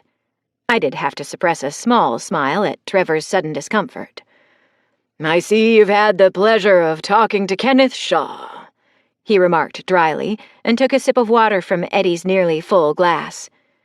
"Ran into him yesterday." "I'm not sure what charges Mr. Shaw leveled against me and my people. His fanciful tales vary so much. Why don't we start by you telling me what he told you?" "He said you're using slave labor to dig an open-pit mine up in the Caldwell Hills area. Is that true?" "The part about the pit is true. Slave labor? No, that's a flat-out lie." "Care to elaborate?" "The labor at the pit is provided by people that are, how should I say this? They are free to leave at any time. They are well taken care of as far as medical needs go. They are well fed, and they have a decent roof over their heads. It's warm in the winter months and cool in the summer. They are my employees, so I'm naturally obligated to see to their welfare. That's the good part that doesn't usually get told." "And the bad part?" "They do not receive any compensation for their labor. In fact, they work to pay off debts to the local government." "Like back taxes?" "Yes, like back taxes. They also work to pay off loans they've defaulted on, or to repay their debt to society. Some of those men and women are criminals with lengthy histories." "So they are slaves, well taken care of, but slaves nonetheless." "Can they still be called slaves if they are free to leave at any time?" He forked a piece of melon and looked at it for a moment. "I told you, Kenneth Shaw spins these yarns for consumption, but he rarely includes the details that don't fit his narrative. What is it you're digging for? With your family tree, I'm sure you already know the answer to that question. I do, I just want to hear it from you. That's smart, although I'm also sure my account will differ from that of Kenneth. He shoved the melon in his mouth and chewed it quickly before continuing. I'm not going to bore you with all the talk of the arcs. You've probably heard it so many times it's numbing by now. Kenneth generally gets that part close enough to write, so there's no need for me to cover it again. The meat of the story is that there is a cache hidden under the Caldwell Hills. Allegedly, it's massive in size. That's what we're looking for. Why? Why are we looking for it? Yeah. Inside this cache, we will find the usual things, guns, ammo, fuel, medicines, and vehicles. All useful things, but there is something else in there that we need. What might that be? Every piece of sensitive computer hardware and software that we will need to begin large-scale production in our oil refineries, he replied. That really wasn't the answer I was expecting, but okay. You're planning on pumping and refining oil? Tara, at the time of the EMP, there were 17 refineries in the state of California. There were nearly 250,000 oil wells, and just about 80,000 of those were pumping oil. My people have seized and secured 7 of those refineries. Work has been ongoing for 2 years to get them close to being usable again. My men have secured and made needed repairs to the pipelines. All we're waiting on is the computers and software. What about the power? Don't you need power plants to make the refineries run? The Rio Bravo power plant is weeks away from being able to generate power. But again, the parts we need to finish that work are housed in the cache under the Caldwell Hills. How do you know what you need is there? To my knowledge, nobody alive has ever seen a manifest of what's stored in these caches. I have. How? You ever hear the name Nigel Assad, perhaps Ray Judge? I've heard both. Then you know Assad was one of the top 5 in the Ark. Every member of the top 5 had specific duties to attend to. Assad's job was procurement. He's the guy who made sure everything was in place when the time came for the Ark to launch their plan. He's the guy that knew what was in every cache around the world. He knew where every bean, bullet, and Band-Aid was. He was also my brother-in-law. He smiled wryly. I have a hard time believing he just decided to tell you everything. There was one member of the top 5 that he detested. He didn't trust the man for anything. You know who that might have been? Probably my grandfather. Correct. I think everyone knew Jack was the loose cannon. Blair, Jared, even Ashton, they all talked and had come up with a plan to eliminate Jack. It would cost them one of their own, with the death of Gary Wesson.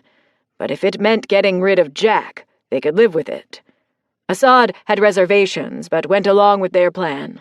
Not wanting to leave his life's work to chance, he put everything he knew on a portable hard drive and left it in a safe deposit box in the basement of a Las Vegas hotel. He told me this in case anything ever happened to him. He wanted me to use it as leverage if needed. The King's Casino? Very good. Yes, the hard drive was in the vault, tucked away nicely in a safe deposit box. That's the place where so many fates brutally and wondrously collided. That's where I got this. He held up his hand so I could see the scar on his palm. You were there? Oh, yes, I was there. I watched it all happen, except I don't think you can fully appreciate everything I saw playing out. I know in the heat of the moment, I couldn't appreciate it either. What do you mean? I was in Vegas when Adolpha was still in power, before Ray Judge took over. I was there because Assad told me to find the hard drive if the world fell apart. Well, it did, and it did so in spectacular fashion. Anyway, I was trying to figure out how to get into the Kings without raising any suspicion. After a week or so of staking the place out, luck would have it that Ray Judge shows up and thwarts all my plans. The only way for me to get close to the Kings was as part of his enforcer crew, so against my better judgment, I joined up. Now, just because I was allowed in the building didn't mean I had full access, not by a long shot. A few more weeks go by, and that's when all hell broke loose. I'm sure your mother and father have told you the story of how they stormed the casino and killed Ray. What nobody could know is that I had used their distraction to get into the vault. As frustrated as I was, the timing couldn't have been better. Ray had been trying since his arrival to get in there to retrieve the drive, because Assad had also sent him there to look for it. That's the only reason he was in Vegas. If the attack your parents launched had been 24 hours later, they'd have missed him entirely. He was that close to getting his hands on the drive. He paused to take another sip of water. Anyway, the vault door was wide open when I got down there. It was pretty dark, and of course I didn't have a flashlight. There were a couple of oil lamps burning that gave me just enough light to navigate by. I peeked into the vault, and there was a lone soldier in there shining his flashlight around like he was looking for something. When he finally found it, he used one of those slide hammer things to break the lock out of the box. He reached in and pulled out the drive I was there to get. I knew he hadn't seen me, so I waited just outside the door. The only weapon I had was a heavy wooden table leg, and he was toting an assault rifle. I was scared shitless, but I wasn't about to leave without that damn drive. As soon as he stepped out, I swung that table leg like I was swinging for the cheap seats at Dodger Stadium. Knocked his ass silly. I took the drive from him, but that's not the part that seared into my brain. It wasn't until 2 or 3 weeks had gone by, and I'd made it back to Los Angeles to my little hideout, when I finally figured out who that soldier was. On the drive were personal files Assad had kept on everyone. Out of curiosity more than anything, I read the dossiers on the top 5, even your grandfather, Jack Sterling. When I saw his picture, I was 100% certain he was the soldier whose head took the brunt of my swing. I don't know how or why, but he was there to steal the drive for himself. Either way, he lost out and I gained from his loss. I had the whereabouts of the North American cache, the North American Ark, and the vault. By the time I made it to the Ark, it was obvious something really bad had happened there. Every way in had collapsed, and there was still smoke seeping out of the cracks in the mountain. That was a definite no-go for me. I hate tight spaces as it is. He smirked. In my travels, I ran across other former enforcers. It didn't take much for us to join forces and start coming up with a plan. With what I had on the drive, we knew we needed to make a big, very big play to secure parts of California. As we moved forward with those plans, other people decided to join up with us. We formed our own little government, complete with our own army of citizen soldiers, and we moved forward with our plans. How is it that this is the first I'm hearing of this? I asked. We've laid low, played by the normal rules of society, and we've played nice more than anything. Played by the rules? I laughed. You've been corrupting the local government and putting your cronies in places of power. Let me ask you something, Tara. What? When Governor Calvert was installed as the mayor of Elko, who put him there? My father asked him to take over the office. Why? Why would your father do that? Calvert wasn't elected, was he? The previous mayor could no longer do the job. So your father asked an ally to assume the position. Don't you think that worked out well for your father and the ranch? It wasn't like that, I argued. Are you so sure? It seems to me that your father can do pretty much whatever he wants without fear of repercussion. In fact, I'd say that now Governor Calvert has repaid your father by appointing him as second-in-command of the regional governorship. I'm sorry, but it appears the Good Old Boys Club is still working just fine when it comes to federal politics. You, Marshal Tara Sterling, seem to have benefited from it, too. Chapter 18. April 15th, 2024. I can assure you, Ira, my name had absolutely nothing to do with me getting this job. I can also tell you that you know nothing of what happened to me and why the offer was even made. I made no attempt to hide my aggravation with the judge. That may be, Tara, but can you understand why I'd be drawn to that very conclusion? Just because I'm a Sterling? No, I don't understand it. You're a smart kid, Tara, and it's obvious you've been well schooled in history, except you know what they say about history, right? What? It's said that history is written by the victors. They're right to say that, because it's true. I'm also sure I'd be correct in saying that the history of recent events, you've been taught, is very slanted. From the sounds of it, your parents were very open with you, and that's not a bad thing. But again, their point of view is biased. Because they were on the winning side? Precisely. Would you like to hear the perspective of the other side? The losing side? Have at it. I shrugged my shoulders. Okay. As I'm sure Ken Shaw told you, I was a low-level, mild-mannered county clerk, back before the EMP. I received large amounts of money in return for favors given to the ARC, where their construction project in the Caldwell Hills was concerned. When the project drew to a close, Shaw encouraged me to seek out a higher office in the state government. They paid for me to go to law school, and even helped with job placement when the time came. It was a win-win for me because not only was being a lawyer lucrative, but I was also being paid by the ARC on the side. This went on for nearly 20 years, and in that time, I'd landed myself a position on the bench. As a judge, I was very useful to the ARC, and they would pay me even better should the need ever arise. I'd only been a judge for about a year when it was time for me to earn my keep, as it were. I was asked to resign my position and go to work for the law firm Butler, Griswold & States. Any of those names ringing any bells? You went to work for Bill Butler, my mom's father? I did. His grin was from ear to ear. I was a junior partner, and the plan was for me to become full partner when Kyle States retired. It goes without saying I was there to spy on both of your grandfathers. How? I stammered. Ashton Blake and the other members knew Jack was up to shady shit. Jack always thought he was the smartest man in the room, and that just wasn't the case. He was a legend in his own mind. Your grandpa Bill, on the other hand, was bloody brilliant when it came to the law, and it took me a long time to put that puzzle together. He used loopholes. Hell, he created loopholes and switchbacks we'd never even thought of. I wasn't the only one who had a hard time keeping up with his shenanigans, either. The ARC had a team of probably 50 lawyers trying to figure out what Bill was doing. The most astounding thing? Everything he did was 100% legal. The guy never missed a dot on the I or the cross on the T. We were powerless to go after him or Jack on a legal basis.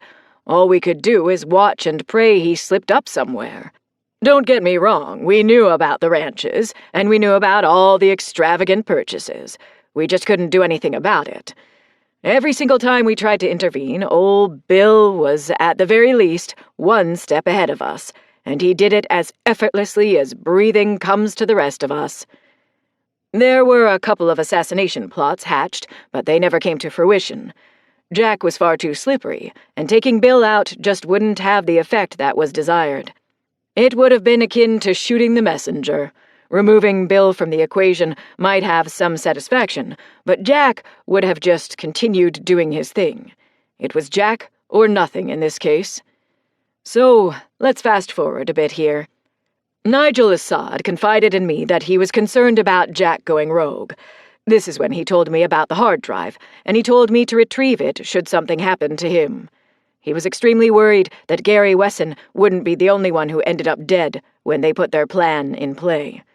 The end goal was to eliminate Jack, but would he take the top 5 with him? That was the question on Assad's mind. The drive was, in his mind, insurance. Not that Jack wouldn't kill him, but that his work would continue in his absence. Now let's move past the part where Paul Wesson avenged his father's death by blowing Jack's plane out of the sky.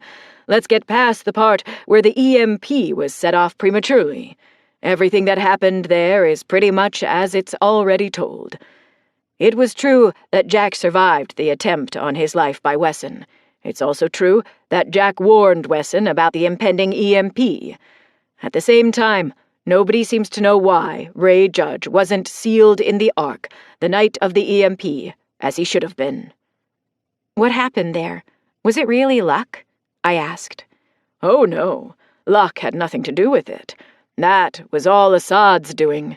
I only know this because it was a story Ray enjoyed telling over and over. The story goes that Assad swore he had seen Jack at the Ark just before the EMP. In an act of self-preservation, he sent Ray and his security team out of the Ark for the sole purpose of watching for Jack to return. He didn't trust Wesson, but he trusted Judge for whatever reason. It's also said that Assad told Ray about the existence of the drive and what to do with it. It seems that Assad was right in his lack of trust toward Wesson. It wasn't long after the EMP when Wesson and Judge turned on each other. Paul Wesson didn't just foul up the attempt on Jack. He screwed up again when he had tried to assassinate Judge. Anyway, Ray Judge knew where the drive was and what information it contained. It took him a few months to gather an army, and when he was confident he could take Vegas, he made his move. As you already know, he took the city without firing a shot, so he turned his army loose to conquer as much territory as they could. He wasn't wrong to do that, but he ended up stretching his supply lines too far. As you know, that was ultimately his downfall. Well, that, and he relied too heavily on his conscripts. In retrospect, I guess he also underestimated your father's tenacity. I don't think it's a stretch either to say Jack Sterling and Ray Judge probably couldn't have fit both of their egos in the city of Las Vegas. Ray knew, without a doubt, that Jack was still alive and in the neighborhood, as it were. That's why he made such a push to take the ranch outside of Elko. He wanted Jack's son, your father, to use as a hostage in case Jack made a play on the city. When your father escaped, it sent Ray for a long walk off a short pier. He hightailed it back to Vegas and redoubled his efforts to get the vault of the casino open. The thing had sealed up tighter than a duck's ass when the casino lost power in the EMP. I'm not shitting you. That door was at least 6 feet thick. 30 minutes before the attack on the casino, they finally got the door open. They used cutting torches, plasma cutters, diamond drill bits, and even small explosive charges. I'm pretty sure somebody even threw a kitchen sink at it. Had Ray known they'd gotten it open, he probably would have cut the meeting with the cartel heads short or postponed it altogether. Problem is, he never got the word. Of course, you've been told about the attack, and to be honest, it's probably a fairly accurate account. From what I know, your parents didn't even know who Carrie and Isabella really were. It doesn't even need to be said that they didn't know Jack himself was there. How did you know about my aunts? Long after the battle, when I was hooking up with other enforcers, I heard from some that were actually at the ranch when the whole lot of them showed up. Anyway, back to the enigma of finding Jack alone in the vault during the attack. In one of his many unhinged rants, Ray made it a point to tell us that he might make a play for the hard drive. Jack wanted it so that he could use the information to bolster and build his empire of ranches. He wanted to basically dictate to whatever government arose. He wanted to set the terms, and he wanted them to know he had the means to defend himself and his ranches. And you got all this from Ray? Trust me, kid. For a while, I thought it was all bullshit, too. It wasn't until I realized who it was I knocked out in the basement of the casino that I really believed it. Why didn't you recognize him straight away? I'd never seen the man up close. The handful of occasions when I saw him, it was always at a distance. He was always clean-shaven and wearing a tailored suit. Seeing him in the dark, with my heart racing and adrenaline pumping, yeah, it's no surprise I didn't realize it was him. There were literally 2 things on my mind at the time. Get the drive and get the hell away from Vegas. My flight instinct was in full control. You said you had the location of the Ark, too? I did, and I went there. That was the first place I tried to get into because it wasn't very far from my hideout in Los Angeles. It was destroyed when I got there. Like I said, there was smoke coming out of fissures in the mountainside. Why didn't you move on the Volt up in Wyoming? It was too far, and what would have been the point? The files Assad had on it told me everything I needed to know. A trip up there would have been fruitless because the security measures were too great to overcome. So you decided to go after the cache? It made the most sense. If you want, I still have the hard drive, and I'd be willing to share the information that's on it with you. There's only one condition that I'd ask, though. What condition? You share the information with your father. Why would you want to do that? I asked. Several reasons. First, I need you to believe what I'm telling you. Second, I need you to use my radio at Caldwell Hills to reach your father. Finally, I need you to help me end Mr. Ken Shaw. Hold on. I held up both hands. Why do you need me to contact my father? If you've got a radio with that kind of power, why don't you do it yourself? Honestly, if you hadn't shown up when you did, I would have made the call myself. Doing that would have risked everything, though. That's when I had the idea of inviting you to the cache site and having you relay the information for me. It would give the story a lot more credibility coming from you. An invitation? Is that what you call killing the Roths? Burning their store to the ground, sending deputies and enforcers to Wyatt's farm and killing him? You sure got a funny way of showing hospitality. Wait, you think I had something to do with Derek and Amelia dying? You figured out they were asking for an investigation into you and your dealings. That's why you had them killed, isn't it? How would I know something like that? The confusion on his face seemed genuine enough. You went back after we left and you found the letters, didn't you? I persisted. What are you talking about? What letters? I wouldn't say the Roths and I were friends, but they were highly respected merchants. I was on my way to Sacramento when a rider caught up to us and told me what happened. He said there was some sort of accident. Nothing about murder. Right. Just like Trevor here didn't send a whole-ass posse to Wyatt's place to try and apprehend us. I shifted my stare to the bewildered eyes of the lawman. I sent riders, yes. I sent them to bring you back to town to help. I didn't send them there to arrest you. Did they kill Wyatt? He got shot after he fired on my men. He's alive and well and on the mend at Caldwell Hills. Why there? It's the best damn infirmary, and it's the closest. What letters? The sheriff asked. I ignored him. Sheriff, we were pursued after we left Wyatt's farm. I watched 2 enforcers kill 2 of your deputies after an apparent argument. A very short time later, we killed those 2 enforcers. Can you explain that? He answered with a shrug of his shoulders. I might be able to shed some light on this. Ira sighed heavily. The floor is yours, Ira. There are a few within the ranks of the enforcers who have decided that the benevolent use of the cache isn't in their best interests. They have been convinced that they need to seize the site and use it to build their own kingdom. They're not ready to return to a civilized way of living. They're quite content to continue living a life outside the constraints of law and the continued recovery of this nation. Just because we all bear the mark of the enforcers, we are not all equal.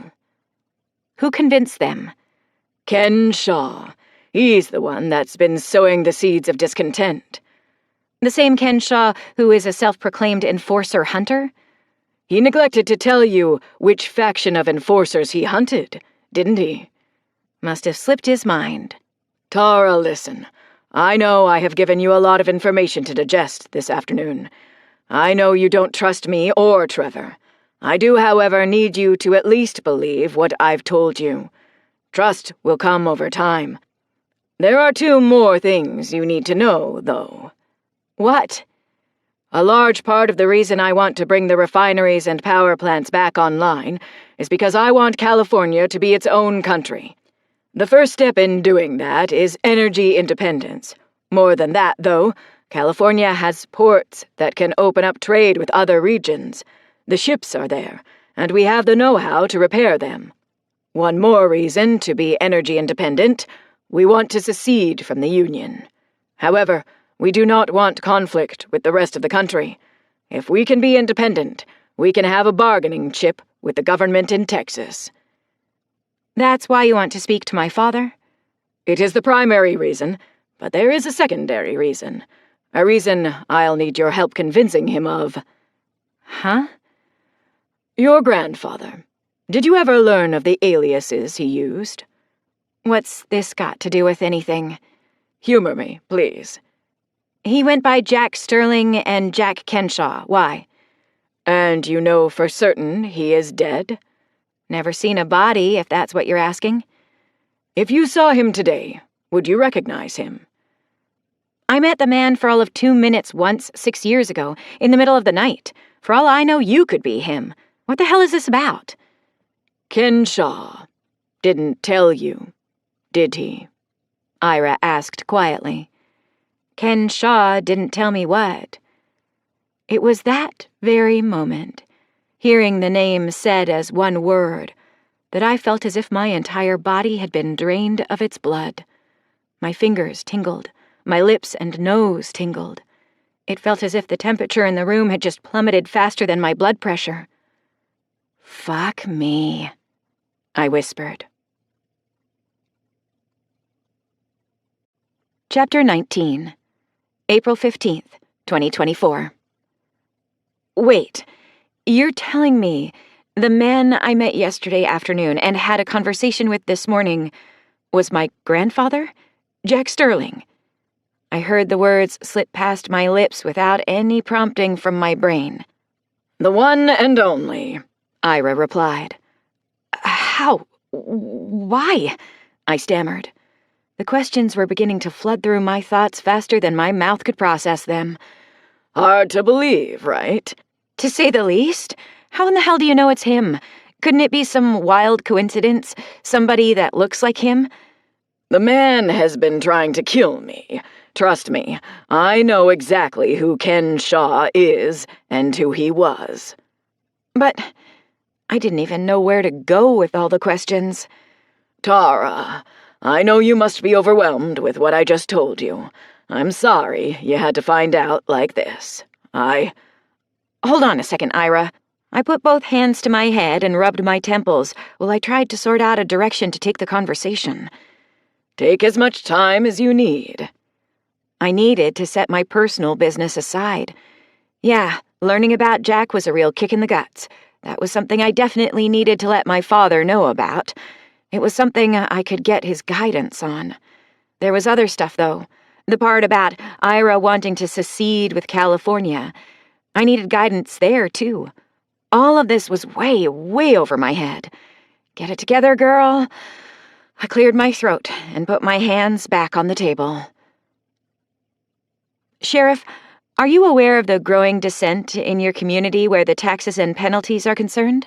I found my footing and changed tactics.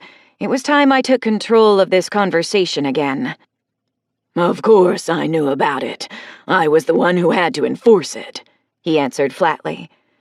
Did you know there was a movement to involve the feds, to have them conduct an investigation into your conduct and that of the judge? I heard rumors, nothing more. Am I to assume you never took matters into your own hands? What do you mean by that? He asked indignantly. You never felt the need to go after any of those voicing their dissent? No. Like I said, it was nothing more than rumor. I didn't know it was fact until you said something about it, he said. No disrespect, Sheriff, but I got a lot of questions about things that have transpired recently. Like what? Who killed the Roths? You say you weren't involved, but the judge says he wasn't even in town. Miss Sterling, I'll have you know, the Roths may have been respectable merchants, but they'd made their share of enemies over the years. They were hard business people, and they weren't very lenient when it came to people owing them money, goods, or services. From what I heard, neither were you or the judge. Huh? You seized property and took stakes in local businesses when people couldn't pay their taxes. Tara, The tax ordinances were all voted on by the people. We only did what we had to so that we could collect the taxes," Judge Robertson interjected. "That may be, Judge, but I got three problems. First, there are no federal taxes as far as I know. The area you control has the only tax base in the country. Nobody feels the need to tax their citizens. Second, collected taxes were supposed to be used for infrastructure projects. That makes sense if the taxes were being used to pay for supplies or wages, except none of that was happening, was it? Third, it seems a lot of people who owed taxes ended up vanishing. How might you explain that?" I locked eyes with the judge. He shifted uncomfortably. "Running a country isn't cheap." He took in a deep breath, held it, and then blew it out slowly before he began. "The taxes we collected weren't being used for local projects. It's true, I lied about where the money was being spent. It was being used to buy the things we needed to rebuild the power plant and the refineries.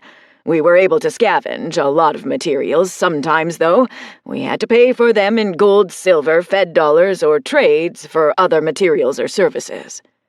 What about the missing people? "Some folks decided to forfeit their property and move on. We allowed them to, so long as they signed over all rights to their property." "Some?" I questioned. "Ask your grandfather about the rest," he replied evenly. "You're saying he had something to do with their disappearances?" "I'm saying he killed them." "What would he have to gain by doing that?" "Anything he can do to cast suspicion my way." He broke his gaze with me and looked to the sheriff. "When I was running for election, what was that guy's name? The one who got killed?" "Greg Randolph and his wife Cheryl," Trevor recalled. "Yeah. Greg was a huge opponent of mine. The guy called me out on literally everything. The two of them ended up dead, and quite a few people were looking in my direction. Trevor had to call it a robbery gone bad, but it wasn't." "You're trying to tell me Jack Sterling was involved?" "Honey, he wasn't just involved. He probably pulled the trigger himself. Jack is the sort of guy that will screw with everything he can from the shadows. He'll use clandestine meetings to get my opposition worked into a frenzy. Then he'll whack one of them to make it look like I or Trevor might have been involved. He'll use any tactic he can to undermine what I'm trying to do. The man has no scruples about killing.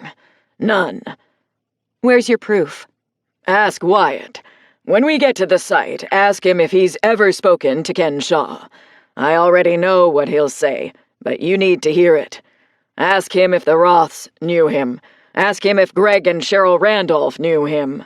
Your grandfather has been an associate of everyone who has disappeared or been killed." "Why is Jack so hell-bent on throwing you under the bus? He can't still be that pissed about getting knocked out in the basement of the casino." "Like I told you, he wanted the cash for his own use. He didn't just get beat out of the hard drive, he got beat to the cash. That man holds a grudge like no other." Ira smirked when he said it. "You have no idea, Judge. No idea." I took a sip of my water and placed the glass back on the table. "If you've known about his involvement, or at least suspected it, why didn't you have him arrested?" "Is that a rhetorical question, or do you really expect an answer?" He chided. "I'm serious, Judge. If he was half the subversive you say he was, why wasn't he arrested?" "The one and only time we were able to corner him, he got away and left me with 3 dead deputies and 2 more in critical condition." Trevor picked up the conversation. "Every goddamn time we got close to him, someone would tip him off and he'd be gone like a fart in a hurricane." "If the others, Wyatt, the Roths, or the Randolphs, were in cahoots with him, why didn't you arrest them?" "Arrest them for what exactly? Being a no-good gossip ain't exactly against the law," he scoffed. "If we'd have gone after them for inciting an insurrection, it would have made matters worse. Much worse," Ira said calmly. "It could have ended everything Jack was trying to do behind the scenes, too," I offered. I dropped the statement with as much innocence and naivety as I could muster. I had my reasons. "If that's what you think, You really don't know Jack Sterling. The man would have just found another way to try and screw me over. You, of all people, should know just how manipulative he can be when it comes to people. That sumbitch could talk a dying man out of his last breath, and you should know that," Judge Robertson snapped. I eyed the judge for a moment with nothing more than a blank stare. I kept staring at him as I took the last swig of water from my glass. As soon as I set it down, Deacon Weiss snatched it up and refilled it. With everything going on, I totally forgot the cardinal and both of his deacons were behind me. They hadn't made a peep during the whole conversation. I thanked the man and turned back to face the judge. Time to put some pressure on him, I thought to myself. "You know, Judge, I got a few more questions for you." "Let's hear 'em," he replied flatly. "You want to take the former state of California, and you want to secede from the Union, correct?" "Yes, probably Southern Oregon, too." "Why?" "Texas is too far away to govern California effectively. They would take too much from us and have little return for us." "You realize the governor of the Western Territory would actually be over the hill in Nevada, right?" "It's still too far, and Governor Calvert would be nothing more than a figurehead for the government out of Texas." "I see. So, have you given any thought as to what happens if President Hamilton denies your request? What if he won't allow you to leave?" "If he's that short-sighted, if nobody will stand with us in his government, then, you know." "No, I don't. Tell me what happens if they tell you to bugger off." "Then we'll fight. As regrettable as that is, we will have no choice left," he said firmly. "I don't mean to rain on your parade, but you know Texas has been producing fuel for over a year now, right? You know that one of their top priorities has been military units, right? If you don't already know this, you probably should before you do something especially stupid. Texas also has 3 operational aircraft carriers, one of which keeps an eye on the West Coast. How exactly do you intend to fight back against that kind of firepower? Are you ready to stand against the full fury of the United States military?" I saw the glances of doubt from Trevor directed at the judge. Ira held my gaze, but his poker face wasn't as good as he thought it was. It was clear I'd spoken to their fears and doubts. The vast majority of people had no idea that the military could flex that kind of muscle. In fact, they tried to rely on teams of marshals and rangers when interdiction was required. They had been highly successful with that ploy and kept the true nature of the military a closely guarded secret. "No, I don't think Texas has the reach you think they do, my dear," Ira finally replied. "You sure? You better be." "President Hamilton has made the same mistake Ray Judge made. He's stretched too thin to maintain control of everything." "Sure." I started chuckling. "You think this is funny?" He glared at me. "Haven't you made one of the same mistakes your buddy Ray made?" "What?" "You've underestimated your enemy's tenacity." I quoted his own word. "I'm surprised you haven't seen the irony in the whole thing." "What irony?" "Ray tried to take my father and mother to his base in Vegas, and it backfired spectacularly. And here you are trying to get another Sterling in your camp to use as leverage. Did you grab Ray's playbook on your way out of Vegas?" I picked up the water glass and sipped at it while the emotions flooded across Ira's face. I set the glass down and continued before he could regain his composure. "Don't worry, Ira. My team and I will accompany you to the cache site. If everything is as you say, you won't have any trouble from me. I'll make the call to get the diplomatic process started, and then it's all on your shoulders." "You'd agree to do this for me?" he finally questioned. "No, Ira. I'm doing this for me, for purely selfish reasons." Chapter 20, April 15th, 2024. "Any chance you could put us up for the night?" I asked Cardinal Viridian when I turned away from the judge and the sheriff. He'd been listening intently to the entire conversation the 3 of us were engaged in, and I think it startled him to be suddenly addressed directly. "Oh, sure," he finally stammered. I don't want to put you out, Cardinal. If it's too much trouble, we can find some place to camp away from town. No, it's no problem. We have a motel that we use for such occasions. I mean, we do get weary travelers from time to time. It's not much, but it's a roof over your head with a comfortable bed. We're not leaving now? Ira asked. No, I answered without turning to face him. Do you have a stable for our horses? I asked the Cardinal. Yes, of course. Deacon Weiss can show you where it is. You've been a gracious host, Cardinal. You've probably had a lot more visitors than you wished for today, but you've been very accommodating. Thank you. I stood from the bench, signaling the end of our meeting. Ira and Trevor also stood. I caught the shared look between the two as I turned toward them again. Where are you and your people staying tonight? I directed the question directly at Ira. I thought maybe we'd just stay here tonight. He seemed slightly confused by my question. You followed our trail here, right? Yeah. Follow it back the way you came. You can stay in the barn we stayed in last night. We'll meet you there around 9 in the morning. But, he started. I said no. You're not staying in this town tonight. Gather your men and go. We're in this together, Miss Sterling. He tried to argue. I took a step closer to him. Judge Robertson, if you want my assistance, I'll do what I can to help. Make no mistake, though, I don't trust you. You have done nothing to earn any respect or trust from me. You can start by doing what I asked you to do, I said sternly. For a man who was used to getting his way, this was all new to him, and it showed. 9 a.m.? He finally asked. We'll be there. Okay, we do it your way. He jutted his hand in my direction. Rather than take it, I took a step back and looked to Deacon Weiss. Would you mind escorting us to the stable? I asked. I heard the judge huff behind me. A second later, I heard him and Trevor walking for the door. Please, follow me, Weiss said. I held my hand up to signal him to wait. I listened intently as the judge and his men mounted their horses out on the street.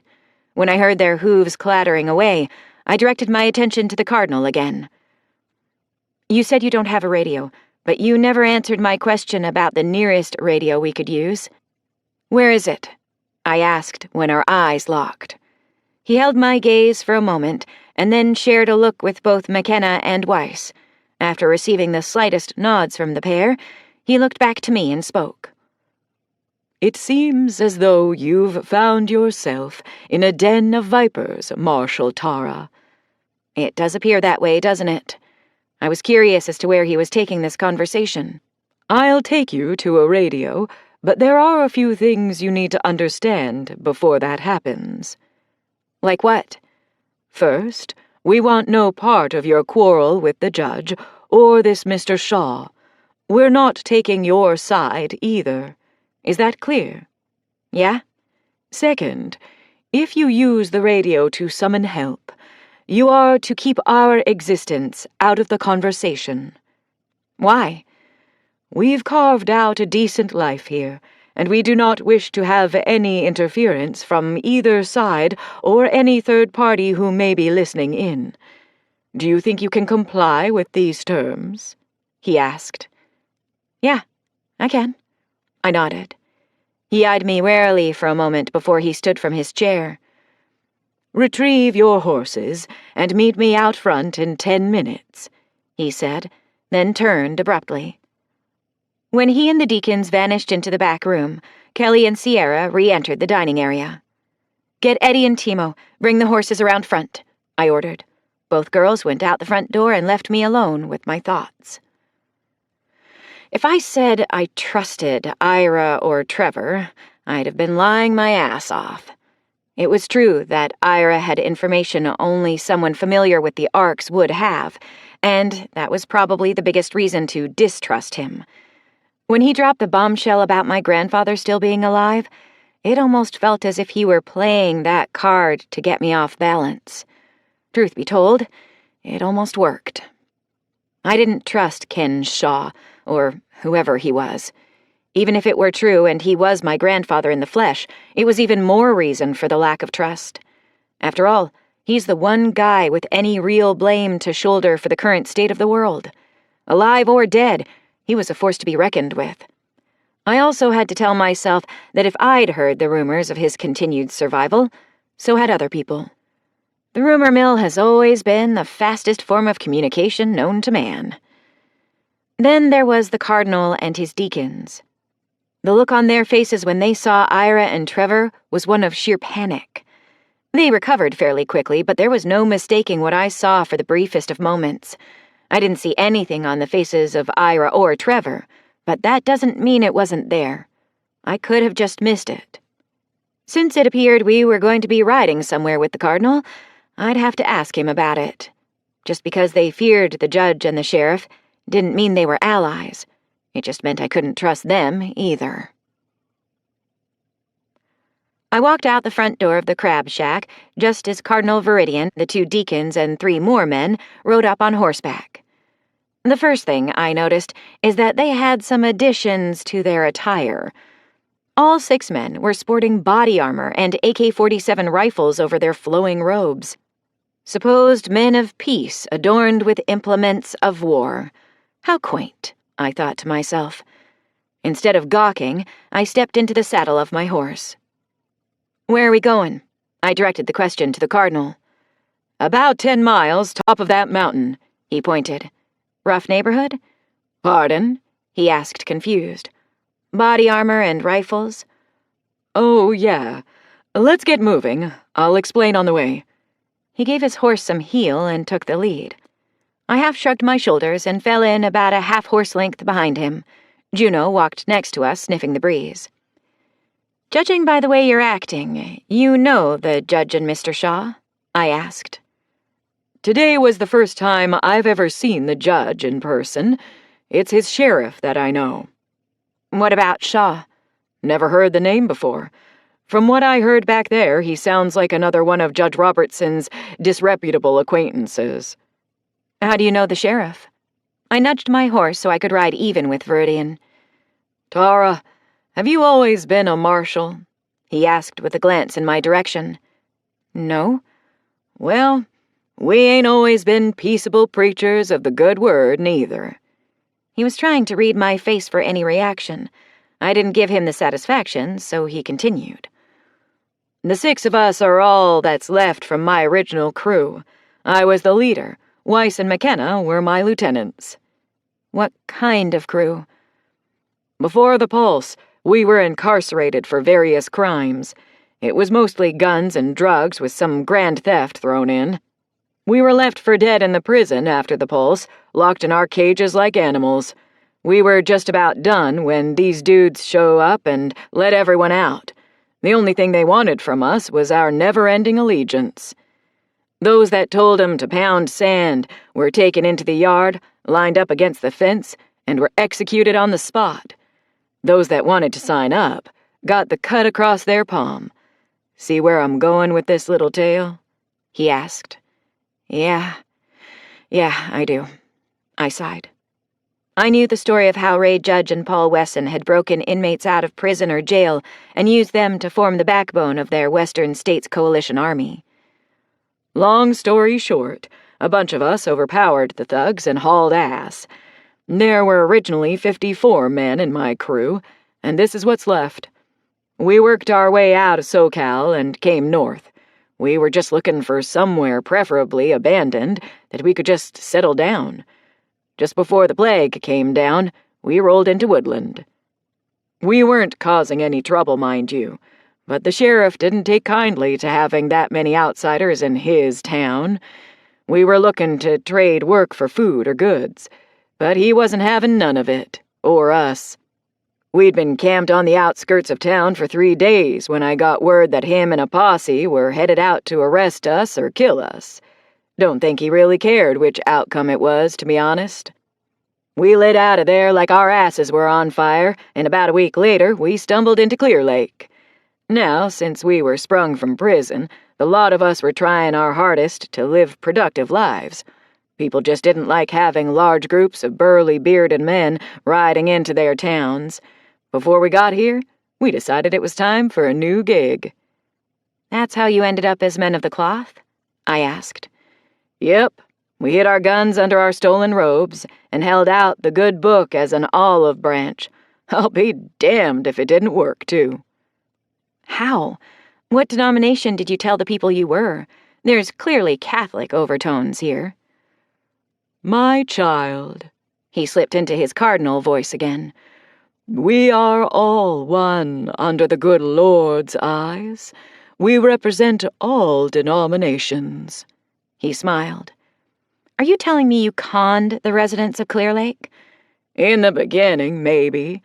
Let's be honest, though. If I were playing the long con, I failed miserably. These people have become my friends and family. Some way, somehow, I've actually turned into their preacher. I prepare regular sermons, and we do everything for the community as a whole." "Your con failed, but you found a calling." I grinned in his direction. "I guess that's the best description of what happened," he grinned back. "After the plague burned through our ranks, many of the people here were ready to give up. Hell, I'd lost so many of my own men I think I was ready to pack it in, too. Something happened, though. Together, we dusted ourselves off and got back to work. The people of Clear Lake say it's because of me and my sermons. I say it's because of them. You decide." "What? Afraid I'm gonna arrest you for being a fraudster?" "Oh, I'm a little concerned," he admitted. "Well, don't be. There are a lot of people out there with checkered pasts, but that doesn't really matter now, does it?" "Tell that to the old sheriff. Hopefully he didn't recognize me." "I think the judge has got him on a pretty short leash right now. I also think he might have bigger fish to fry. As for me, your secrets are safe," I assured him. "Thank you." He smiled tightly. "Where are you taking us?" I changed the subject. "There's a radio tower up there." He pointed to the mountaintop. "It's got pretty good range. I just hope you don't need it very long." "Why?" "We cobbled together a solar power system to keep it working in case we needed it. Problem is that the batteries are shot. Just listening, we can power it for about an hour. Transmitting is the problem. That's where the real power usage is, and we can only get about 10, maybe 12 minutes out of it." "Damn," I muttered under my breath. I had a lot of information I needed to get out, and it was obvious I was going to have to rethink my plan on who to call first. That is, if I could even reach another repeater tower to stretch my call over the Sierra Nevada mountains and 3/4 of the way across Nevada. I knew that had been a huge priority, but would this even work? Would I have to settle on an abbreviated message to Fort Bragg and their high-power communication system? I spent the rest of the ride up the mountain trimming all the fat from my message. If I could reach eastern Nevada, I'd call home. The ranch was in constant contact with Elko, and I knew they would know what to do with my information. Besides, Grandpa Bill was there, and I really needed to ask him about Ira Robertson. After all, they were allegedly co-workers at one time. If I had to call Fort Bragg, I'd have them call the Marshal Service in Elko directly. Dennis Jackson and Melissa Lang would burn up some miles to get here in a time that would have rivaled the old Pony Express. However they got the message, I was sure they would do that anyway. It wasn't likely they would allow the location of an ARC cache to slip to the back burner. Right? Chapter 21. April 15th, 2024. The closer we got to the radio tower, the higher my hopes became. A single tower jutted from the top of the mountain. The very top of it was covered with a wide array of antennas. The tallest antenna looked to be like the one we had at the ranch for the ham radio. Except this one was roughly twice the size. If I could just reach one of the repeater towers, I could make the call I needed to make. Over the past few years, the ranger team headed by Dusty Allen had been all over the western United States making repairs to towers such as this one. From what I'd heard, before I left the ranch, she and her team had been wildly successful. In fact, they were having trouble keeping up with the demand for reliable ham repeater stations. The resurgence of population centers in the Pacific Northwest had outpaced their valiant efforts. With a good power source, the right radio, the right antenna, and perfect atmospheric conditions, I would have been able to reach the ranch with no problem. When things weren't just right, the repeater stations would boost the signal along to its intended destination. I didn't have time to wait for things to be just right, so I had to hold out hope this station could reach a repeater site. When we got close enough, I could see the tall chain-link fence surrounding the site. I could also see the heavy chain and lock keeping the gate closed. When Viridian pulled the group to a stop just outside the gate, he fished around under his robe and produced a key ring. The dozen or so keys jingled when he tossed them to Deacon McKenna, who caught them effortlessly. McKenna slipped from his saddle and unlocked the gate. He swung it open and allowed all of us to pass before he pulled it closed again. He wrapped the chain around the posts, but didn't re-lock the padlock. As we were dismounting, he strode past us and unlocked the only door on the 10 by 20 concrete structure. The steel door protested loudly when he swung it open. With no windows to light the interior, I was left looking into the blackness of an abyss. "You want me to wait out here?" Viridian asked. "No, come on, let's do this." I motioned for the door, and he led the way. "I apologize for the mess." He lit the disposable lighter he held in his hand. In turn, he lit 3 candles that sat on the desk. "It doesn't look like much, but I know it works." He pulled out the dusty office chair for me and then stepped to the side. I slid my pack off and retrieved my journal from it. After taking the offered seat, I opened the journal to the very last page. Written there were 6 different frequencies and their call signs. I ran my finger down the list and stopped on the one for the ranch. Looking to the radio, I rotated the frequency knob until it matched my notes. I was thankful to see the encryption switch next to the frequency dial. I adjusted the volume to about half and then scanned the other settings. I didn't want to waste any of the battery life trying to fine-tune everything. Satisfied I had it as set up as I could, I finally flipped the power selector to the on position. I then picked up the mic and put it to my mouth. "Sterling Ranch, Sparrow, do you copy?" When I didn't get a reply, I turned the volume a little higher. I could hear the popping and crackling of the airwaves. Repeating the call 3 more times, I was about to give up and make the call to Fort Bragg. That's when I faintly heard my mother's voice. "Sparrow, we have you, but your signal is weak and scratchy." "Copy, Queen. I'm short on time. Can you go standard encryption?" "Switching over," came her reply. I switched the encryption on and waited a moment before transmitting again. "Mom, you there?" "I'm here. What's wrong?" "I need to speak to Grandpa Bill. Tell him I need to ask him about an associate of his at the law firm. I'll wait for a reply. Please hurry." "I'm sorry, hon.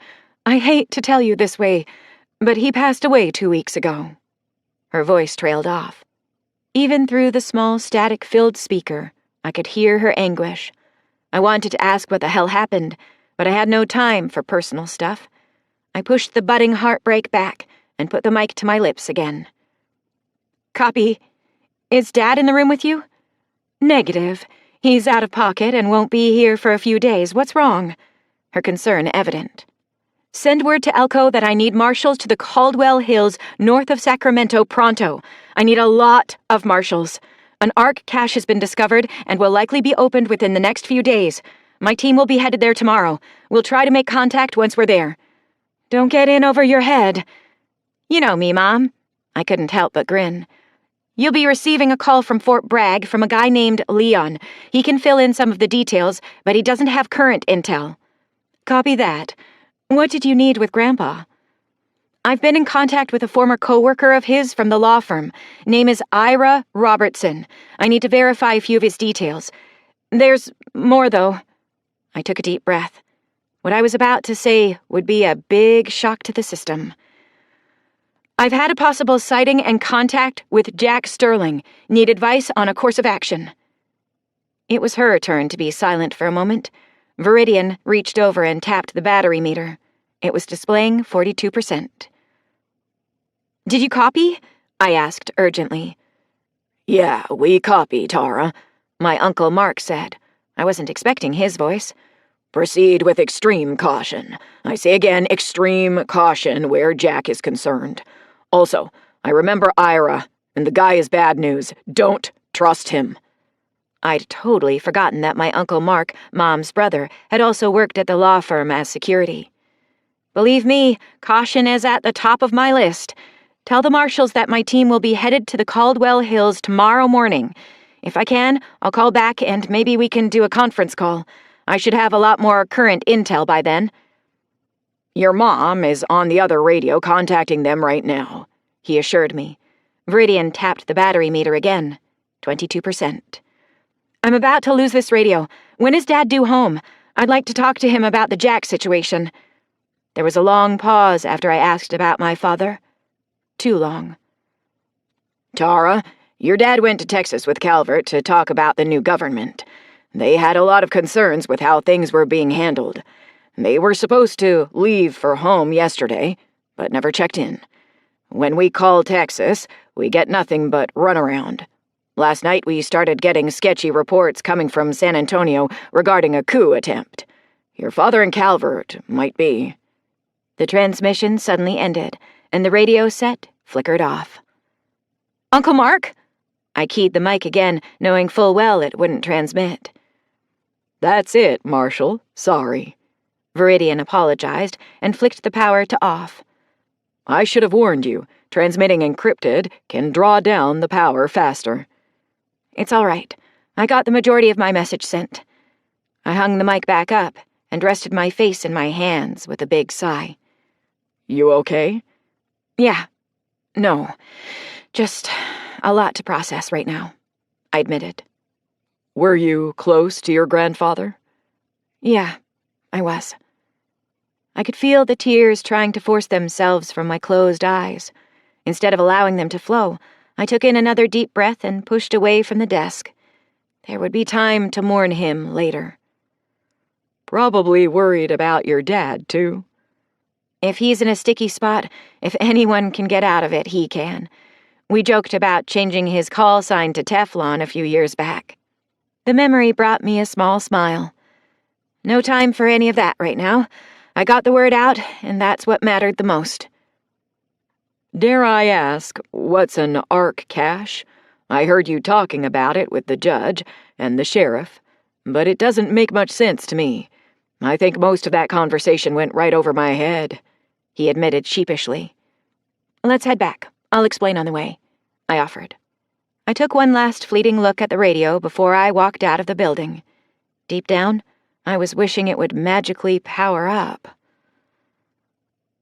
I didn't see any reason to withhold any of the ARC information from Viridian. When I got to the part of the story where Ray Judge and Paul Wesson were breaking people out of prison, I could see the fireworks going off in his head. It didn't take him but a second or two to put it all together. His realization also sparked one of my own. Had he and his men not run, had they joined the Western States Coalition Army instead, our fates may have collided years ago. I think he'd put it together too. He just didn't put his thoughts to voice. He allowed me to narrate the history lesson all the way down the mountain and to the barn where we would keep our horses for the night. He continued to listen as I unsaddled and tended to my horse. Once that was done, he interrupted only long enough to invite us for supper at the Crab Shack. I was tired, but accepted anyway. I'm sure he just wanted to hear the end of the story, and I was hoping the telling of it would help keep my mind off Grandpa Bill and Dad.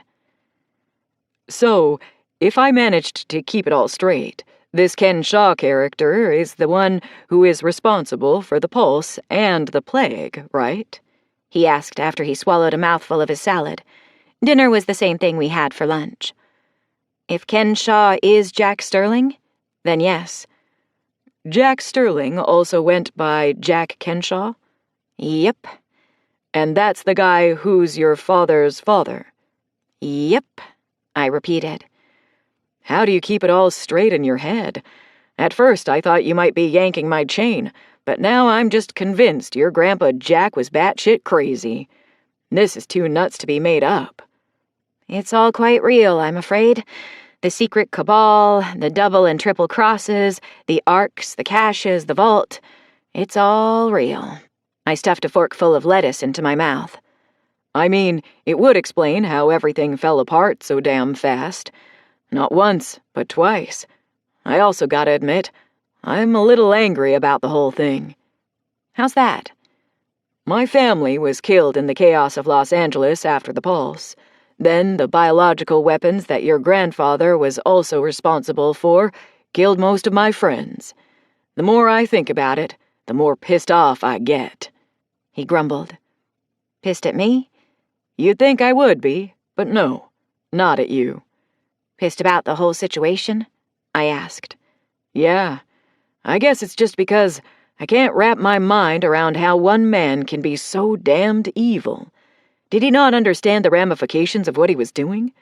Was he that mentally unstable?" "Those are answers I don't have," I admitted. They were also questions I debated myself. "What are you going to do if Shaw is your grandfather? You gonna kill him?" Again, an answer I don't have. I guess I won't know until I'm there. "You'd only be doing the human race a favor by putting him down," he offered quietly. Sadly, it really isn't that simple. Killing one man, no matter how much he needs it, rarely solves the big issue. It may help in the short term, but who's to say what the long-term consequences might be? I pushed my food around with my fork. "He's done nothing but cause literally everyone heartache and pain. Wouldn't a bullet between his eyes put a stop to his rampage of terror?" It would, but I have to ask myself who's waiting in the wings to take his place as top villain. "Ah, the old devil you know versus the devil you don't conundrum," he smiled. Something like that. "Did I tell you what I was in prison for?" No. "You want to know?" Sure. "I was serving a life term for murder and armed robbery. It was an accident on my part, but murder nonetheless. I robbed a convenience store one night because I needed money for drugs. I pointed a gun at the clerk to scare him, and in my strung-out state, I accidentally pulled the trigger. Didn't mean to do it, but I did. Then I spent 5 days on the run before I got caught." "What's this got to do with what we were talking about?" I asked, slightly annoyed. "Every single action we take has consequences.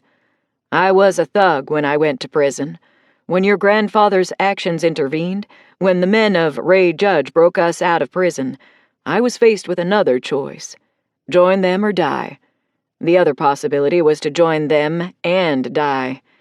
Either way, I didn't want any part of what they were selling, so I gave myself a third option. I ran only to finally end up here." He pointed to the table. "It would have been easier to go on being a thug once I was free. Weren't no cops to stop me. It was and is survival of the fittest and smartest these days. Yet here we are, you trying to decide if you can or even should kill the man who killed billions, and me trying to decide if I should put the robe away and help you. Two very different people who are where we are because of the maniac you're thinking about killing. Talk about unintended consequences." Chapter 22, April 16th, 2024. Viridian was right about one thing: the need for Jack Sterling's rampage of terror needing to come to an end. I didn't want to admit it, but I just might be the only person who could get close enough to kill him. Could I do that, though? In the simplest of terms, that would be murder. Sure, the guy deserved it, but could I cross that line? I'd killed in the heat of battle, and I'd done some pretty wretched things to achieve victory. Was premeditated, cold-blooded murder something I could actually do? Was it something I could live with? I'd always held the belief, no matter how false it was, that I'd kill a man in a fair fight. That's when something Grandpa Bill told me eased its way into the focus of my mind. He said there was no such thing as a fair fight, and the only ones who would bitch about it were the losers, if they lived. You did what you had to do to survive. I guess that's where my moral dilemma stemmed from. My lofty goal of fighting fair versus the dirty, gritty reality of real life. I had to ask myself, if I met Jack in the middle of the street like I'd done with Keith, could I just put him down? What if he were unarmed? What if he was walking away? Could I do it? Deep down, I knew it was that sort of thinking that got me in so much trouble in Eureka. I couldn't shoot Dawson in the back, and I ended up taking a round in the shoulder for it. Then I proceeded to get the crap beat out of me by Keith. Remembering back to the day I was offered this job, I could remember the lesson I was teaching when Dad, Dennis, and Melissa walked into the room. I remember how confidently I told my students to take every advantage, fight mean and dirty, do whatever it takes to be the last one standing. Now, I wasn't so sure of myself. Hell, I'm pretty sure that as I stood in the front of the classroom delivering my sermon, none of my pupils would shoot anyone in the back, especially if they weren't armed. Do as I say, not as I do. I stroked the fur on Juno's back as I sat on the floor at the foot of the bed in the motel room Cardinal Viridian had given us. Sierra and Kelly were sound asleep on the bed. Timo and Eddie were pulling security outside the door. I sat there, totally immersed in my thoughts. It didn't seem like I'd been there long, but in reality, it was almost 3 a.m. I didn't even try to sleep. My mind was too fired up to allow that to happen. I knew what this was. It was a self-defense mechanism. The relief valve in my head had tripped, and my thoughts were like a runaway boiler. I was worried about Dad and Jim Calvert. I was worried about what might be happening in Texas. Throw the news of Grandpa Bill's passing, and just for good measure, stack on everything else that happened in the last couple days. No, sleep just wasn't going to happen. Not tonight, anyway. "Hey," Eddie whispered as he slowly opened the door and stepped in. "It's 3 o'clock. "I know," I whispered, and pushed myself off the floor. Walking around to Kelly's side of the bed, I gently shook her shoulder to wake her. "Time to get up?" she asked through a yawn and eye rub. "Yeah, wake Sierra and get ready to go. We leave in 5. I turned and walked into the bathroom. Viridian had been kind enough to leave us a pitcher of water, and I used a splash of it to wet my hands. I wiped my wet hands on my face and stared into the mirror. In the dim glow of the lantern, I could see the bags under my eyes and the stray red hairs that had escaped from my ponytail. Slipping the leather tie from my hair, I ran my fingers through its length a few times. Satisfied it was as good as it was going to get, I twirled it up into a bun and tied it in place with the tie. I hardly recognized the young woman who stared back at me from the reflection. She looked tired, haggard, even. The last time I made eye contact with her, the woman in the mirror looked like she was full of hope and joy. That seemed like so long ago now. It had only been a couple of days, but so much had changed. "Ready when you are," Sierra said from behind me. I nodded, took one last look in the mirror, and then turned my back on the woman who stared back at me. I picked up my pack, rifle, and body armor, donned it all, and took a quick look to see if we were leaving anything behind. "Let's go," I motioned toward the door. Juno and I were the last ones out of the room, and I pulled the door shut behind me. It was only 2 blocks to the stable, and we covered it in the dark with no problem. There were several low-burning lanterns in the barn, and the first order of business was to turn them up. Once we could see what we were doing, we saddled our mounts. This was one of those times I'd wished we hadn't sent our horses with Leon and the boys. This horse liked to squirm when he was being saddled, and he tended to shy away from everything. Getting the bit in his mouth was almost an exercise in futility, as he liked to clench his teeth. In the end, my will won out over his, and the bridle was fastened into place. I had to re-cinch his belly strap because he'd filled his lungs with air the first time I tightened it. When it came time to put my saddlebags behind the saddle, he kept shying away. I'm not sure whose irritation level was rising faster, his or mine. When I finally got the bags in place and tied down, a folded slip of white paper fell from under the flap. I picked it up and began to read it. "Marshall Sterling, do yourself a favor and trust nobody. You've been lied to by men who have lived a lifetime telling lies. You've been lied to by men who will stop at nothing to see their vision of the future to fruition. No cost is too great, and no life is too sacred to be spared. Remember that, and you have a chance of surviving. Forget it, and your name will be erased from history." The note ended and was left unsigned by its author. My first reaction was to look around the room to see who may have slipped the note into my bag. Of course, there was nobody lurking in the shadows. My second instinct was to mentally run down the list of people who would have had access to the horses and a motive to leave me a warning. Viridian? Possibly. But why? He and I had left nothing unsaid during our conversation yesterday. It certainly wouldn't have been the judge or the sheriff, right? If anything, I was assuming it was a warning about those two. Could this be a warning from Shaw? The more I thought about it, the more that made sense. It wouldn't be nothing for the sneaky old bastard to do something like this. It would also serve him well to sow seeds of doubt about the intentions of Ira or Trevor. He'd been hell-bent on bringing me over to his side. Maybe he was hoping this cryptic message would have been enough to sway me. "You okay?" Timo startled me from my thoughts when he spoke from behind me.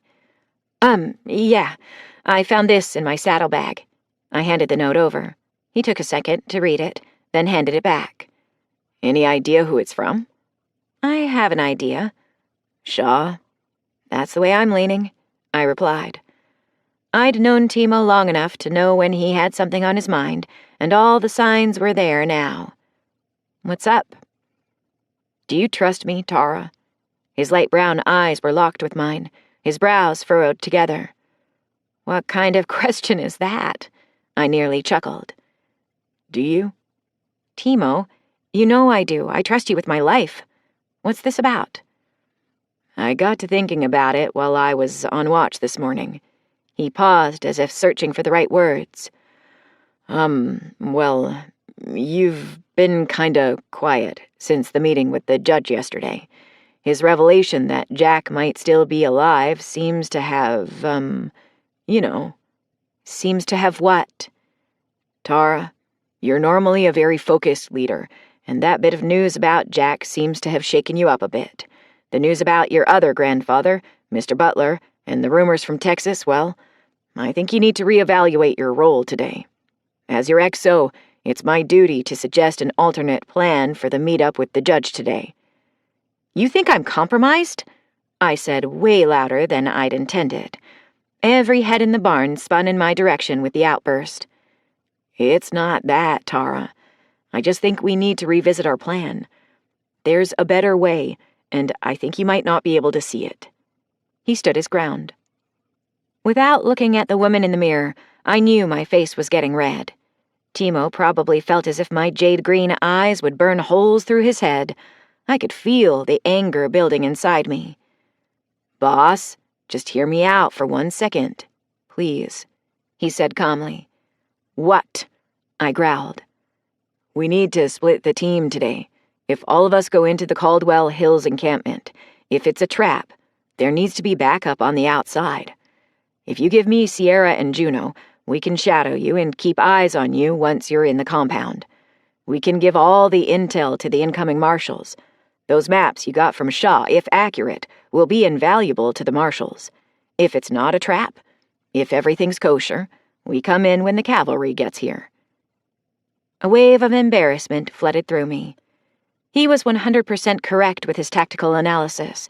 It would be foolhardy to commit all of my people to the inside of the compound. I suddenly felt foolish that I'd barked at him or doubted his intentions. "Of course." I softened my tone considerably. I opened the saddlebag closest to me and pulled out the maps Shaw had given me. I was a little surprised he hadn't taken them back if he really was the one to leave the note. I handed them over to Timo. "You were right to question the plan. It was flawed and you saw that. I apologize for letting my temper slip." "It's all right, Tara." He reached out and put his hand on my shoulder. "You got a lot going on right now, and you've always said that my job is to second-guess you when needed, right?" "I did say that a time or two, didn't I?" "Just be careful once you're in the compound. I ain't ready for a full team of my own yet. Know what I mean?" He smiled. "Trust me, Timo.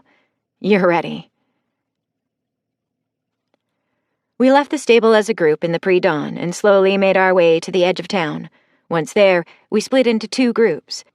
Kelly, Eddie, and I headed straight for the abandoned barn where the meet was set to happen. Timo, Sierra, and Juno broke to the north, and vanished into the darkness. When the sun finally rose, I tried my hardest to spot them, but it was to no avail. I knew he'd keep his eyes on us, and that was comfort enough. Riding single file, we rode all the way to the meeting place in silence. It gave me time to think clearly, without distraction. It was like looking at a puzzle that had just been dumped out of the box. I had all the pieces. Now I just had to unscramble them and find a starting point. When I was younger, I loved doing puzzles. The harder the better, I'd always thought. This was no different. The judge had told me that it was Shaw who had subverted some of the townspeople to his will. Shaw had been the one behind the scenes pulling the strings. Ira and Shaw were mortal enemies, and had been so for quite some time. Ira wanted to use the cash to further his own agenda of a new nation, while Shaw supposedly wanted it to build up the ranches. On the outside, both causes would seem to have legitimate reasons to want control of the cash. Looking deeper is where the cracks started to develop, though. Even if there were weapons of war in the cache, Ira still didn't have an army big enough to hold any real estate, let alone half of the Pacific coast. On the other hand, the ranches needed nothing, and Jack would have known that. The guy seemed to know everything, and I couldn't see the prosperity of Ambrose or the Elko Ranch escaping his attention. Either Ira was hiding an army, or he really didn't have one. Was he planning on raising one after he accessed the cache? Possibly, but not an effective strategy. I didn't doubt his story about the parts needed for the power station or the refinery being there. That was very plausible. But again, without an army, how did he plan on securing the installations? If he was planning on using his enforcer buddies, he wouldn't have enough men for anything else. The Jack angle was another one I couldn't put together. He had to know how well the ranches were doing. Having access to the cash wouldn't really be a huge benefit for the ranches, but it could be a boon for the communities they served. I knew Jack used a lot of twisted logic to reach some conclusions. I'd heard all the stories. What was his twisted logic here? How could I begin to think like a madman? What was his endgame? Ira and Jack were like my brother William and sister Olivia fighting over a coloring book. They both wanted the same thing at the same time, but neither one wanted to color inside the lines. In fact, they'd argued over it until someone, usually Mom, would intervene and take it away from both of them until they could knock off their crap. That, or she'd send them to bed for a nap. Could I put Jack and Ira in a timeout? Maybe send them both to bed until everything could be sorted out and they could lose the attitudes? The visual thought of dragging both grown men to their rooms by their ears did cause me to smile. It also made me think of how to deal with these two. I could see the barn where Ira was standing, and I knew Jack could be lurking around somewhere close by. Could I get these two at the same negotiating table and keep them there until the marshals showed up? The marshals could be like Mom and take the cash away from both men. Chapter 23. April 16th, 2024. As we got closer to the barn, I could see the two men guarding the door and the slightest wisp of gray wood smoke emanating from the crack between the doors. Upon seeing us, one of the men stepped inside and then returned a moment later. He had undoubtedly told the judge of our approach. I looked at my watch and could see that we were early. Very early. It was 7:45, and our meeting wasn't supposed to be till 9. All part of my plan to stay as unpredictable as possible. "Mornin'," I said to the guards when we pulled to a stop. "You're early," one of them spoke gruffly. "That a problem?" I slid from the saddle and looped the reins over the saddle horn. "Not a problem at all," Judge Ira Robertson spoke jubilantly as he stepped through the door. "If anything, I was more concerned you wouldn't show up." "Well, here we are." "Indeed. Won't you come in and have some coffee?" "Why not? Eddie, stay with the horses. Give me your cup and I'll have Kelly bring you some." A moment later, he dug his stainless steel mug from his saddlebag and handed it over. Kelly and I retrieved ours and followed the judge inside. There was a light pall of smoke hanging in the barn, but with it was the slightest aroma of coffee. "Help yourself," Iris said, and pointed to the well-worn pot sitting in the coals of their fire. I filled all 3 cups and handed 2 to Kelly. She left to take Eddie his and returned a minute later. Instead of sitting at the table, the same makeshift table we'd used, I elected to stand and lean against one of the stalls. Kinda comfy, isn't it? I motioned around the barn with my free hand. Not quite the accommodations I'm used to, he chuckled. Where's the rest of your team? Straight to the point? What's it matter? Just curious is all. No need to get defensive. I could ask you where the rest of your people are. I don't see Sheriff Rollins or most of the men you rode into town with yesterday. I sent them on to Caldwell Hills yesterday. Didn't see any reason to keep them here. So it's just the 3 of you? Yes. Aren't you worried about Jack prowling around? You said he's been trying to kill you, right? I hadn't really given him any thought until right now. I was so excited about meeting you today, I couldn't think of anything else. He stumbled, but recovered quickly. Yeah, I know the feeling. I don't think I slept a wink last night. I took a swig of coffee. I had to remind myself that this wasn't a sprint. It was a marathon, and I had all day to poke holes in the Ira story. I moved from the stall back to the fire and refilled my cup, and then offered some to Ira. He held his cup out for me to fill. After I returned the pot to the coals, I sat across from him at the table. I did have a lot on my mind last night, probably why I couldn't sleep, I began. You mind filling in some of the blanks for me? Absolutely. Okay. As you are aware, I know a lot about the Arks. I know about their plans to wipe out most of mankind. That's all stuff that was dinner conversation at my house. Except, there's one question that nobody has been able to answer for me. I paused for a sip, and then continued. Why? What was it that drew men and women into the fold? In your case, was it all about money? That is a very complicated question, and I'm afraid the answer is even more complicated. We got some time before we have to leave, and it's a question I'd like to have an answer to. The honest answer is that it was different for everyone. All of us lower-level players, that is. For those in Tiers 1 and 2, well, I think it was just part of their breeding. They were born to it and groomed for it all their lives. For those of us at Tier 3 and below, they knew our needs. Can you explain that? For me, it was about money. I was a poor kid, grew up poor, and had to work my ass off to get anything. When I was offered $25K for a fake permit, you bet your ass I jumped on it. There were others that liked the money and were willing to do just about anything to get it. It was greed, plain and simple. It was addicting, too. He smiled and drank the last of his coffee before continuing.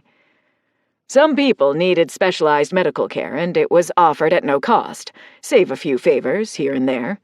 Others had families stuck in third-world countries, and the Ark would offer to bring them here, or anywhere, really, for those same favors. The really sad part is that most of us had no idea what the Ark really was. We were also unaware that once their need of our services was no longer needed, neither were we. It wasn't until I made Tier 3 that I really understood this. It wasn't until after we were left swinging in the wind after the EMP that the point was really driven home.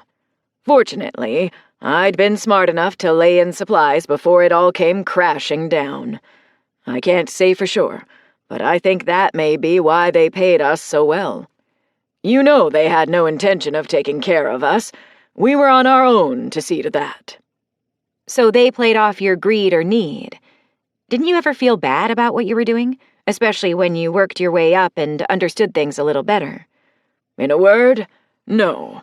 If anything, I felt I was actually starting to make the kind of money I thought I should have been making. I guess I felt entitled to what I was getting. What about now? You mean after the EMP and plague? Yeah. No, I don't feel bad. It was because of the money I made that I was able to survive. Don't you think that's sort of a narrow way of looking at things? How so? What about the billions of people who died? Don't you have any remorse over that? Honey, before this train came off the tracks, I liked maybe 10 people. I know. It's extremely narcissistic of me, but I'm not gonna lie about it. Outside of those 10 people, I really don't give a shit. Sorry, not sorry." He shrugged his shoulders and stood. "We should get going. No sense hanging out here, sucking down coffee and shooting the shit." I was willing to let our conversation go. However brief it had been, I'd learned a lot about Ira Robertson. Fortunately, he wasn't very talkative as we rode. I was mentally taking stock of everything and filing it away. I guess the one thing that struck me was his lack of awareness where Jack was concerned. If Ken Shaw really was Jack Sterling, he should have been a lot more concerned than he was acting. Even now, as we rode toward Caldwell Hills, he rode as if he didn't have a concern in the world. Neither he nor his 2 men seemed worried at all. It would take us 2 days to arrive at our destination at our current relaxed pace. When we stopped for the night, I'd have to hit him up with some more questions. More direct questions. Even before we talked over coffee this morning, I knew Ira was a world-class narcissist. It seemed to be one of the common factors amongst those who were involved with the arcs. It was a trait that had to exist in people they sought out. It's what they thrived on exploiting. These people cared about nothing but themselves. Tempt them with money or power or any number of other things, and they would be happy to sign on for a cause. Any cause. In Ira's case, he was given both, and it suited him just fine. He'd toe the company line as long as the money kept rolling in. The Arcs would use the same technique to subvert even the lowest of their members. Those at the bottom rarely knew of anything outside of their immediate assignment.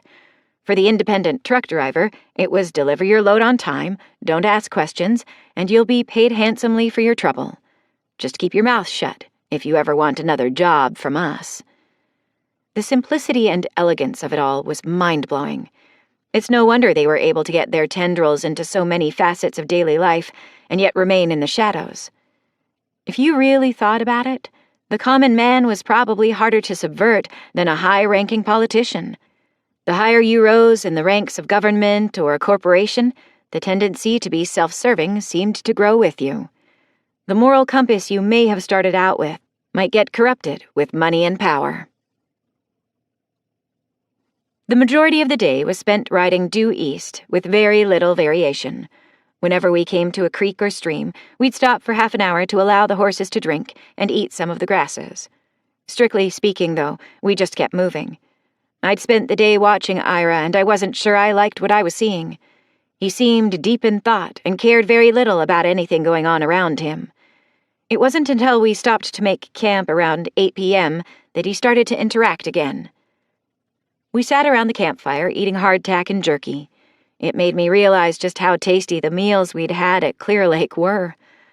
As I watched Kelly and Eddie eat their rations, I could see it on their faces, too. They missed the fresh food as much as I suddenly did. I turned my attention back to Ira and his men. During the day, I'd come to think of them as his personal bodyguards. If that's what they really were, they were doing a piss-poor job of it.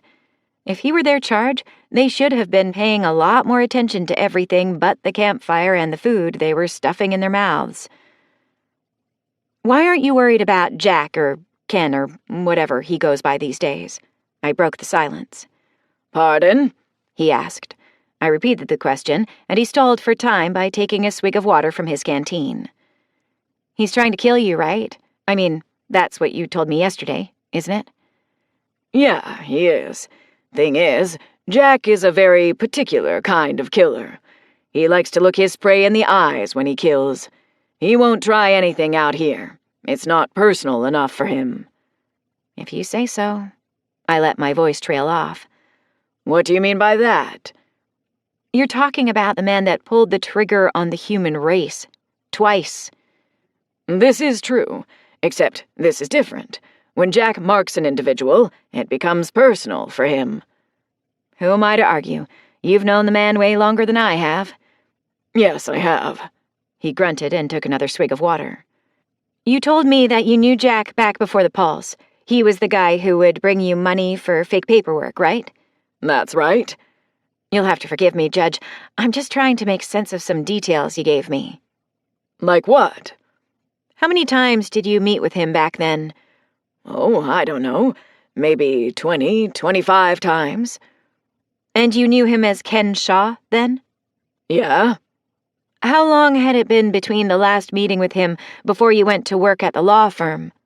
Goodness, that had to be 10, maybe 11 years. Why? You were there to spy on Bill Butler and Jack Sterling, right? Yeah, so? How many years passed before you ran into him in the basement of the casino? I pressed, ignoring the question in his voice. Close to 3 years, give or take. Where are you trying to go with this?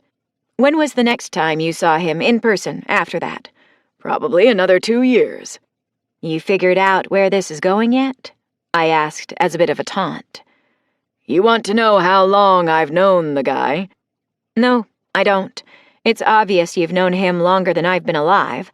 What I'm trying to figure out is why you didn't recognize him when you went to work at the firm. Why didn't you recognize him in the vault?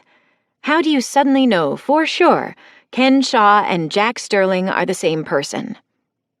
How do I know? He told me. That's how I know. If I told you I was the Queen of England, would that make it true? Listen, I'm guessing that Ken Shaw gave you a lot of money back in the day. I'm guessing you'd have recognized him if you crossed paths on the street. He was one of your marks at the firm, and you didn't know they were the same person? You haven't sold me on this whole thing yet, Ira. I'm a skeptic, and you can probably understand why. I know I cannot prove anything to you, either way. I cannot confirm or deny your accusation, young lady. He stuffed another piece of jerky in his mouth and chewed while I watched him. After he swallowed, he continued. If your powers of perception are so good, why didn't you recognize him? I already told you that. Aren't there any family photos in the Sterling household? No hand-painted picture of the family patriarch above the fireplace mantel? You're trying to bend evidence to fit your narrative, Tara. You're grasping at straws. You bet your ass I am. I'm trying to poke holes in your story. If you're lying to me, I will find out. If you want my help, if you want this little field trip to continue, you damned well better be telling me the truth about everything. Chapter 24. April 17th, 2024. Eddie, Kelly, and I split the watch shifts after everyone bedded down for the night. Here I was yet again, pulling the last at 4 a.m. To my surprise, the judge's bodyguards elected to go to sleep instead of pulling a watch of their own. The whole evening, I'd been trying to find fault with Ira's narrative. I didn't get anywhere with him. He stuck to the story like the pro that he was. I had to wonder if he'd told himself the lies so many times that he'd actually begun to believe them himself. The way it had been told to me by my parents, Jack didn't have any real involvement with the ARCs until he set up the cybersecurity for the vault. There had been an incident when he was still working for the government, but that involved a bunch of abductions from the Los Angeles area. Even Grandpa Bill had corroborated that story. I didn't see any reason any of my family would lie to me. Ira, on the other hand, had every reason to. If this was a play similar to the one Ray Judge had made when he tried to hold my mother and father hostage, that thought opened up a whole other can of worms. Dad had escaped and foiled Ray's plans, but here I was playing straight into Ira's ploy. Would the marshals risk attacking the cache if I were being held there? I'd like to think they would, but I knew it would be a powerful deterrent knowing a Sterling was somewhere inside the compound. I shifted slightly from my viewpoint, just below a fallen log, and slipped my hand into the back of my waistband. On the inside of the stitching was the smallest of horizontal pockets. With a little outward pressure, I could feel the outline of the razor blade and the spare handcuff key.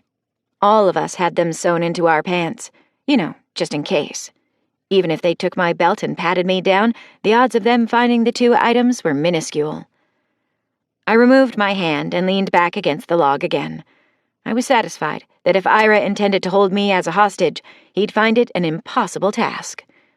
I grinned a small grin to myself and looked down toward the campsite. The fire was nothing more than a few coals with the slightest tendrils of smoke wafting upward. Over the last hour, the 5 sleeping people began to stir slightly. It wouldn't be long before the first awoke from their slumber. I pushed myself off the ground, stretched, and slowly walked toward the camp that lay 50 yards below me. I cradled my AR-15 across my chest and let my eyes search for any possible threat. I was also searching for Timo's camp, but had seen absolutely nothing. I knew he couldn't be that far away, and he more than likely kept a cold camp for the night. The young man knew what he was doing out there, that's for sure. Once in the camp, I tossed some twigs in the fire pit and stirred the coals a little. I grabbed the half-full coffee pot and set it to one side on the coals. You can try and find fault in my story, Tara. In fact, I'd expect nothing less from you. Ira had propped himself up on his elbow and looked across the fire at me. Thing is, you're going to have another encounter with dear old Grandpa, and when you do, you're going to be faced with the monumental decision as to whether or not you kill the man. That's what you should be concentrating on. Just how do you know he's going to show his face again? I questioned. It's what he does. It's what he's always done. He's never been able to just walk away from anything, and he won't walk away from this either. You want to know something, Ira? What? I have to ask myself, if Jack Sterling is so hell-bent on stopping, or at least subverting what you're doing in Caldwell Hills, is he wrong to do so? I locked eyes with Ira and fiercely held his gaze. I've already told you. Jack wants the cash destroyed or under control of the ranches. He just can't stand the thought of allowing me to use it to form a new country. Yeah, about that. Let me guess. You think I'm wrong, too. Maybe, maybe not. I shrugged my shoulders and tossed another twig into the fire. Geopolitics has never been my forte. I'll be the first to admit that. But I get the feeling that what you're trying to do is something else entirely. It's a simple matter of logistics, Tara. The central government in Texas is too far away to be fully effective here. They've bitten off way more than they can chew, and they're gonna end up choking on it. He tossed his blanket back and sat up. Is it that they've got too much on their plate, or is it that your aspirations won't allow you to fall back into the fold with the rest of the country? If you want the brutally honest answer, yes. It's a complex combination of both. This new country of yours, it'll stretch from the Mexico border all the way up into Oregon? That's the idea. For the most part, the Sierras will be the border to the east, and we'll pretty much cut Oregon in half. So you'll control what, 2/3 of the western seaboard? Yeah, we will. We'll also have a booming timber, farming, fishing, and ranching industry. We'll be energy independent from day one, and as soon as the power plant and refineries come online, we can begin working on other infrastructure projects. Before you know it, the West will be lit up like the East used to be. He beamed. I see. I stood and walked to my saddlebags and retrieved my cup. Returning to the fire, I filled it about half full. I stood there, sipping what passed for coffee, and eyed the judge. What? He broke the uncomfortable silence. That seems like an awfully large territory to try and carve out, especially for a man who doesn't have an army to hold on to it. I took another sip, but didn't allow my eyes to slip from Ira's. Believe me when I tell you, we won't have an issue laying claim to what's ours. He pushed himself off the ground. It was the way he said it. There was an underlying menace there, a threat. So all you want me to do is make a call to my father, right? I want you to see the operation firsthand. I want you to see that it's not what your grandfather says it is. I want you to tell your father that we are not a threat to the powers that be in Elko or Texas. We just want to be left alone. What happens if they won't listen? They will. He grabbed his cup and moved to the fire to pour his own coffee. There was that tone again. After he filled his cup, he stepped over to the closest of his sleeping men and kicked his feet to wake him up. How much farther we gotta go? I asked. If we leave in the next half hour, we can be there for a late lunch. He kicked the second bodyguard's feet in the same rude manner. I glanced over to where Kelly and Eddie were and could see that both of them were awake. It appeared my conversation with Ira had come to a grinding halt again. None of us bothered with breakfast or any more than a few sips of the weak coffee. We saddled up and headed out as soon as the sun began to crest the mountains. I made it a point to ride alongside Ira, but he was in no mood for conversation. From the time he woke up this morning, his demeanor had shifted radically. His answers were curt, and he had very few questions for me. He seemed solely focused on making it to the Caldwell Hills. He'd even picked up the pace from the leisurely pace of yesterday. Water breaks for the horses were kept to a few minutes, and then we were on the trail again. It was like I could feel the lid of the box closing on us. This had to be a trap meant to ensnare us. Maybe he had learned something from Ray Judge. Trying to force us into the box would only create an unnecessary tension. Inviting us, making it seem like my idea, it had to be a trap, I repeated in my head. The only question I had was if I'd be smart enough to force my way out of the box at precisely the right time. Ira had been right about arriving in time for a late lunch. After riding up a very well-traveled dirt road, we entered the basin where the compound was at 2:30 in the afternoon. Working from memory, everything I could see matched up with the details on the maps Ken Shaw had given me. All the buildings and fences I could see had been accurately portrayed by Shaw. Nothing had been overlooked. Every detail right down to the 6 guards at the main gate leading into the compound was correct. Upon seeing Judge Robertson, the tall chain-link fence was rolled out of the way, and we were allowed to pass without so much as slowing down. The 20-foot-tall towers on either side of the driveway each had a pair of light machine guns mounted on the railing, pointing outward. Shaw had designated them as MG-249s, and yet again, he appeared to be correct. They had a very distinctive shape, and having trained with ones at the ranch, they were easy to recognize. The road we were on worked its way around the edge of the pit, and I could see that it was several hundred feet across at its widest point, and probably 50 feet deep. It wasn't circular in shape. It was shaped more like a long oval. The far side seemed to be where the work was being concentrated. Men and women with shovels and pickaxes were digging into the side, while others hauled off the dirt and rocks with buckets. The contents of the buckets were deposited into waiting wagons being pulled by a 4-horse team. The wagons were then driven out on a very narrow road cut into the side of the pit, where another group of people were unloading them with shovels. They had created a false mountain with all of the dirt hauled from the mine. Looking back to the pit, it took me a few seconds to really realize what I was looking at. What I had first thought to be a sheer rock wall was indeed a concrete surface. That's when it dawned on me. They had discovered the edge of the concrete sarcophagus that was the cache. "I told you we were close." Ira smiled at me. He was pointing to what I'd just seen. "How soon do you plan on breaching the wall?" I asked. "That's probably the part of the wall where it arcs over into the ceiling. Can't blast through that without risking a lot of damage to the stuff inside. And they'll have to dig down and find the point where the floor ties in. Even then, blasting will be too risky." "Why is that?" "We don't want to risk a collapse or damage to the structure. Once they find the right spot, the diggers will come out and the engineers will go in and figure out what we need to do next. They told me that it might come down to sledgehammers and chisels." "How thick is the concrete?" "The walls are 6 to 8 feet thick. Won't know for sure until we start trying to cut through." "Damn," I muttered. "I'm sure that Shaw spun a yarn about all the slave labor here, but look around you, Tara. Do you see anyone being forced or coerced? Do you see any bullwhips or armed guards overseeing these workers? Do you see anyone that's underfed?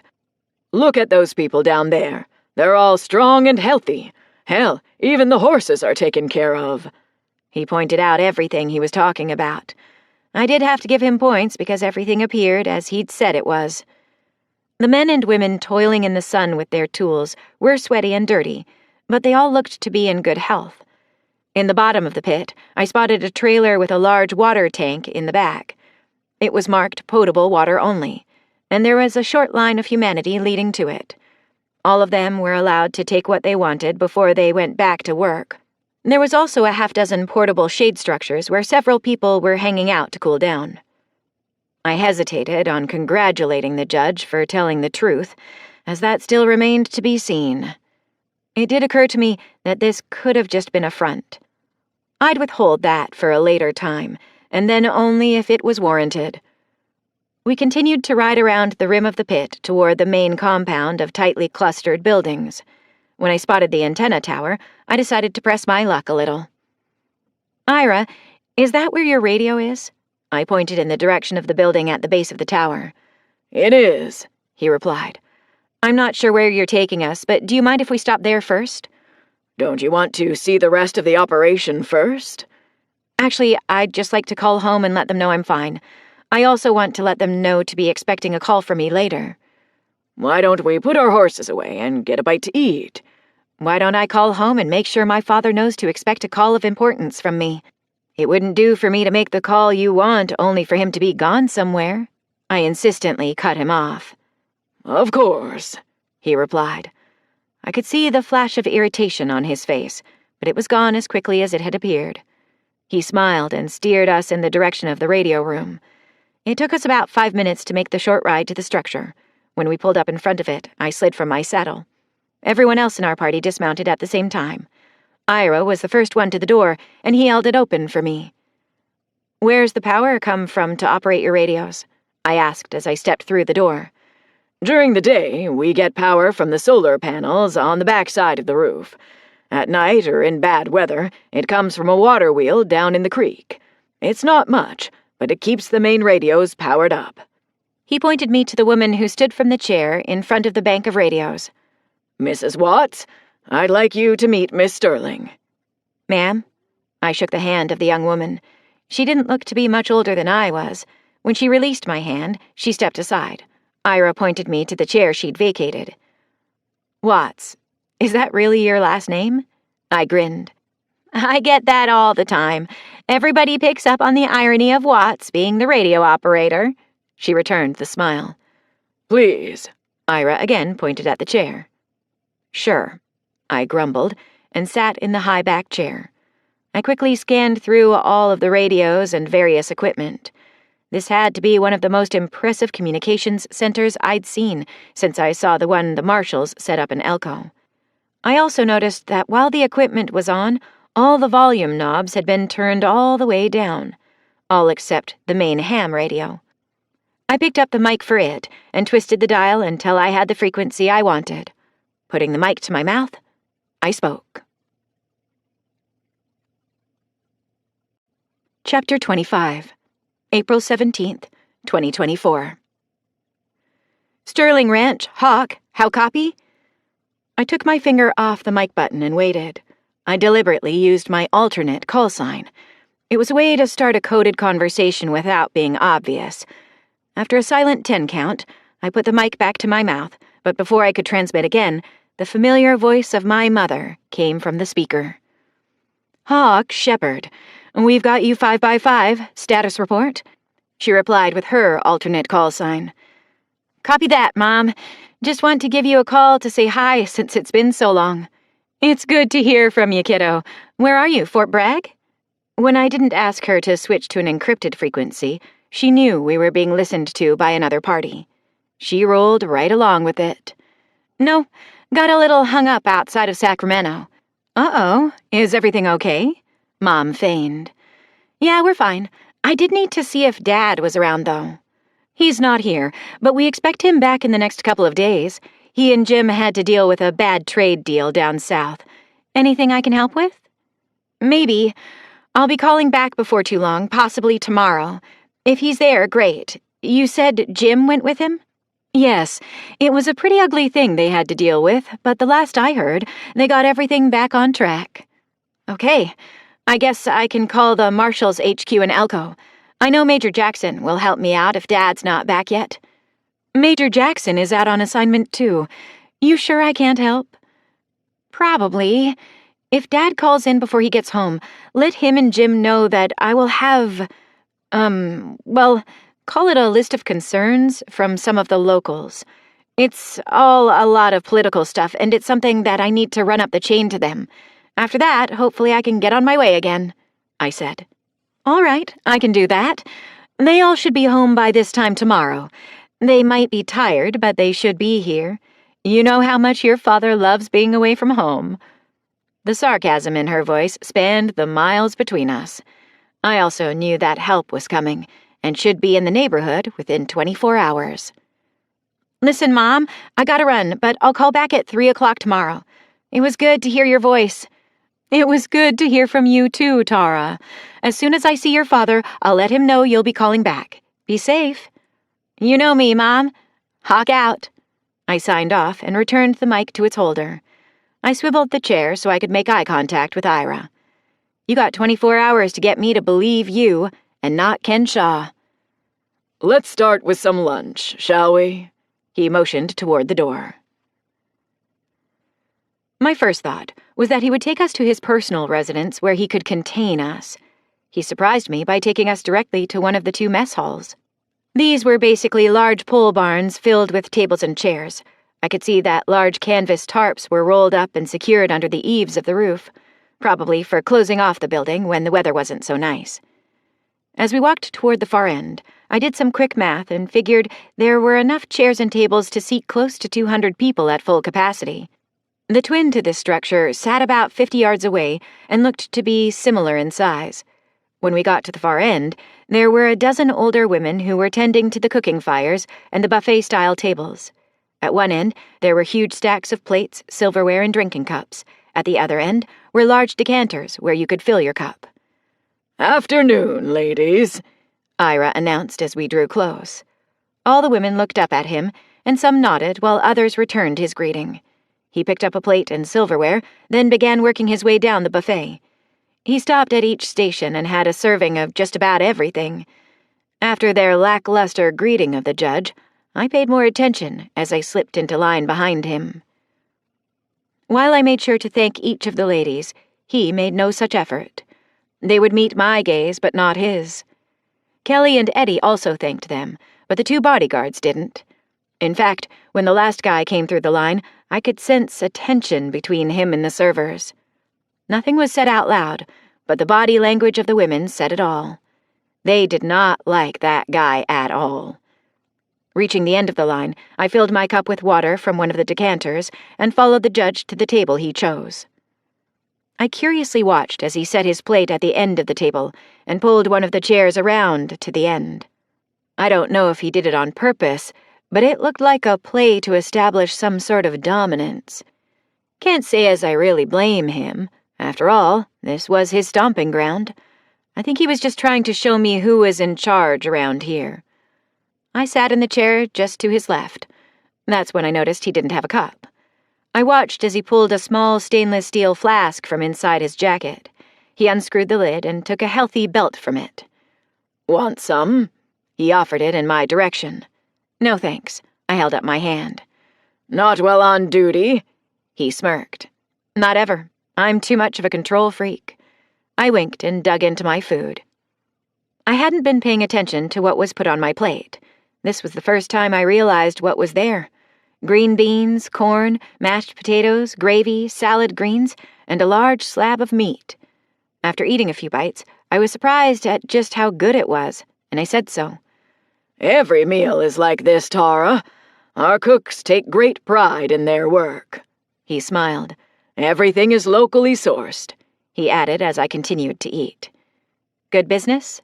I asked. Yes, good business, he repeated.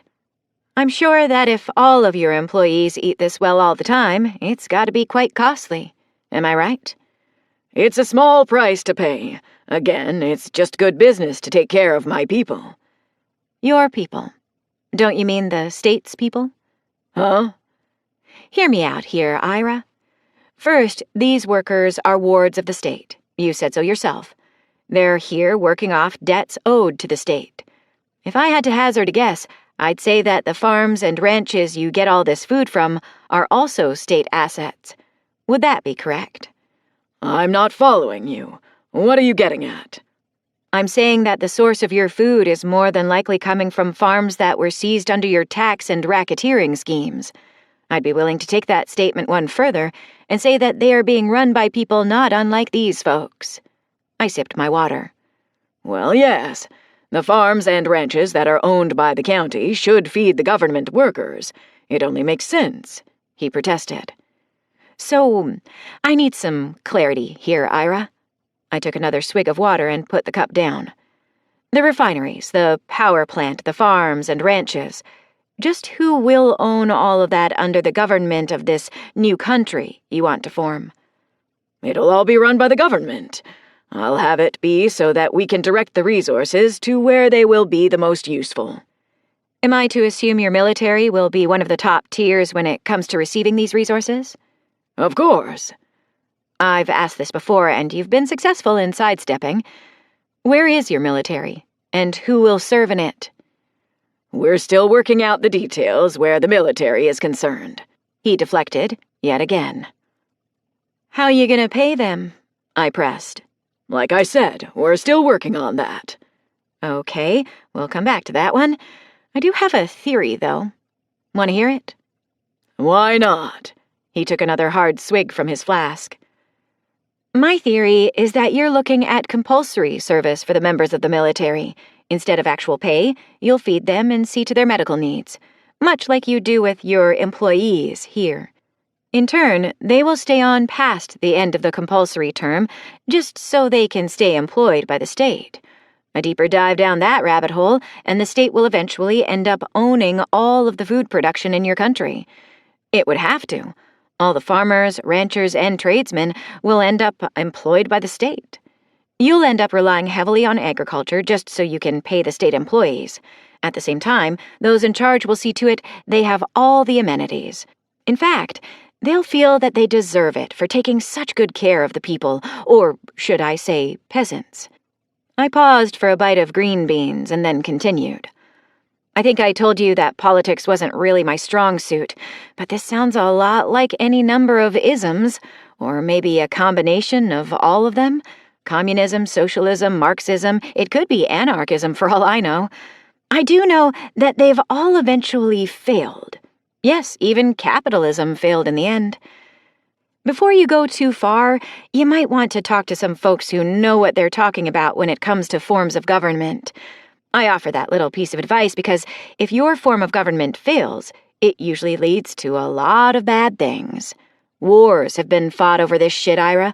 Ambitious men not unlike yourself have swung from gallows because of it. If you'd like to avoid that unfortunate ending, you might want to find some people smarter than me to talk to. I finished. He looked at me hard, took another swig, and then screwed the lid back on. You really think capitalism failed? He finally added. At its base, no. The concept of true capitalism in a free republic was sound. That form of government and economy hadn't existed in a very long time, though. You and the Arcs were a product of what we had in the late stages. You used your money and influence to get everything you wanted. It didn't matter if it was a fake permit or a high-ranking member of Congress, maybe even a president. You played on and fostered the greed that ruined, destroyed the original concept. And you won't endorse us because you think we're some kind of communists? I didn't say that. Truth is, I know very little about your plans for government. You haven't exactly been forthcoming where that's concerned. I am saying that I've seen some things that are of concern. At least you're honest. I hope you're being honest with me, Ira. I really do. Once we'd finished our lunch, we left the mess hall and Ira first took us to the medical center.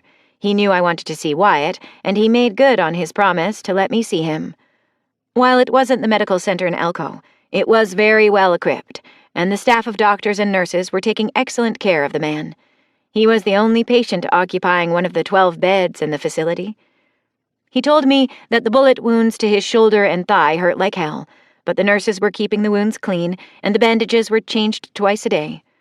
Both wounds still had drain tubes placed in them. They didn't have much for pain medications, but they were keeping him comfortable. He asked 3 times about his sons, and the only answer I'd give him was that they were safe. He wasn't really satisfied with that answer, but I think he figured he wasn't going to get any more information than that. When I asked Ira and the staff for some privacy, they all found other things to do that were well out of earshot. I asked Wyatt about what happened at his farm after we left in such a hurry. His story and the one I got from Sheriff Rollins were close enough to matching that I had to accept that Ira and Trevor had told me the truth. He still had a healthy dislike of both men, but admitted they were taking good care of him. After leaving the medical center, Ira took us on a tour of the barracks building, the different shops, and their warehouse. The building Jack had marked as being where the explosives were kept was only partially correct. The building that was placed away from the other buildings did hold blasting agents, but it was also their main armory. I asked Ira where the scores of weapons and pallets of ammunition came from. His reply was a wink and question of his own. He asked me if I knew how many military bases there were in California. Taking another page from Ray Judge's playbook, Ira's men had raided every base and National Guard armory. While those places had already been heavily picked over, with the help of the hard drive in his possession, he knew about the stores that were well hidden in those same places. Stores that weren't common knowledge, and unless you knew exactly what you were looking for, you'd never find them. He explained that with what was in this building, he could arm every person inside the compound. They had the means to fight a prolonged, small arms engagement. Whether they had the other supplies to go along with a siege still remained to be seen. I had a feeling they hadn't gotten that far in their planning. Their food arrived by wagon trains daily. Without a significant food storage, the defenders would quickly run out, and morale would begin to plummet. We wrapped up the tour just as the sun was beginning to slip behind the western mountains. Ira was leading us to the building he called home. It was a large 2-story house with a wraparound deck. Walking through the front door was like walking into a museum. There were ornate paintings, and the furniture looked to be from another long-ago age entirely. Large rugs with ornate designs lay on the polished hardwood floors. "Holy hell," I muttered. I heard Kelly gasp at the same time Eddie did. Both were wide-eyed, taking in the almost gaudy nature of the house. "You can stay here tonight. There are 3 bedrooms upstairs and 2 bathrooms. I'm sure you'd like a nice hot shower to wash the trail off," he offered. "I'm sure it'll be fine," I replied. "If you'd like, I can have some overalls left in your rooms, and we can have your clothes laundered." "Where the hell did you get all this stuff?" I interrupted as I waved my hands around the room. "What can I say? I like nice things. This is all stuff I've collected over the last few years. When I had the house built, I furnished it with things from my warehouse. You like it?" he asked. It took me a few seconds before I could answer. When I did, I don't think it was the response he was looking for. Remember what I said about the rulers having all the amenities? You live in a museum with all the finest furnishings, while your workers live in barracks. Chapter 26, April 17th, 2024. "It's not at all like that, Tara. All of these artifacts, some of which are priceless, were saved by me. Had I not collected them and stored them in a safe place, they would have surely been lost forever," Ira replied defensively. "So you chose to display them here. You can see why this isn't a good look for you, right? This is exactly what I was saying at lunch today. You have everything you want at your beck and call, while your workers sleep on bunk beds. They shit and shower in prison-style bathrooms being used by 20 people at a time. You made a good show of eating in their mess hall, but I'd bet real money that you take most of your meals here. I'm also guessing that you enjoy your private bathroom, right?" It's..." he stammered. "Were you about to tell me you deserve this?" I questioned with a raised eyebrow. "This is my office, my home away from home. I need these things." "A simple desk and cot in the communications building would do the same thing, Ira." "You couldn't possibly..." He was interrupted when a man burst through the door behind us. At the same instant, a blaring alarm siren began wailing. Not knowing what the hell was going on, my rifle came off my shoulder and leveled toward the door. Kelly and Eddie both drew their sidearms. "We're under attack!" the breathless man shouted just before his head exploded in a pink mist that showered the two bodyguards. The guard that was standing directly in front of the man dropped to the floor at the same time the headless guy did. "Sniper!" I shouted, and lunged for Ira, who was just standing in the middle of the room with a horrified look on his face. I lowered my shoulder and drove him farther into the house. As we started to fall to the floor, I heard and felt another round pass within inches of my head. The round impacted and shattered a vase on the far wall. When we hit the floor, my full body weight landed on him, and I heard the air being expelled from his lungs. Without pausing, I rolled off of him, grabbed a handful of his jacket, and started to drag him into the side room. I glanced back to see Kelly and Eddie scrambling across the floor toward the dining room.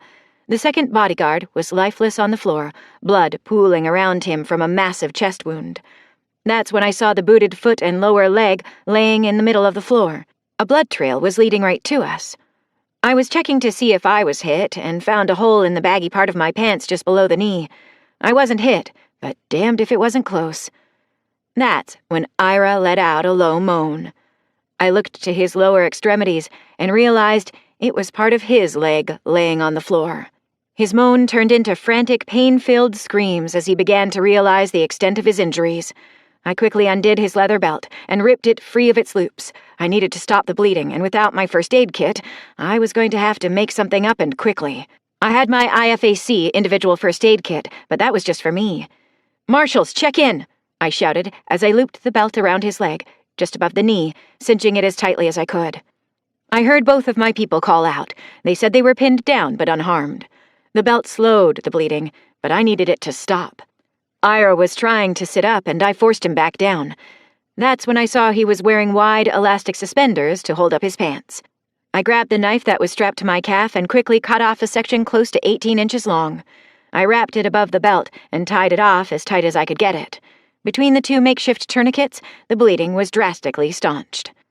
For the first time, I looked around the room we'd taken refuge in, and I found we were in the kitchen. Behind the center island, an older woman was crouched down. She was looking at me with terror-filled eyes. I grabbed Ira by the collar of his jacket and drug him toward her. His bloody stump of a leg was leaving crimson-red smears on the floor.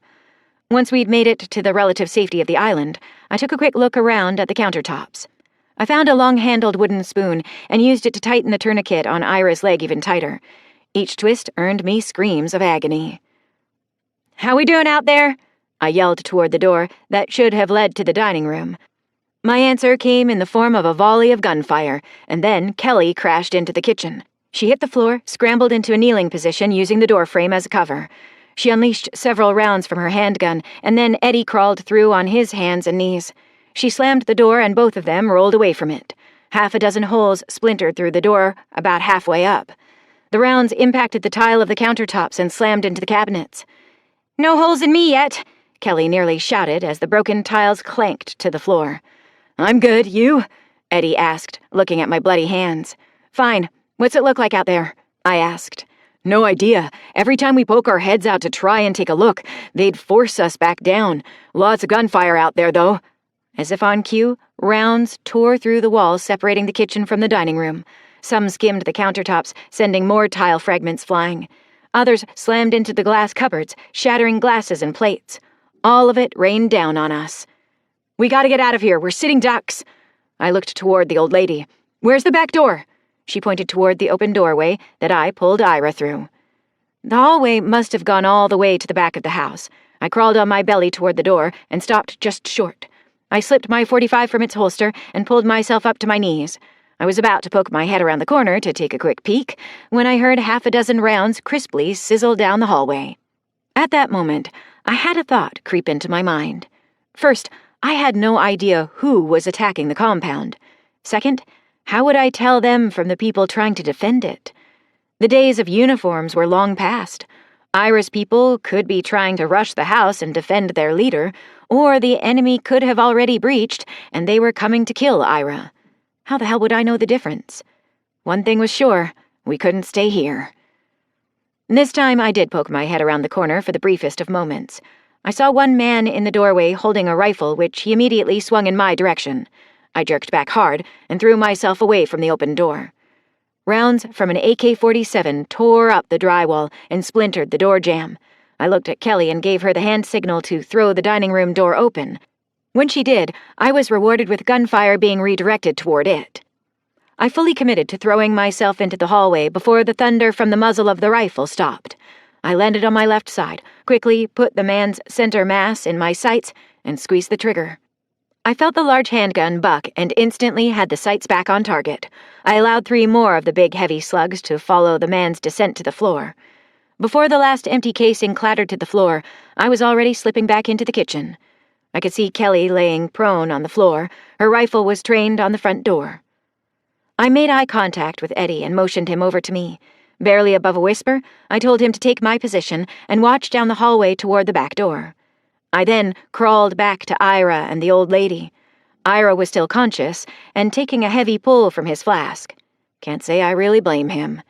What was left of his left leg had to hurt bad. If the alcohol gave him some relief, so be it. "There any other way out of here, Ira?" I questioned. "Just the back door. Down the hall, turn left, and go through the mudroom." He gestured with his free hand. "Any chance you built a safe room in this place?" "No." "What's to the rear? Any other buildings? A vehicle, maybe?" "It's open field for maybe 300 yards. "Who's attacking us?" I asked, even though I figured I already knew the answer. "It's gotta be Shaw and his people." "That's what I was afraid of," I muttered. I knew he heard me because of the look he shot me. I looked away from him and toward the hall door Eddie was guarding. "Leave me and make a run for it," Ira offered. "That's no good. He's got snipers and I got no urge to get shot in the back," I retorted. "He won't kill me, not right away anyway. Hell, you could throw your hands up and walk out the front door. I really doubt he'd shoot his own granddaughter. He's a callous bastard, but I don't think he'd stoop that low." "I don't want to find out." I was interrupted when Kelly and Eddie opened fire at nearly the same time. There was return fire, but it withered down under the defense my people were laying down. Just before it died down all the way, I heard Eddie yelp, and he rolled into the kitchen clutching his thigh. I jumped over him and took up his empty position. "Eddie!" I shouted. "Nothing serious," he barked back and changed magazines. From where I was kneeling, it looked like a pretty good graze mid-thigh. As soon as I returned my attention to my field of fire, I saw a man lean out just far enough to throw something in my direction. The small canister bounced once, and then I did probably the dumbest thing I'd ever done. I shot my hand out and caught the canister mid-bounce and hurled it back down the hallway. Before it hit the floor, it exploded. I was halfway back into the kitchen, but the concussion wave from the flashbang grenade still rattled me hard. I was fortunate enough to not see most of the flash part of the explosion, but my hearing was gone. I couldn't hear nothing but static turned up to 11 in my head.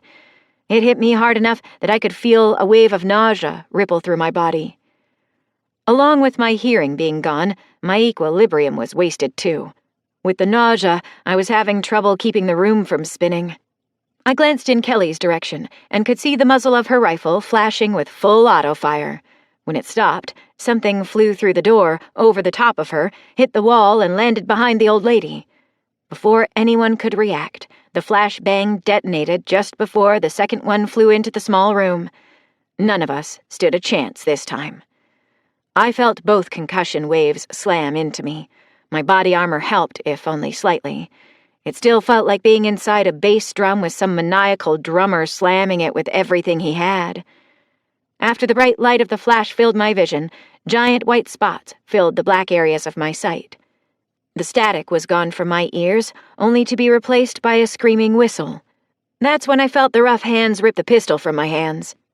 Multiple hands grabbed at me and shoved me face first into the floor. Both of my hands were wrenched behind me, and either a knee or boot held them in place. It was painful, but in a dull sense. I could feel the cold steel of handcuffs being placed on my wrists entirely too tightly.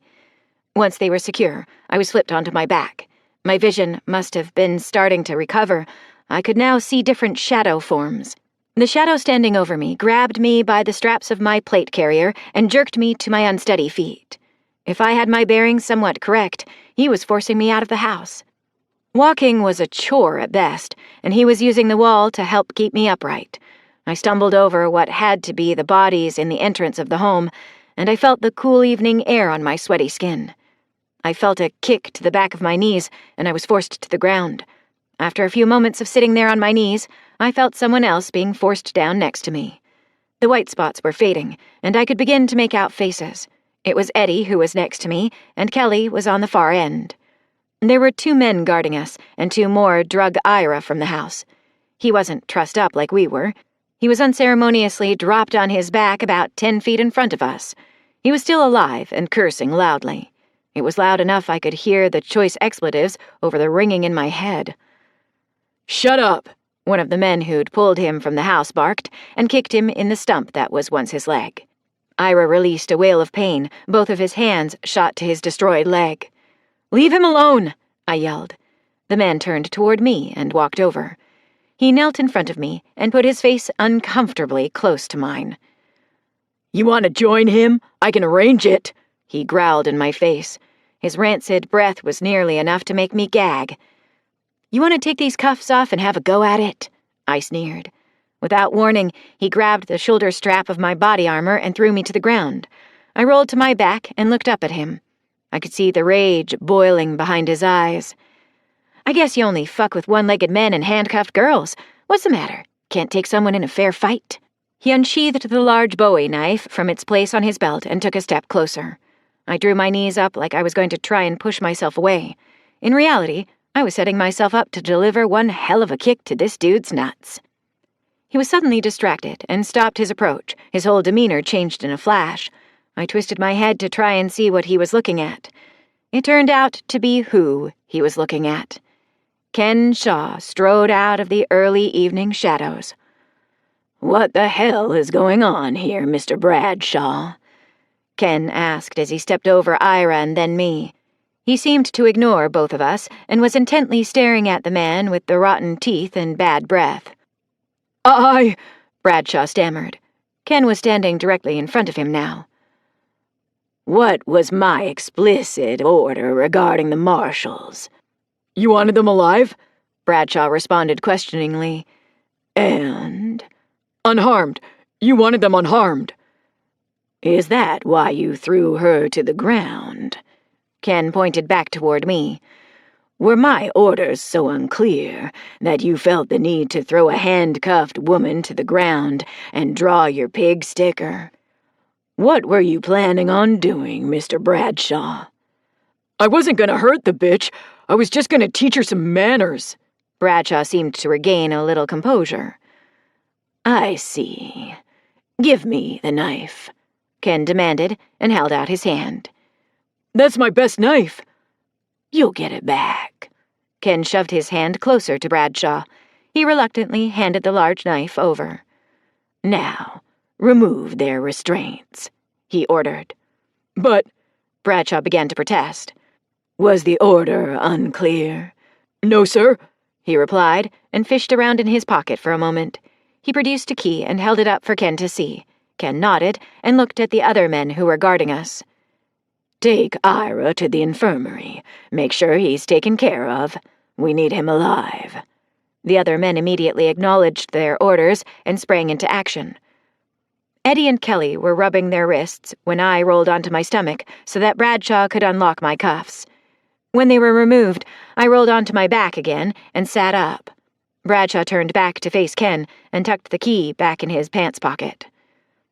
"Help the young lady up, Bradshaw," Ken said. I could see Ken's face as Bradshaw turned to help me up. There was the slightest uptick at the corners of his mouth. Bradshaw never saw the attack coming, and he never would. With his back fully exposed, Ken reached out and grabbed a handful of Bradshaw's hair. He pulled so hard I thought Bradshaw might fall over backwards. That's when I saw the glint of the broad blade slipping effortlessly across his throat. Blood poured and spurted from the gaping wound. The gurgling sound wasn't being emitted from his mouth. It was coming directly from his severed windpipe. His hands clutched the mortal wound, and Ken forced him to the ground. With Bradshaw flat on his back, Ken raised the knife and drove it into the dying man's chest. He buried the long blade all the way to the hilt as he stared into his eyes. Satisfied that the life was gone from Bradshaw, Ken stood and turned to face me. Good help is so hard to find these days. He reached out to offer me a hand up.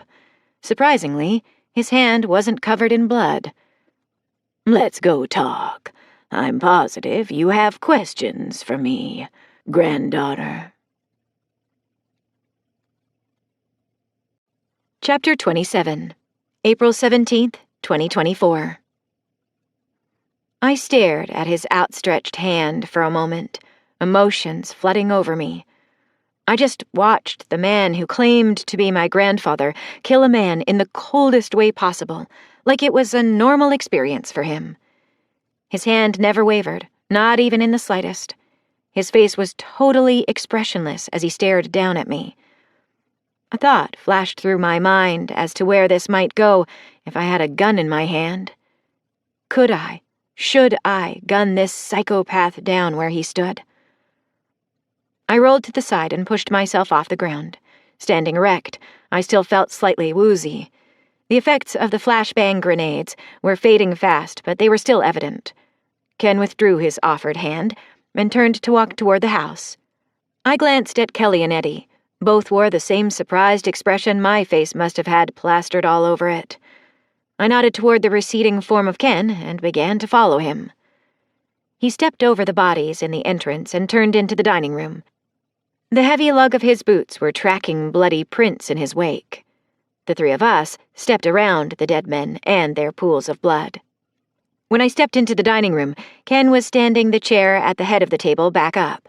Arrayed on the table were all of our weapons. Drop your body armor and battle belts in the corner over there. He pointed to the corner of the dining room. We did as he instructed, and then he motioned to the other chairs as he took his seat. First of all, allow me to apologize for so rudely interrupting your evening, he began after we sat. I did warn you, though, placing yourself in such close proximity to Ira was not a good idea. I'd be willing to bet that even he warned you there might be an attack.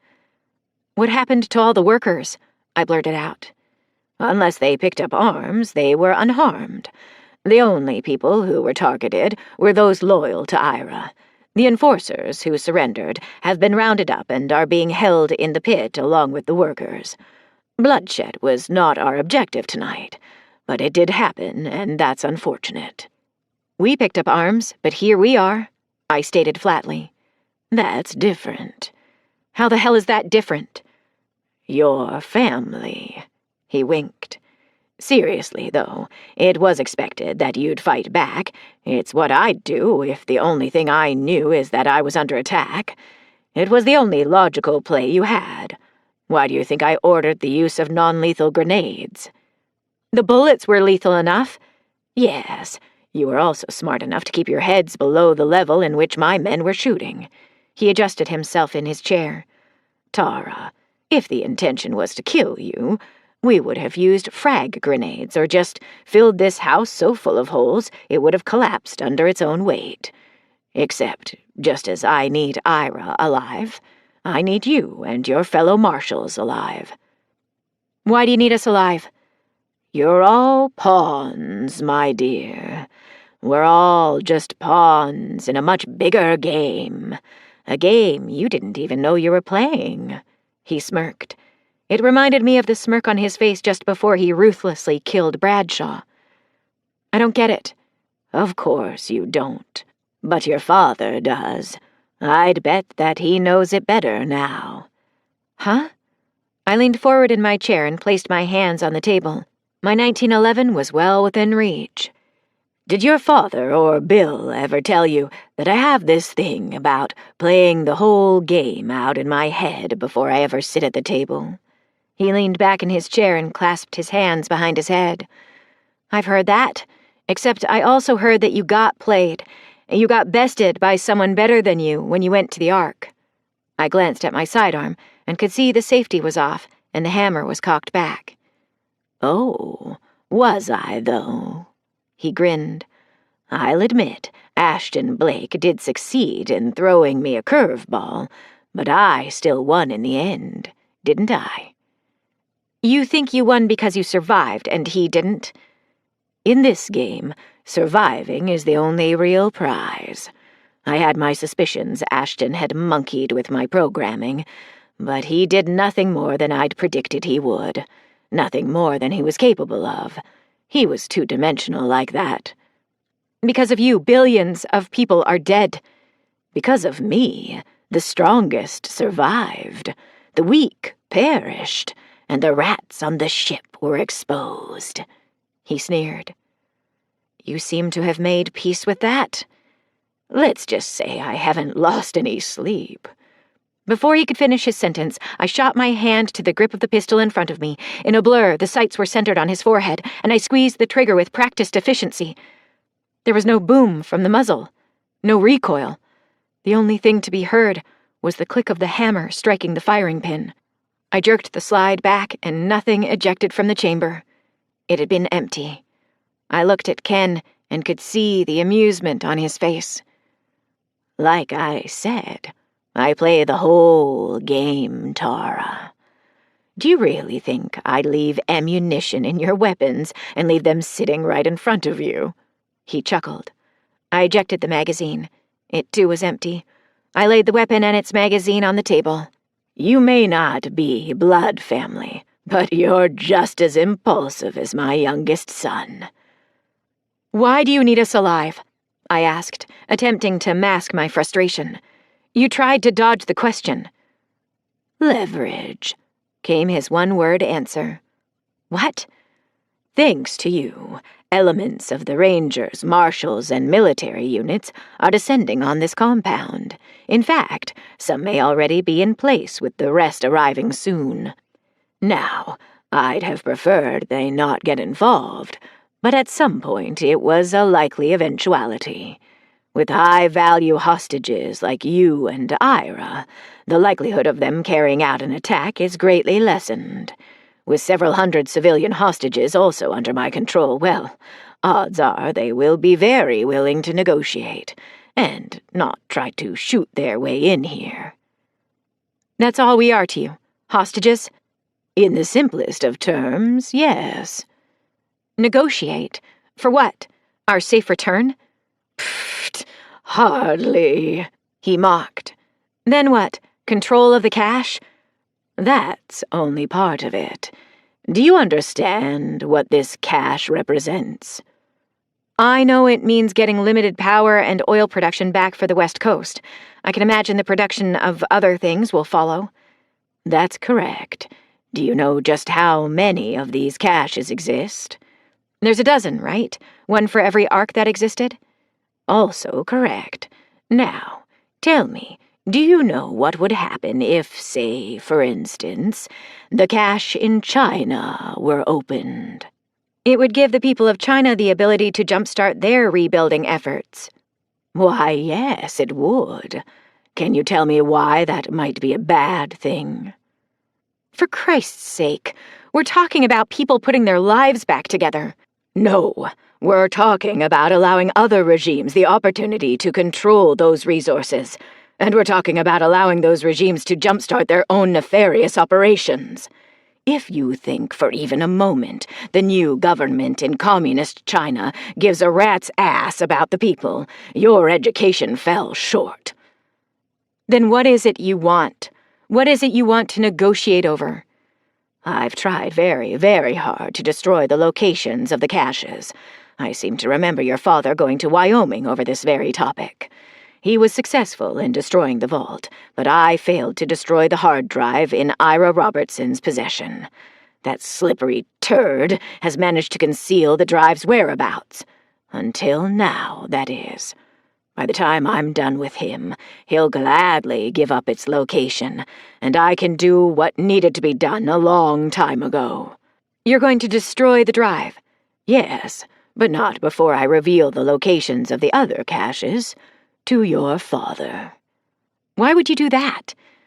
Part of the negotiation process. I'm not following you. What does Dad having the locations have to do with anything? It's not like he can do anything about securing them. No, but he can destroy them. How? My demands are simple. First, the new government of the United States will exercise its still substantial military might to destroy the other caches. 11 limited nuclear strikes launched from ballistic submarines. Once confirmation of their destruction has reached me, I will surrender this site and its hostages to your father. This country, under the leadership of President Hamilton, will then be in a position to be the only superpower in the world. This country and her inhabitants, with all the technology this cache has to offer, will be the undisputed leaders. That is, without a doubt, the most insane thing I've ever heard. It was my turn to chuckle. Have you forgotten everything you did to the world? No, I haven't forgotten, he rebuked sharply. As a child, I highly doubt you understand what I did. He unclasped his hands and pointed an accusing finger at me. Don't you realize how much the map of the world has changed in the last few years? For the most part, countries don't exist anymore. The plague you released saw to that. Without the benefit of the caches, it'll stay that way too. That's what this is about? Keeping the rest of the world in the Dark Ages? This is about seizing control and not allowing the world to fall back into its old ways. There can be only one leader, and Hamilton understands that. When he's presented with my demands, he'll do the right thing. He knows what has to be done, and this will be the catalyst to make it happen. There will never be a better time in history than now. The wild, fanatical look in his eyes told me I was dealing with someone on the verge. Someone who was so close to the edge. Too close. You know what else they say about you? I asked quietly. What? They say you're stark raving mad. Chapter 28. April 17th, 2024. I was beginning to wonder if I hadn't stepped out of bounds with my last comment. Ken's face tightened, and his fists clenched tight. The veins in his forehead began to stand out as his face flushed. His murderous glare was like nothing I'd ever seen. Ever. I needed to defuse this situation quickly. I was starting to worry he might pull his own weapon and put one between my eyes. What do I call you? What name do you want me to use? Ken? Jack? Grandpa? I asked quietly. Whatever name you want. It's irrelevant. He finally spoke. Fine. Why don't we stick with Ken? Sure. While the murder in his glare was fading, I could still see the venom there. I was taught that you destroyed the Ark and killed those involved out of vengeance. Is that correct? They were responsible for the death of Olivia. They needed to pay for what they did to her. Wouldn't you feel the need to do the same thing? He spoke through clenched teeth. I think the only thing that's for sure is they caused you a lot of pain. I ignored his question. From what Aunt Isabella and Aunt Carrie told me, Olivia was one of a kind. To have her murdered in such a horrific manner. I let my voice trail off while I held his gaze. For now, I was in control of the conversation, and I needed to keep it that way. I was also told by Grandpa Bill that you were on the fence at one time about what the Ark was doing. He said you understood it, but you couldn't condone their methods. Is that true? When I received a nod, I continued. He said you built the ranches in Elko, Ambrose, and Fortuna so you could safeguard your family and others like them. Is that also a true statement? Yeah, it's true. What's this got to do with where we are now? Why build the ranches if you were going to destroy the Ark? Before Olivia died, you could have destroyed them, right? They were too powerful. Their tendrils were wrapped up in everything, at all levels. There wasn't a world leader that wasn't under their influence. There was only one way, and that path became painfully clear after they killed Olivia. Burn the world down and take them with it? Something like that. It sounds like they got exactly what they wanted, and you gave it to them on a silver platter. It sounds like you're still giving them everything they wanted. Excuse me, he said indignantly. They wanted to wipe out most of the population. You did that. They wanted to control everyone that was left, and here you are, giving them that. If President Hamilton agrees to your terms, which he won't, you'll be setting him and his administration up to be the unchallenged rulers of Earth. You want to wave the flag of Chinese communism in my face and say this is for the greater good? Sounds like you are the one trying to install a new dictator, not them. You don't understand. You can't understand, little girl. That's the best you got? This is way out of your league, and you're talking about things you couldn't possibly understand. When you know what the world is like, when you've seen what I've seen, then maybe we can have this conversation again. His voice was becoming menacing again. My strategy had been to ply Ken for information. It was literally the only thing I could do at this point. I was hoping to keep him off balance just enough so that he might let something of importance slip out. It was beginning to seem like the only thing he had left to let slip was rage. That's when it dawned on me. It really was all he had left, and it had consumed him. Most people had to pull all the stops out so they could act angry. For him, it was the other way around. Rage was his natural state, and he had to work at being pleasant. It also hit me that if I pushed him too far, he would kill me, and not even bat an eye. That's how deep his rage really went. What happens if the president refuses to nuke the other sites? I asked. He won't. How can you be so sure? What did your mother have to say when you contacted her? The sudden change in course threw me for a second. Huh? I tried to stall so my brain could catch up.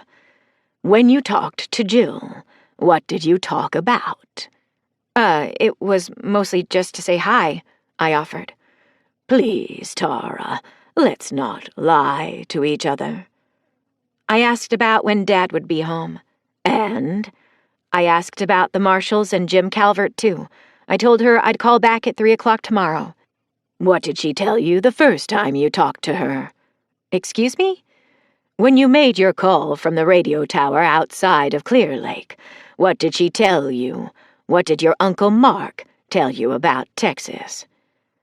They were getting reports of a possible coup attempt, I admitted. And when you talked to Jill without the encryption this afternoon, she told you that your father was on his way home, right? Didn't she refer to the whole sordid affair as a bad trade deal? He grinned. It was obvious he'd somehow listened in on both conversations. Yeah? Well, I can assure you there was some action to be had in the capital.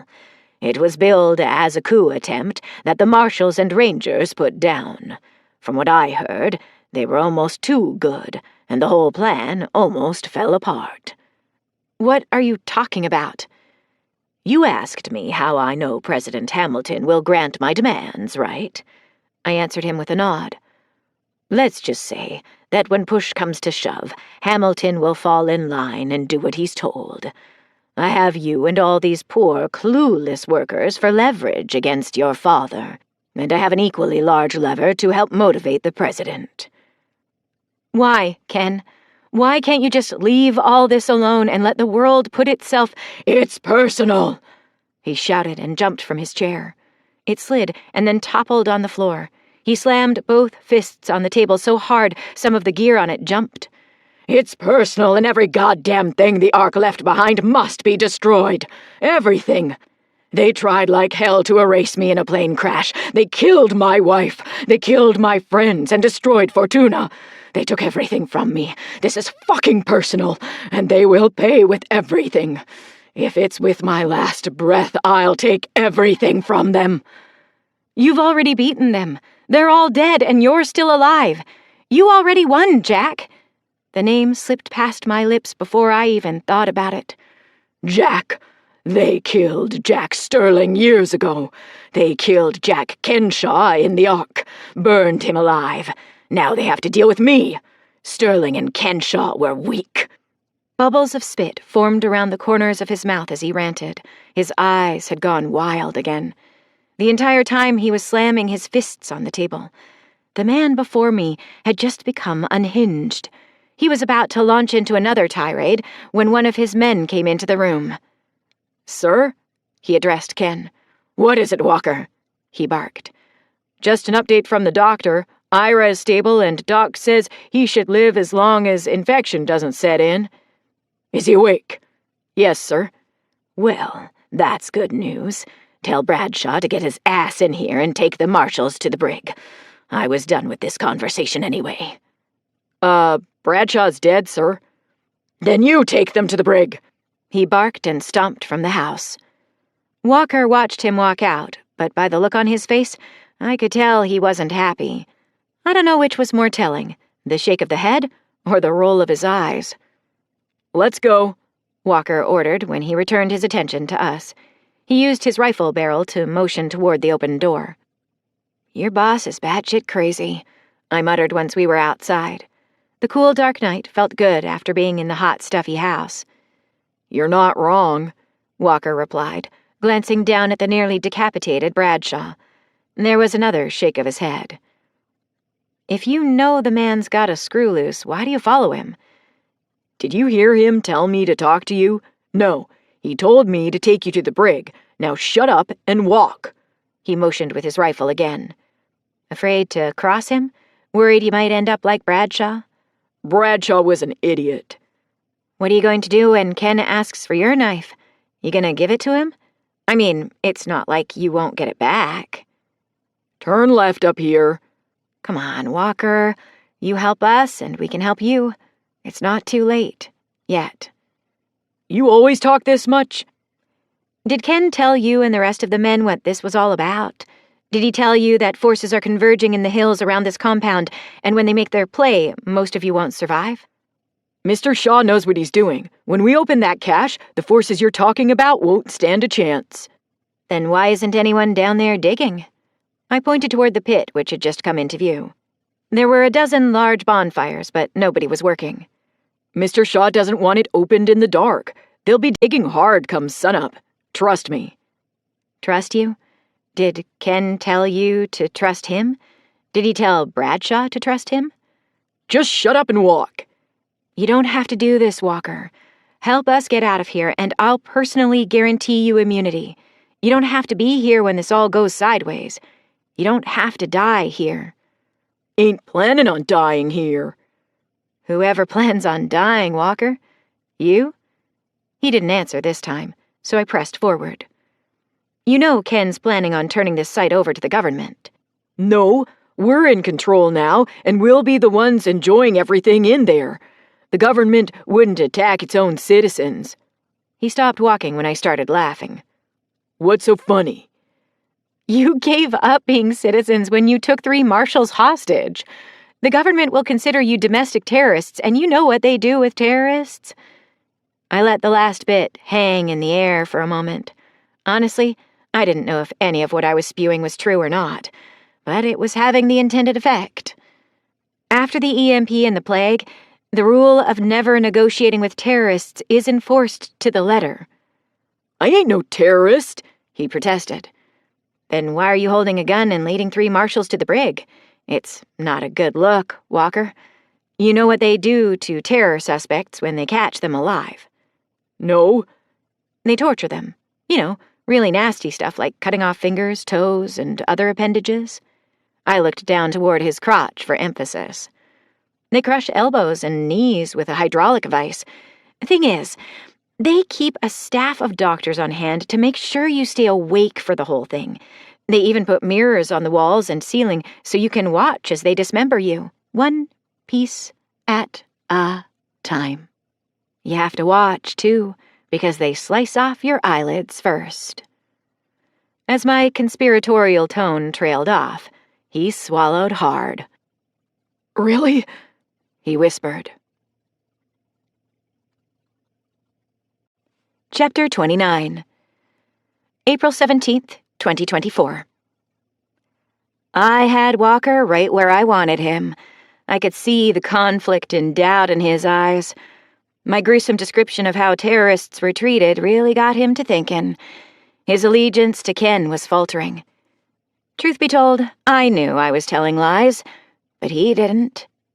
Yes, there were protocols in the Marshal Service for dealing with domestic terrorists, but none of those said anything about cutting a man's eyelids off. I broke from his gaze and looked around. I was trying to get my bearings in the darkness.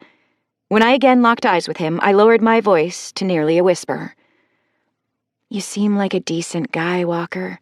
I don't know how you got mixed up with Ken or the others, but I think you're beginning to realize it was a mistake." As I spoke, he leaned closer to better hear me. "I'm not saying Ira was any better, but all of you will be dealt with harshly. Those of you who live, anyway." Ken said, "Ken is a professional liar," I rebuked with a hiss. "He's psychotic. You're expendable. The only thing the man has left is rage, and he's been blinded by it. Can't you see that?" "If I help you, he'll kill me." "If you keep following his orders without question, he'll get you killed. Either way, you're taking a dirt nap, and he won't even remember who you are. Is that what you want?" "No." It was his turn to look around to see who might be watching. "Then help us, please. Within the next 24 hours, this place will be attacked, and if you're still standing with Ken, you'll die. If you come with us, you'll live. The choice is yours, but you need to choose right now." I put him on the spot. He took another quick look around. "There's men in all the guard towers, and they have orders to shoot anyone running for the fences," he finally said. "Then we'll just have to be sneaky." "Won't work. They have infrared and night vision. All the best snipers are up there," he said. I found that slightly troubling. They could be watching us right now. The beginning of a new plan began to form in my mind. "Which way to the brig?" I asked. "It's near the front gate." He pointed in the general direction with the barrel of his rifle. "Right next to the horse barn?" "Yeah?" "Okay, I want you to act like you're still taking us there. We need to stop at the barn, though." "There's a couple of guards there," he warned. "You let us worry about them." I turned and started walking in the direction he'd pointed. Kelly, Eddie, and I were walking slowly, with Walker bringing up the rear. Hopefully he wouldn't have a change of heart about helping us. I'd been prepared to take him out when I was trying to subvert him. I didn't really want to, but that option was still on the table. Our guns and body armor were still in the house, but the three of us still had our blades, and that was fine. As we walked, I began to feel a familiar sensation in my body. It was something I hadn't felt since Eureka. It was something I'd really hoped I'd never feel again. Yet, here I was. It was a sense of dread, urgency, fear, and excitement. It should have been terrifying, but it wasn't. It was like my mind was beginning to separate itself from what my body was about to do. There was the clinical aesthetic of it, paired neatly with the physical. My heart rate was edging its way up, the adrenaline beginning to infuse itself in the bloodstream. My vision, hearing, and smell were all becoming hyper-aware. My emotions were neatly tucked into their box in my brain, protected by the endorphins padding them. My body and mind were preparing themselves for battle again. As we neared the large barn, I flexed my fingers into fists several times and took a few deep breaths. Just before turning off the main path, I paused long enough to slip one of my knives from the sheath on my right calf. The cool steel and wood of the handle felt as if it had become one with my hand. Its weight was comforting, reassuring. My fingers gripped the smooth handle, and I held it close to my thigh. "You go first. I'll be right behind you," I told Walker. "You want me to shoot him?" he questioned. "No, you just play along. Kelly, Eddie, hang just outside the door in case this gets deep. Once I've subdued the first guard, follow us in," I ordered, and received nods from all three. When Walker reached the door handle, I could see his hands shaking. He was scared, but hopefully he could keep it together. Once he pulled the door open, light from inside spilled out. It was the dull yellow light from an oil lantern. I could smell the familiar odor. He stepped through, and I followed a full step behind him, the knife hidden by my thigh now. "What the hell you doing, Walker?" a gruff voice demanded. "Ain't you supposed to be guarding the infirmary?" "Well, yeah, Mr. Shaw," Walker stammered. I stepped around him into full view. "Mr. Shaw told him to bring me over here. Said something about helping with the horses," I said. The guard's dark expression morphed into one of joy as he took a moment to eye me from head to toe. Didn't know the old man cared so much." His grin began to turn sadistic as he stepped closer. "Pardon?" I said. "I got me a thing for redheads." He took another step. This was going to be a little easier than I'd first thought. I reached up with my left hand and brushed my hair back. His eyes followed the motion, and he took another step. "What?" I asked innocently, eyes a little wider than normal. "Come on, baby. We're gonna go have a little fun." He closed the last step and reached for my left arm. My right hand came out from behind my thigh and drove the knife up through the base of his jaw. He tried to cry out, but nothing got past the blade in his windpipe. He was already dead. His body just hadn't figured it out yet. The blade had penetrated the bone in the bottom of his skull and grated when I twisted the knife. Blood poured from the mortal wound when I withdrew it. His eyes rolled into the back of their sockets and his body collapsed quietly to the straw-covered floor. "Where's the other guard?" I whispered to Walker. His wide eyes were fixed on his dead comrade. I had to shake his arm and repeat the question. "Probably in the back," he whispered, still staring at my work. I waved Kelly and Eddie in, and they shut the door behind them.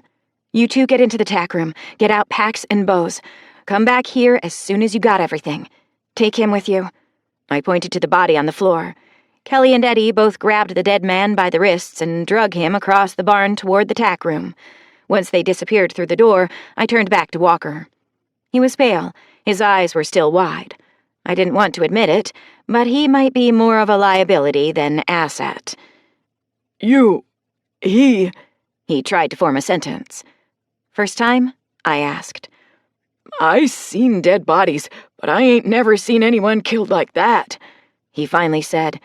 He was still staring at the bloody hay on the floor. "Walker, I need you to go to the edge of the stalls and watch toward the other end of the barn. You said there's another guard in here, right?" I asked. He didn't move. He just stared at the blood. In my mind, he'd proven he wasn't up to this task. I sidestepped past him until I stood just behind him. He suddenly dropped to his knees and began violently vomiting. My mind told me he was making too much noise. My body decided to do something about it. I stood straddle of him and reached down to pat his shoulder. Then I bent over and wrapped my right arm around his neck. With my left hand, I grabbed my wrist and tightened my hold. He tried to resist and thrash, but it got him nowhere. In his current position, he couldn't get any leverage to break free. When he realized how futile it was, both of his hands tried to pry my arm from his neck. With each passing moment, he was growing weaker. Finally, mercifully, he passed out from lack of oxygen. I released my chokehold and stepped back. He limply flopped onto his side. I quickly relieved him of his AK-47, the 2 spare mags, and the knife he had. Rolling him onto his stomach, I felt around in the back of his waistband. If we were smart enough to have a key and knife blades sewn into ours, he might too.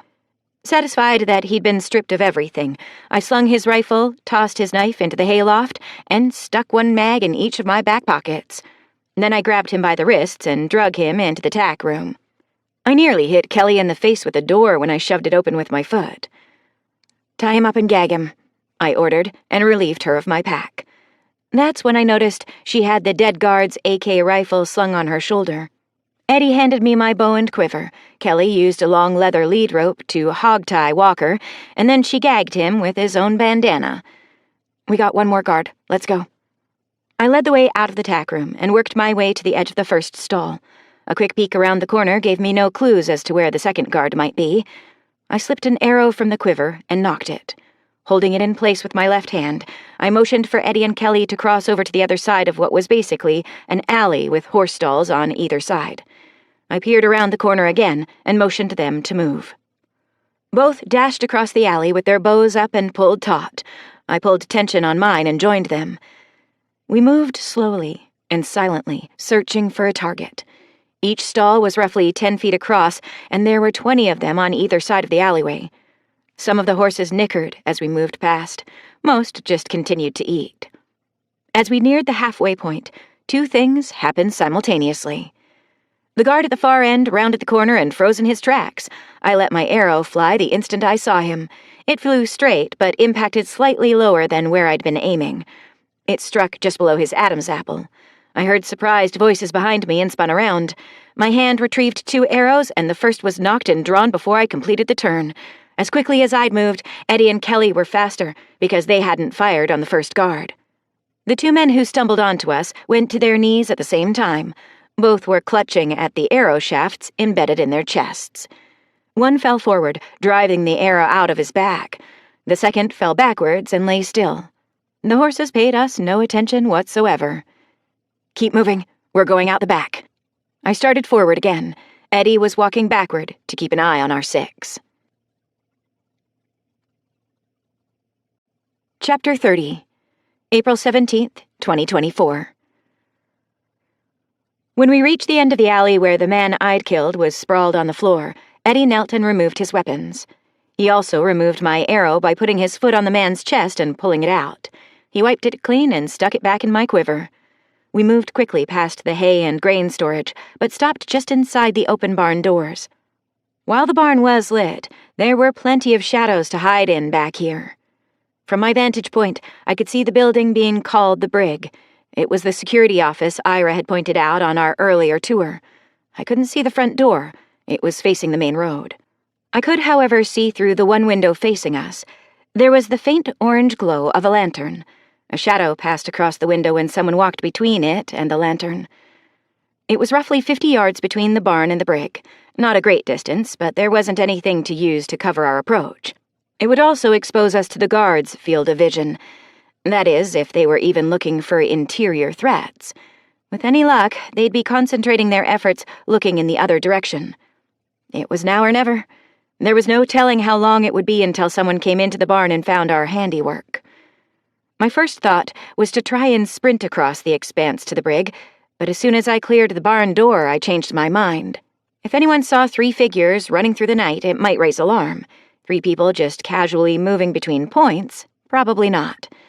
I dropped the arrows in my hand back into the quiver and slung my bow. I brought the AK up and held it across my chest. Eddie and Kelly picked up on my thoughts and did the same. We were rewarded by reaching the Brig without anyone noticing us. We flattened ourselves against the wall, taking a moment to see if there was anyone around. We were hidden from the tower guards and hadn't seen any patrols. If I had to guess, the majority of Ken's enforcers were keeping tabs on the people they'd herded into the pit. I could also imagine they were nervous, knowing how badly the workers outnumbered them. After the brief break, I eased closer to the window. I needed to see how many people were inside, and if they had any prisoners. The first thing that came into view were the 4 cells across from the barred window. 3 of the 4 were empty, their doors standing open. The 4th cell only held one disheveled young man. He looked like he'd been roughed up pretty good. I ducked under the ledge of the window and came up on the opposite side. This gave me a view of the single guard. He was leaning back in his chair, feet propped up on the desk. Using the small knife in his hand, he was intently cleaning under his fingernails. I can't imagine it mattered that much, seeing as how he was absolutely filthy. If I was of a mind to, I could have shot him from right where I stood. Couldn't do that, though. Our stealth hadn't been broken yet, and now was neither the time nor place. It would happen. I just needed to hold off on that for as long as possible. I signaled to Kelly and Eddie to follow me, and both of them dipped under the window, joining me at the corner of the building. I unhooked the sling of my rifle, but still cradled it in my arms across my chest.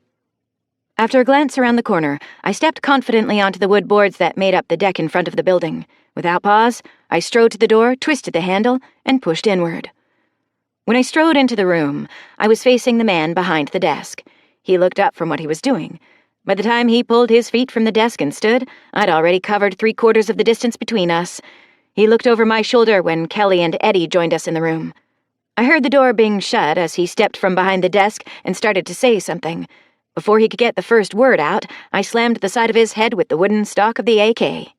He staggered and yelped in pain. This time, I slammed the steel butt plate directly into his face. Blood sprayed from his shattered nose, his eyes rolled back, and he collapsed stiffly backward. His head bounced, and a couple of his rotten teeth popped out of his mouth.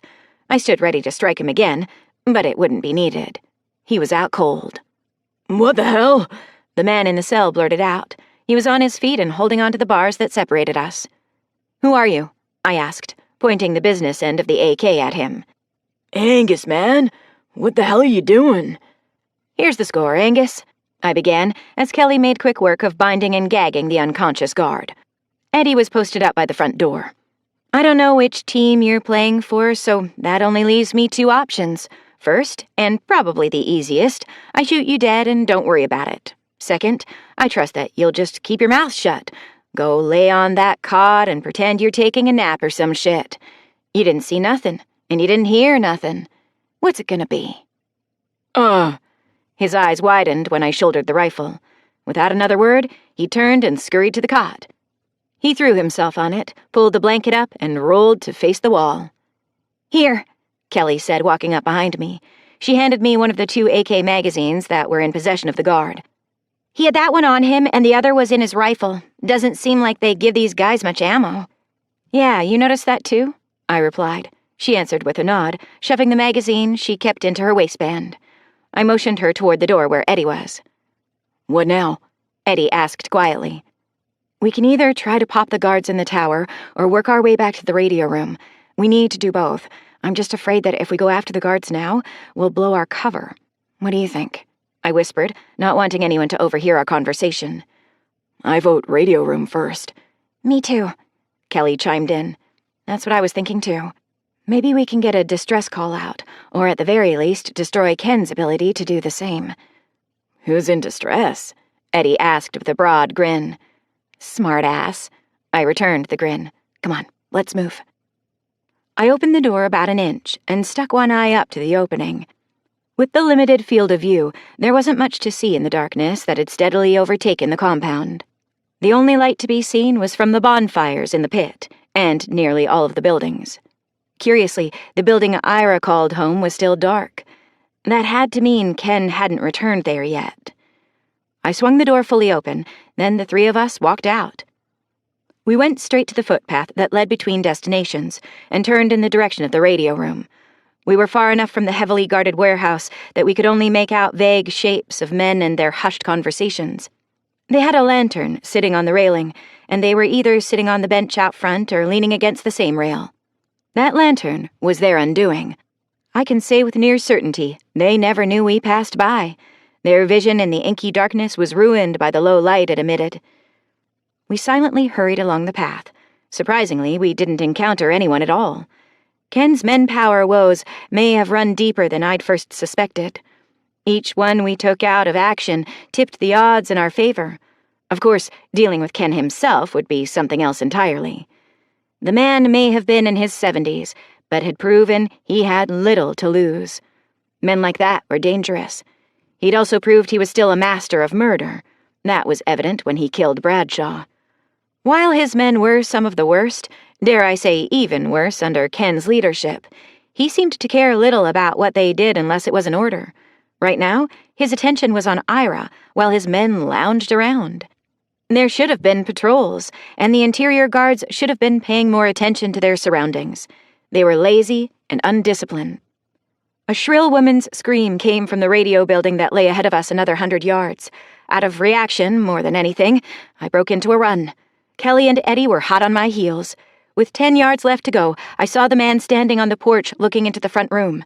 His back was to me, and even if he turned around now, it would be too late. I altered my course slightly when there was another scream. When he finally heard my heavy footfalls, he turned, and I could see the grin on his face. The porch was only about a foot off the ground, and there was no railing between me and the man. My left foot hit the edge of the deck, and I lowered my shoulder. There was no time for him to do anything but take the hit. My momentum drove him backward into the window. The glass shattered, and both of us landed in the radio room. Before the glass finished raining down, Eddie burst through the door and leveled his rifle on the man who was pinning the young female radio operator to the floor. Without breaking stride, he delivered a kick to the man's face with such ferocity, it snapped his head backward at an odd angle. The guy I had on the floor got a knee to the groin before I rolled off of him. He simultaneously curled into the fetal position and retched his guts out. Just for good measure, I sent a savage kick to his kidney. Eddie was by my side, and I could see the look of rage on his face. That's when I remembered one of the discussions we'd had after one of my classes last year. It was about how human vermin like these two didn't have a place anywhere. I looked to the woman Kelly was comforting, and I could feel the same rage burning inside me.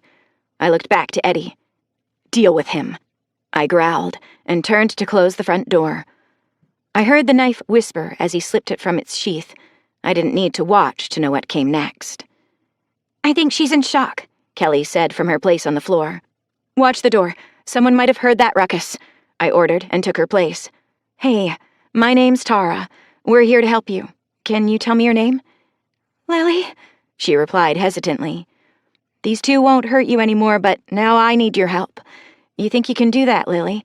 I asked in as soothing a tone as I could muster. She looked at me, comprehension in her eyes. Nay, we're gonna... I know. You don't have to worry about them. They're dead. Good, she growled, and wiped the blood from her face from the bloody nose she'd been given. You're the radio operator, right? Yeah. Will you help me? I stood and offered her a hand up. She took it, and I pulled her to her feet. Yeah. She tucked her dirty blonde hair behind her ears. What do you need? Do you know if these assholes are using radios? No, they're not. I was pretty sure they weren't using portable radios. I just needed confirmation. Of all the men I'd seen to this point, none of them had one. They weren't using them for the same reason we weren't. Rechargeable batteries were getting very hard to come by, and keeping them charged was far more trouble than it was worth. What's the range on your radio set, Lily? Far, came her one-word reply. She picked up her chair and sat in it. I grabbed a pencil and piece of paper from her desk and wrote a frequency on it. I slid the paper in front of her. Can you set me up a transmit on this frequency, and can you do it with encryption? I asked. Yes to both. I just need the encryption transmit and receive frequencies. She scooted the chair closer to the radio sets. I wrote down the information she needed, and then she set about twisting frequency knobs. It took her all of 30 seconds before she passed me the mic, with a nod. All yours. Thanks. I put the mic to my lips and pressed the button on the side of it. Mayday, mayday, mayday. Sparrow is looking for any friendlies in range of this transmission. Anybody got a copy? We got you, Sparrow. Please confirm your identity. The female voice was crystal clear from the small speaker. This is Sparrow, confirming with Romeo Alpha 319. Copy, Sparrow. What's your situation? This time, it was a voice I recognized. Dennis Jackson was on the other end of the line. Chapter 31, April 17th, 2024. Situation is normal, Chief. You know I wouldn't call if it weren't interesting here, I replied. I got a whole lot of hostiles willing to shoot first and maybe ask questions later. Copy. We ran into a couple of your people, and they gave us the basics. Are you in a position to give me some actionable intel? He asked. By the clarity of their transmission, I knew they had to be close. Hearing that they'd come across Timo and Sierra was good news, too. The compound is no longer under the control of the judge. Ken Shaw is now in control with an unknown number of enforcers. Most, but not all, of the non-combatants are being held in the pit. There are guards in the towers with after-dark capabilities. So far, we've eliminated 7 of the opposition and are in control of the radio. Not sure how long that's going to be tenable, though. Was my canine accounted for? I questioned at the end of my report. Affirmative, Sparrow. He's sitting here staring at me. How heavy is the enemy presence in the pit? Unknown. We haven't been in a position to take a look. You want us to work our way over there and report back? Negative, Sparrow. Right now, I just need you to lay low and stay out of trouble. Can you do that at your current location? You know me, Chief. I grinned when I said it. We'll stay here as long as possible. Yeah, I know you. I heard the sarcasm loud and clear. I just need you to stay put.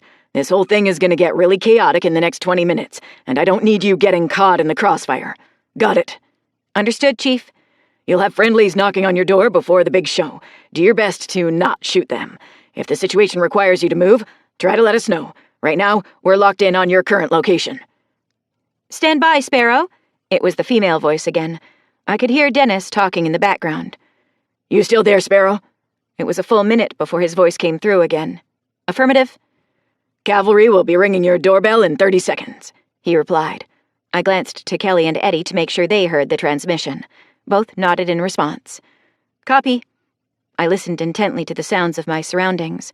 Subconsciously, I was hoping to hear some telltale sound from the approaching friendlies. I think it went back to all the training I'd done with Aunt Isabella. It was a matter of pride to be able to pick out some foreign sound when someone was closing in on you. The only sound I could pick out was the hum of the radios and the ticking of the wind-up clock on the desk. Spero, came the whisper from the front of the building. There was a Hispanic accent that I'd know anywhere. Wraith? I replied. Jesus, Eddie blurted and jumped back from the shattered window. My Aunt Isabella's face had suddenly appeared, seemingly out of thin air. Her face was smeared with black face paint, and she wore all black clothing. Her PVS 31 night vision was flipped to the top of her helmet. I heard you could use a hand. She smiled and moved to the door that Kelly was opening. After she stepped through the door, a full 5-man squad came through behind her. Holy deja vu, I chuckled. This was the same team to a person that brought me home from Eureka. I stepped forward and gave my aunt a hug. That did occur to me as we were sneaking in here. She laughed and returned the embrace. You're well? Yeah, we're good. What's the plan? Spectre, Badger, and Wolf have all infiltrated the compound and are just waiting for my signal. The rest of Wraith team is waiting outside, and you'll be escorted back to the command post by— We're not leaving, not now, I interrupted. You are. That's an order from your father himself. He's here? We're all here, Tara. All of us. What? How? I asked. Isabella looked at her watch and then held up her finger to silence me. Her other hand went to her throat mic. Affirmative. Sparrow is safe, but refusing to leave, she reported. After a pause, she continued. With all due respect, Rogue, we don't have time to evac them. Yes? Copy, and consider it done. Dad?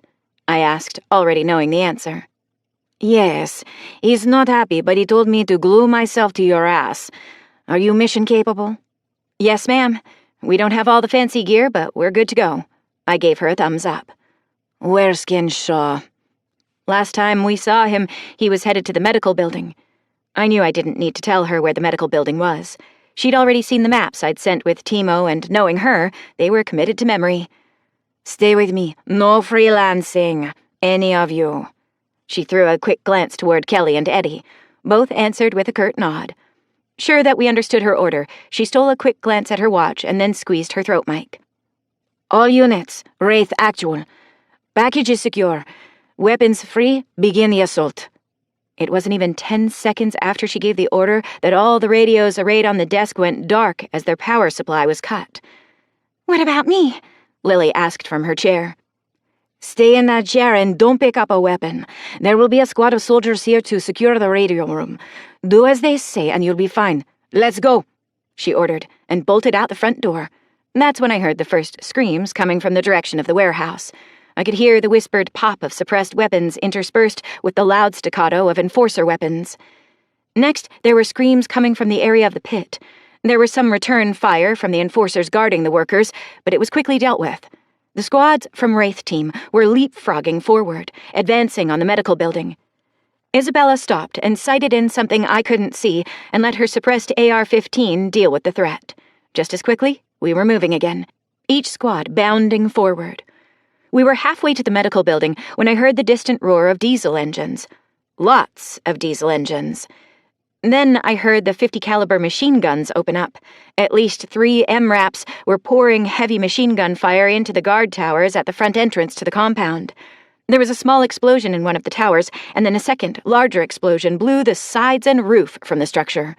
The lead MRAP drove right through the gate without letting off the throttle. 5 more followed the first, all 6 heading directly for the pit.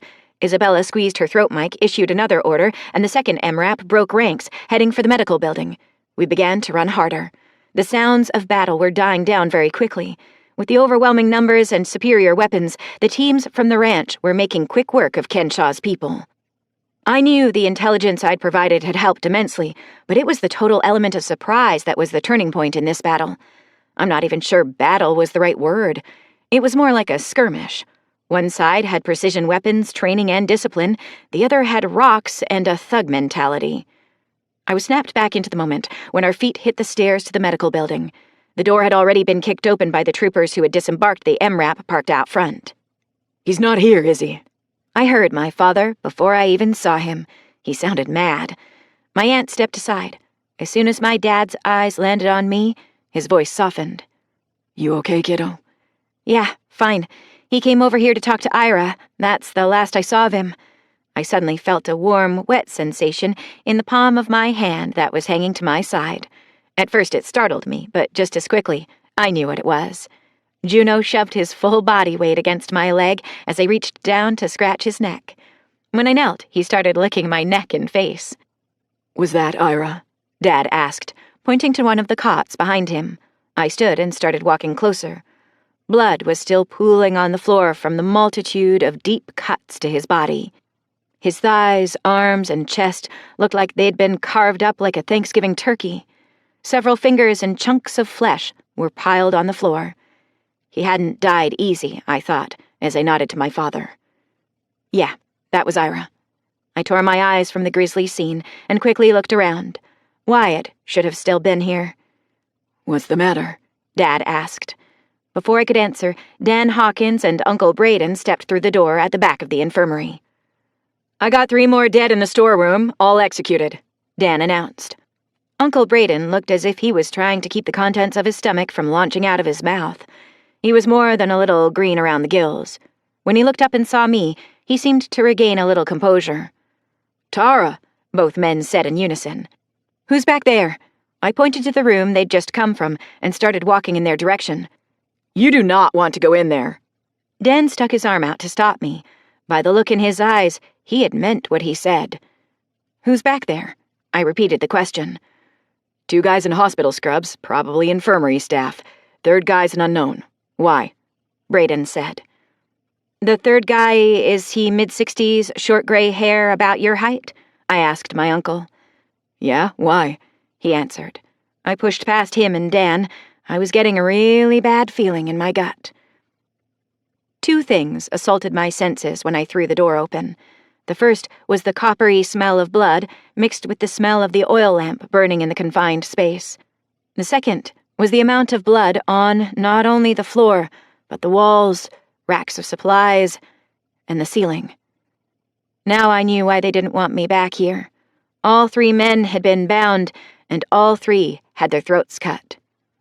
The arterial blood had left crimson traces on nearly every surface. I recognized both doctors. I'd met them earlier. I was also able to verify the identity of the 3rd man. Wyatt Anderson was dead. You think Shaw did this? My father asked, settling his hand on my shoulder. Yeah, Shaw did this. I watched him do it to one of his own men earlier tonight. Do you know where he might have gone? What the hell was he even doing here? He's after a hard drive that was in Ira's possession. It has the locations of the other 11 cache sites on it.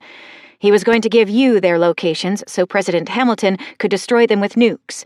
After that, he was going to destroy the drive, turn this cache over along with all the hostages. I turned away from the scene in the storeroom and faced my father. The man has lost all grip on reality, Dad. He's psychotic. Chapter 32, April 17th, 2024. If it really is Jack Sterling, my father, then you're right. I'm not convinced it's him, though, Dad said, locking eyes with me. He put a finger to the earbud stuck in his left ear, nodded, and then squeezed his throat mic. Copy, Spectre. Secure the workers and the prisoners in the pit until we can sort it all out. Be advised, we're still searching for Ken Shaw. He slipped out of the infirmary before we got here. Yes, that's correct. Break. Chief, you out there? Go ahead, Rogue, Dennis Jackson answered. Dad had unplugged the headset so everyone could hear the conversation. Can you roll back the tape for the eyes in the sky? I need to know if someone slipped out of this building before we got here. Affirmative. Stand by. Eyes in the sky? I asked. Drones. Besides getting us here in record time, the president loaned us some high-tech hardware. We were able to guide the teams in undetected using infrared. He smiled. That was nice of him. I replied with a grin of my own. Well, let's just say he owed me for... Rogue Chief, you had one Tango beat feet 90 seconds before your arrival. Tango was headed east toward the house on the hill. We saw him go in, and he hasn't come out yet, Dennis reported. Who's close to that location? Dad asked. You and Wraith. Copy, Chief. We're headed there now. Keep us advised. Dad spun his finger in the air and pointed toward the door. Let's move, people. You said the president owed you, I asked as I jogged alongside my father. We were headed toward Ira's home. The need for stealth was long past. All of the gunfire that had filled the compound had ceased, and it was now under the control of the marshals, rangers, and ranch personnel. What fight there had been was very one-sided. I saved his ass while we were in Texas, literally, he replied. The coup was real? Very real, and almost successful. Izzy, he called to his sister, who was a few strides ahead of us. Yes, she said over her shoulder. Braden and I are going in the front door. Leave one squad out front and take the other around back. Hold there, unless we need you inside. Yep, she answered, never letting up in her stride. What's this shit, Kimosabe? Uncle Braden asked from behind us. He sounded a little winded. If it is Jack, we're the only ones who can talk him down. He'll just try and kill anyone else, Dad reasoned. You know what makes more sense? What? Call up that MRAP and the Mark 19 grenade launcher and blow 'em to hell, house and all, my uncle grumbled. The history between Jack and my uncle was long and sordid. My father ignored Braden's statement, but by the grin on his face, I knew it was an enticing thought. Stay out here, he ordered me as we arrived at the stairs to the front porch. But no, I said stay here, and I meant it. He locked eyes with me, and I could see and hear the seriousness of what he said. Aunt Isabella broke ranks with her squad and ran to the back of the building.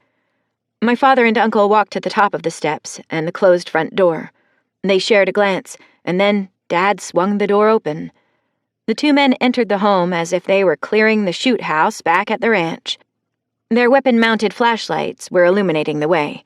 From my position at the base of the stairs, I could see them step over the dead bodies that still littered the entryway. Jack, Dad called loudly. You in here? Dining room, came the reply. I could see my dad and uncle pivot in the hallway, but lost sight of them when they entered the dining room. I could hear muffled voices through the shattered front windows. A moment later, the orange glow from a lantern spilled past the tattered curtains that once covered the windows. There was more muffled speaking, but I couldn't make anything out. I started to move for a position closer to the front door where I might be able to hear better. Dan reached out and grabbed my arm to stop me, but I shook free. Realizing that I was going to do what I wanted, he sighed heavily and moved to the opposite side of the doorframe. The glare he shot me let me know that I'd pissed him off. I didn't really care, though. I wanted to hear what was being said, and I couldn't do that at the base of the stairs. For once, it wasn't a failure on your part, Jason. Ken Shaw spoke in that gravelly voice of his. You played your part the best you could. I think leaving them alive was a mistake, but it's one you'll eventually have to deal with on your own. You think we should have killed everyone at the vault? Jesus, Jack. Easily half of them people had no idea what they were a part of, Dad growled. Instead of continuing to listen from the doorway, I inched closer to the broken dining room window. Through the space between the curtain and the frame, I could see my father talking to Jack over the sights of his rifle.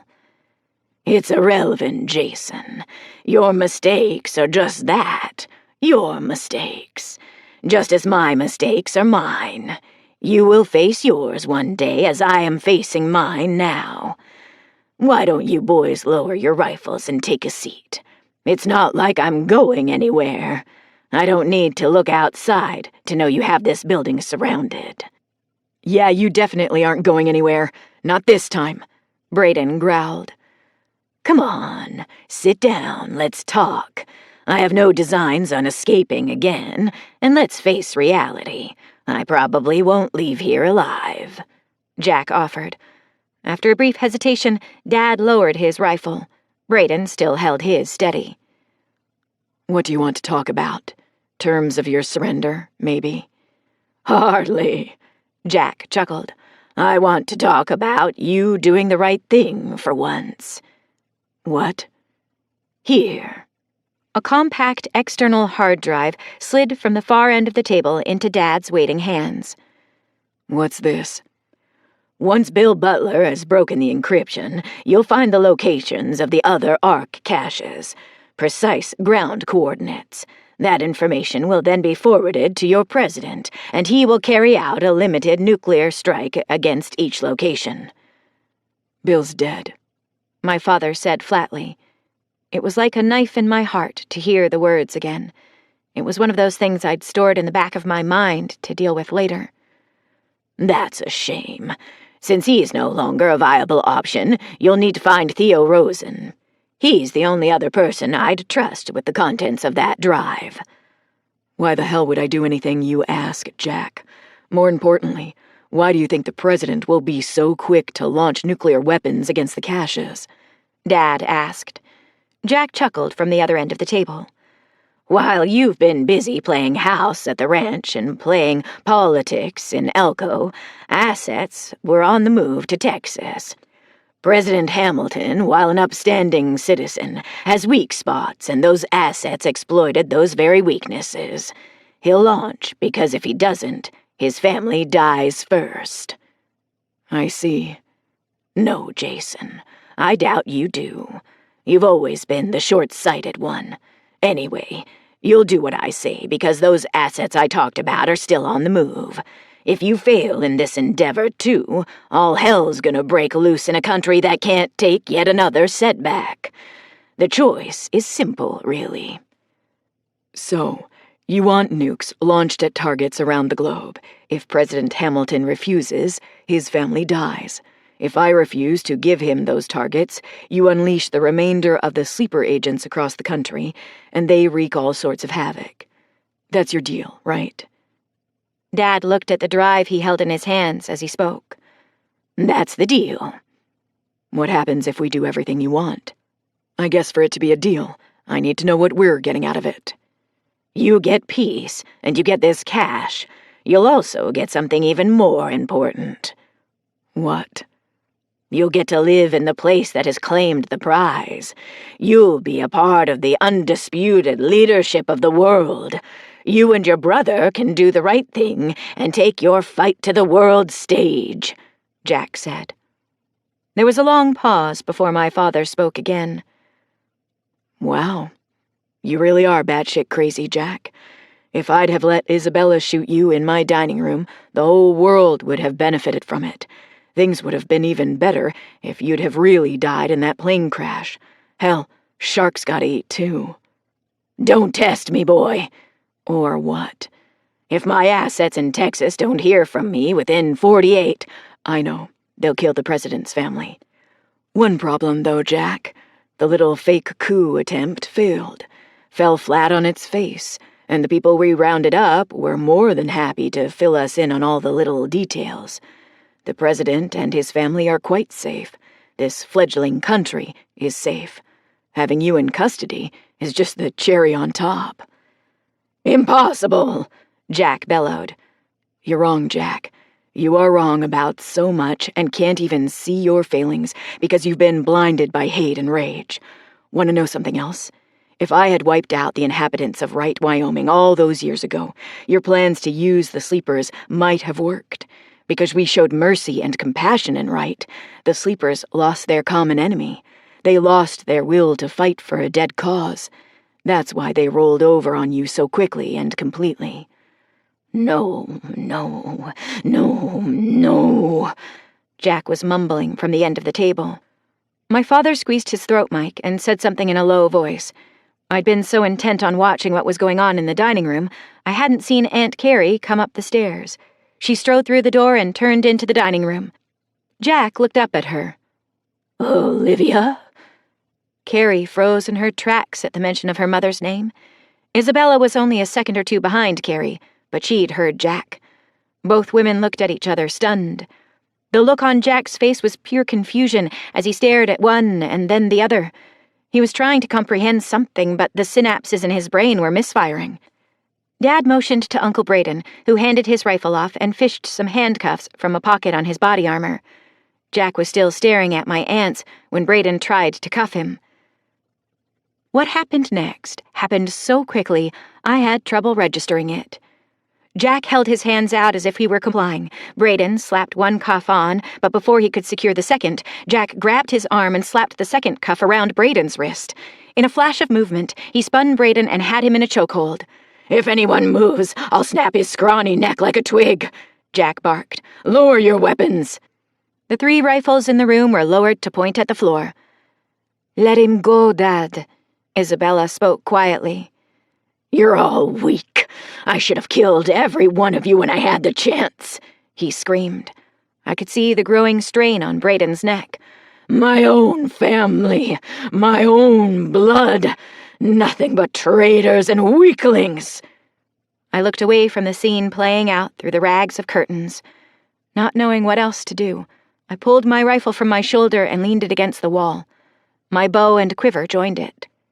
It suddenly felt as if I was watching my own actions from outside my body. I walked past Dan, who tried desperately to grab me. I stepped over the dead men in the entryway and turned into the dining room.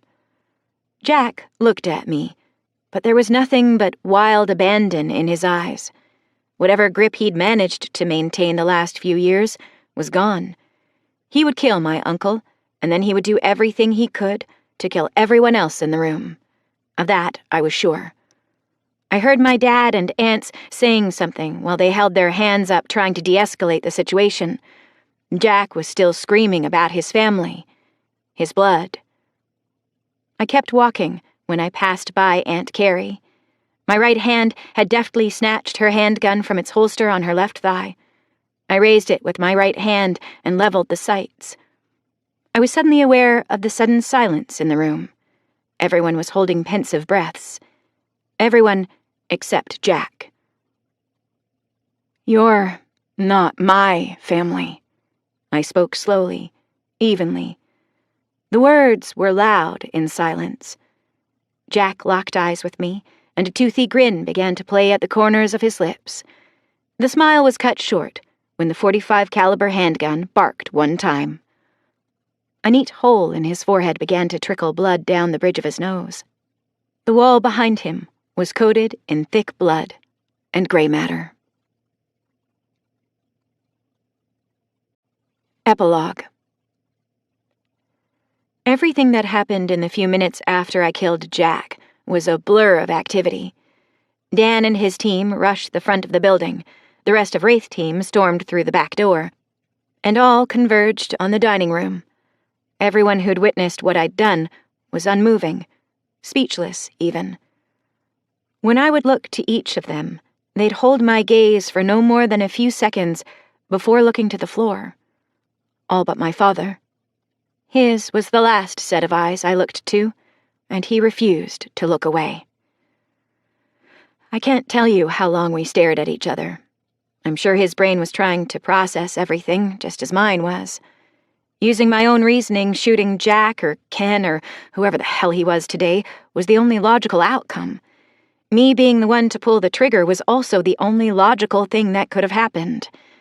After all, in Jack's own words, I wasn't blood. My dad handed the hard drive to Aunt Carrie, but he never took his eyes off of me. The astonishment in his eyes had faded, only to be replaced by something else.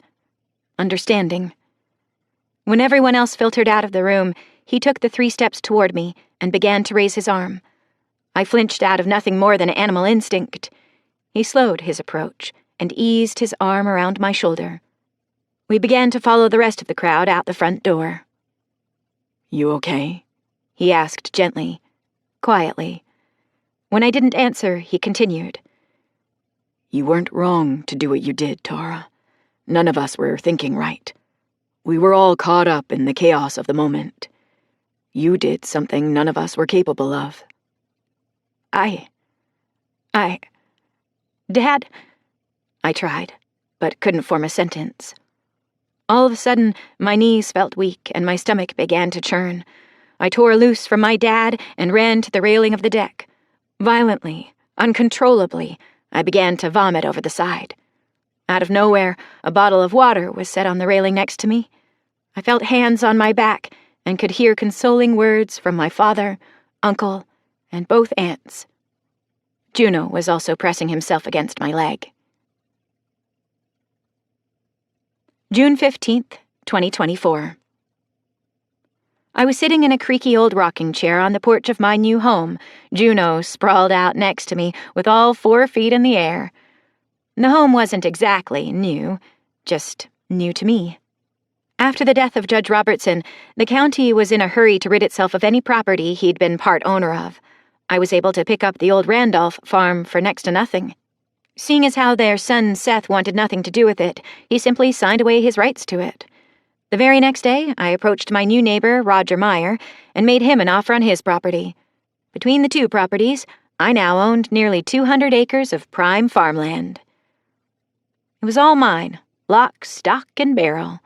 The Anderson farm was less than a mile from my front door, and I could see Leon and his brothers out working in their fields. The loss of their father, Wyatt, was a hefty blow for the boys. After they brought his body home and buried him, they got right back to work. They'd stopped by a few times over the last couple of weeks, once to bring my horse Annie home. They were good neighbors to have, and I was sure to be sharing many meals with them. Timo, Eddie, Kelly, and Sierra were still asleep in my living room, and I'd just decided to let them sleep in this morning. They had been helping me clear and plow my fields, and for that I was grateful. I'd already told them I wouldn't be leaving Rumsey with them. They took the news hard. Timo had been picking my brain trying to glean any last leadership tips before they left next week. They were planning on continuing the trip to the coast. Kelly and Sierra promised to bring me back sketches of the ocean when they came back this way. I'd purchased these farms without running it by anyone. It just felt right in my gut, and I went with it. To be brutally honest, I'd had enough adventure to tide me over for a while. I wasn't quitting the Marshal Service, just taking a break and providing a service for future marshals. You see, I was going to open my home to any officer making the ride westward. It would be a place they could take a break, get a good meal, but more importantly, share their story. After all, that is why I was out here in the first place. 4 days after the raid on the compound, Sheriff Trevor Rollins finally turned up and turned himself in. Turns out he hadn't scouted ahead as Ira had suggested. In fact, he'd taken off and ridden hard to Ira's primary home in Sacramento. He knew where Ira had kept the money and deeds that he'd taken from people. In a 180-degree change of heart, Trevor had collected all of that and brought it back to the cash compound. He turned it all over and spent hours telling Dennis Jackson about everything Ira had been up to. All he asked for was a little leniency. By the time Dennis was done with him, he'd spilled the beans on every single operation Ira was working on. In a surprise move, Dennis allowed Trevor to ride out of the compound with his pride and badge intact. He was still the local sheriff, but with that came the warning to keep it on the straight and narrow. People were watching, and they would be for a long time. Dennis reasoned that Trevor wasn't really a bad guy. He'd just fallen in with the wrong crowd and followed them down the wrong rabbit hole. Checking in on him was one of the few duties I had here. A week after the raid, the cache was finally cracked open. The funny thing was that there was very little in there that was very useful. Sure, the tech to fire up the refineries and power plant were desperately needed and welcome, but everything else was just stuff. There were huge seed stores, but people were already planting crops successfully, and they were storing all their own seeds. The vast amount of medical gear was also welcome, but again, people had already adapted to having limited supplies. They'd gone back to using old remedies, and their diets weren't contaminated with things that made them sick. The population was healthier than it had been in ages. There were tons and tons of weapons and ammunition. All of that was loaded on wagons and moved to the rail yard in Sacramento. From there, it was transported back to Elko for storage and distribution for the western states' marshals, rangers, and military. Here again, people had adapted to using bows and spears. They'd gone back to making their own ammunition for when they needed it, which wasn't often. Everything in the cache was geared toward restarting society, but it had come too late to be of real use. Had it been opened according to the schedule the Ark had originally set forward, it would have been a huge boost. Now, it really was just a large collection of stuff. The survivors of the EMP and plague had already jump-started society. Humanity had pulled it out of the fire and was making a go of it without the aid of the caches. My father made a move that surprised me, though. Once the locations of the other caches had been pinpointed, he'd asked President Hamilton to transmit those coordinates to the other fledgling governments that were still struggling. It was a show of goodwill that Hamilton jumped at. We may not have seen eye to eye with those governments, but they deserved the chance to help their people. To say they were surprised at that show of goodwill was an understatement, if I ever heard one.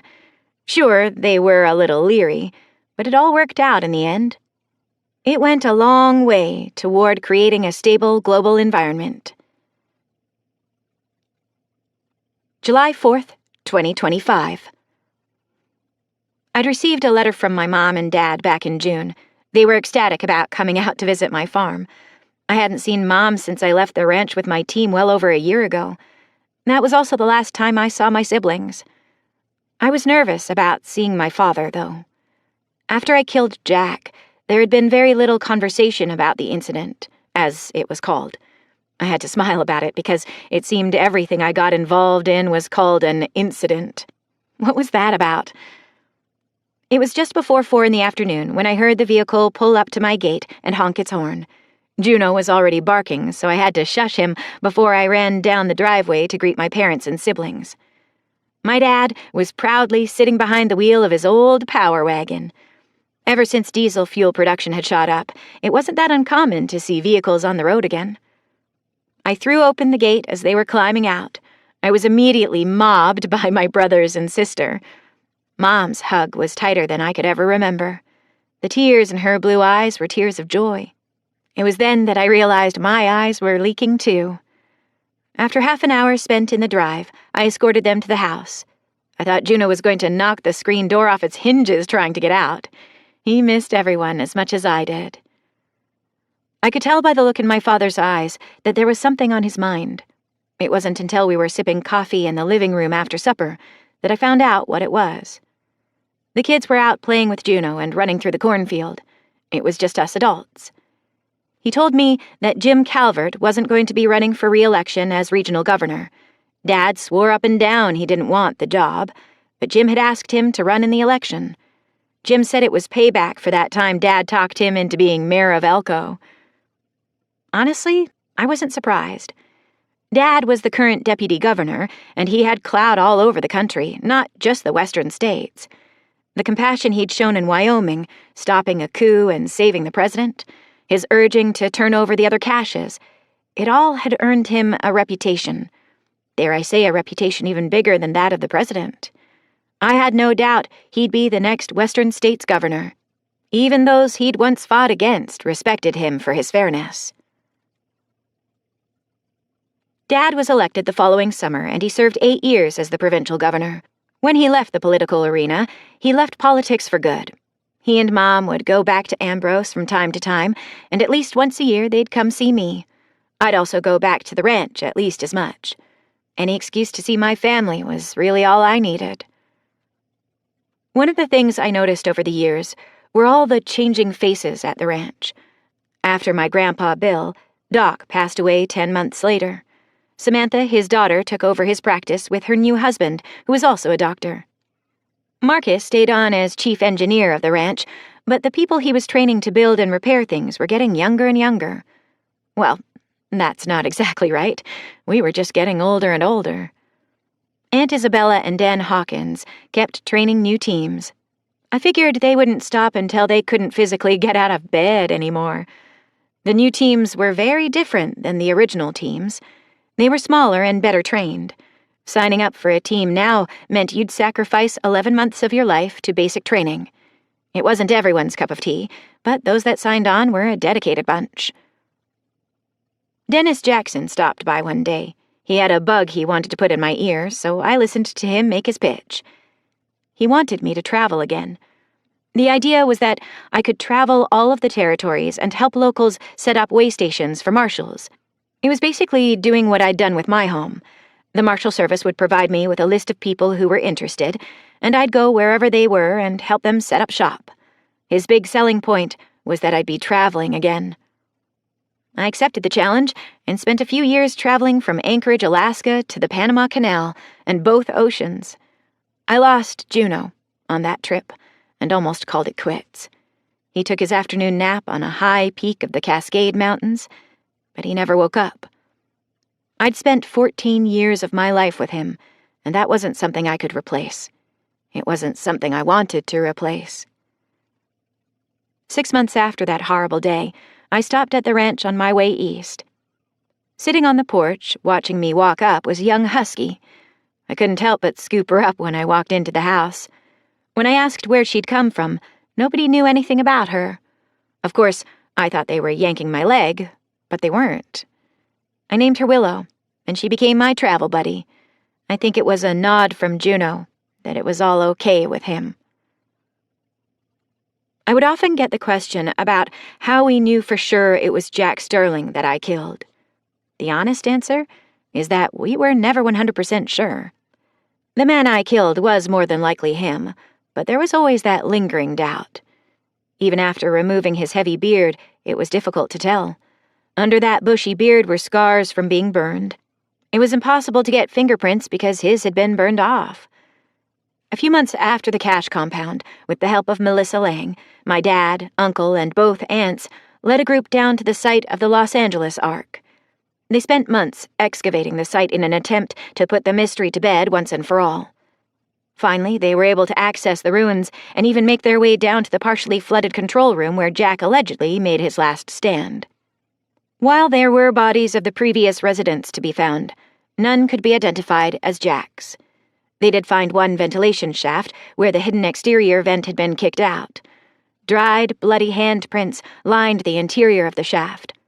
One thing that everyone was sure of was that after I put a bullet through his head, the world quickly became a safer place. The man who kept stirring the pot was dead. The lights eventually came back on. People began to travel, and factories opened. Society had found its footing, and things began to move forward again.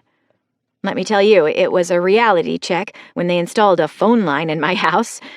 The first non-ham radio transmission I heard was an address from the president. Television took a little longer, but I refused to have one in my home. I just didn't have time for that crap. People had changed. For the better, I think. They were more willing to help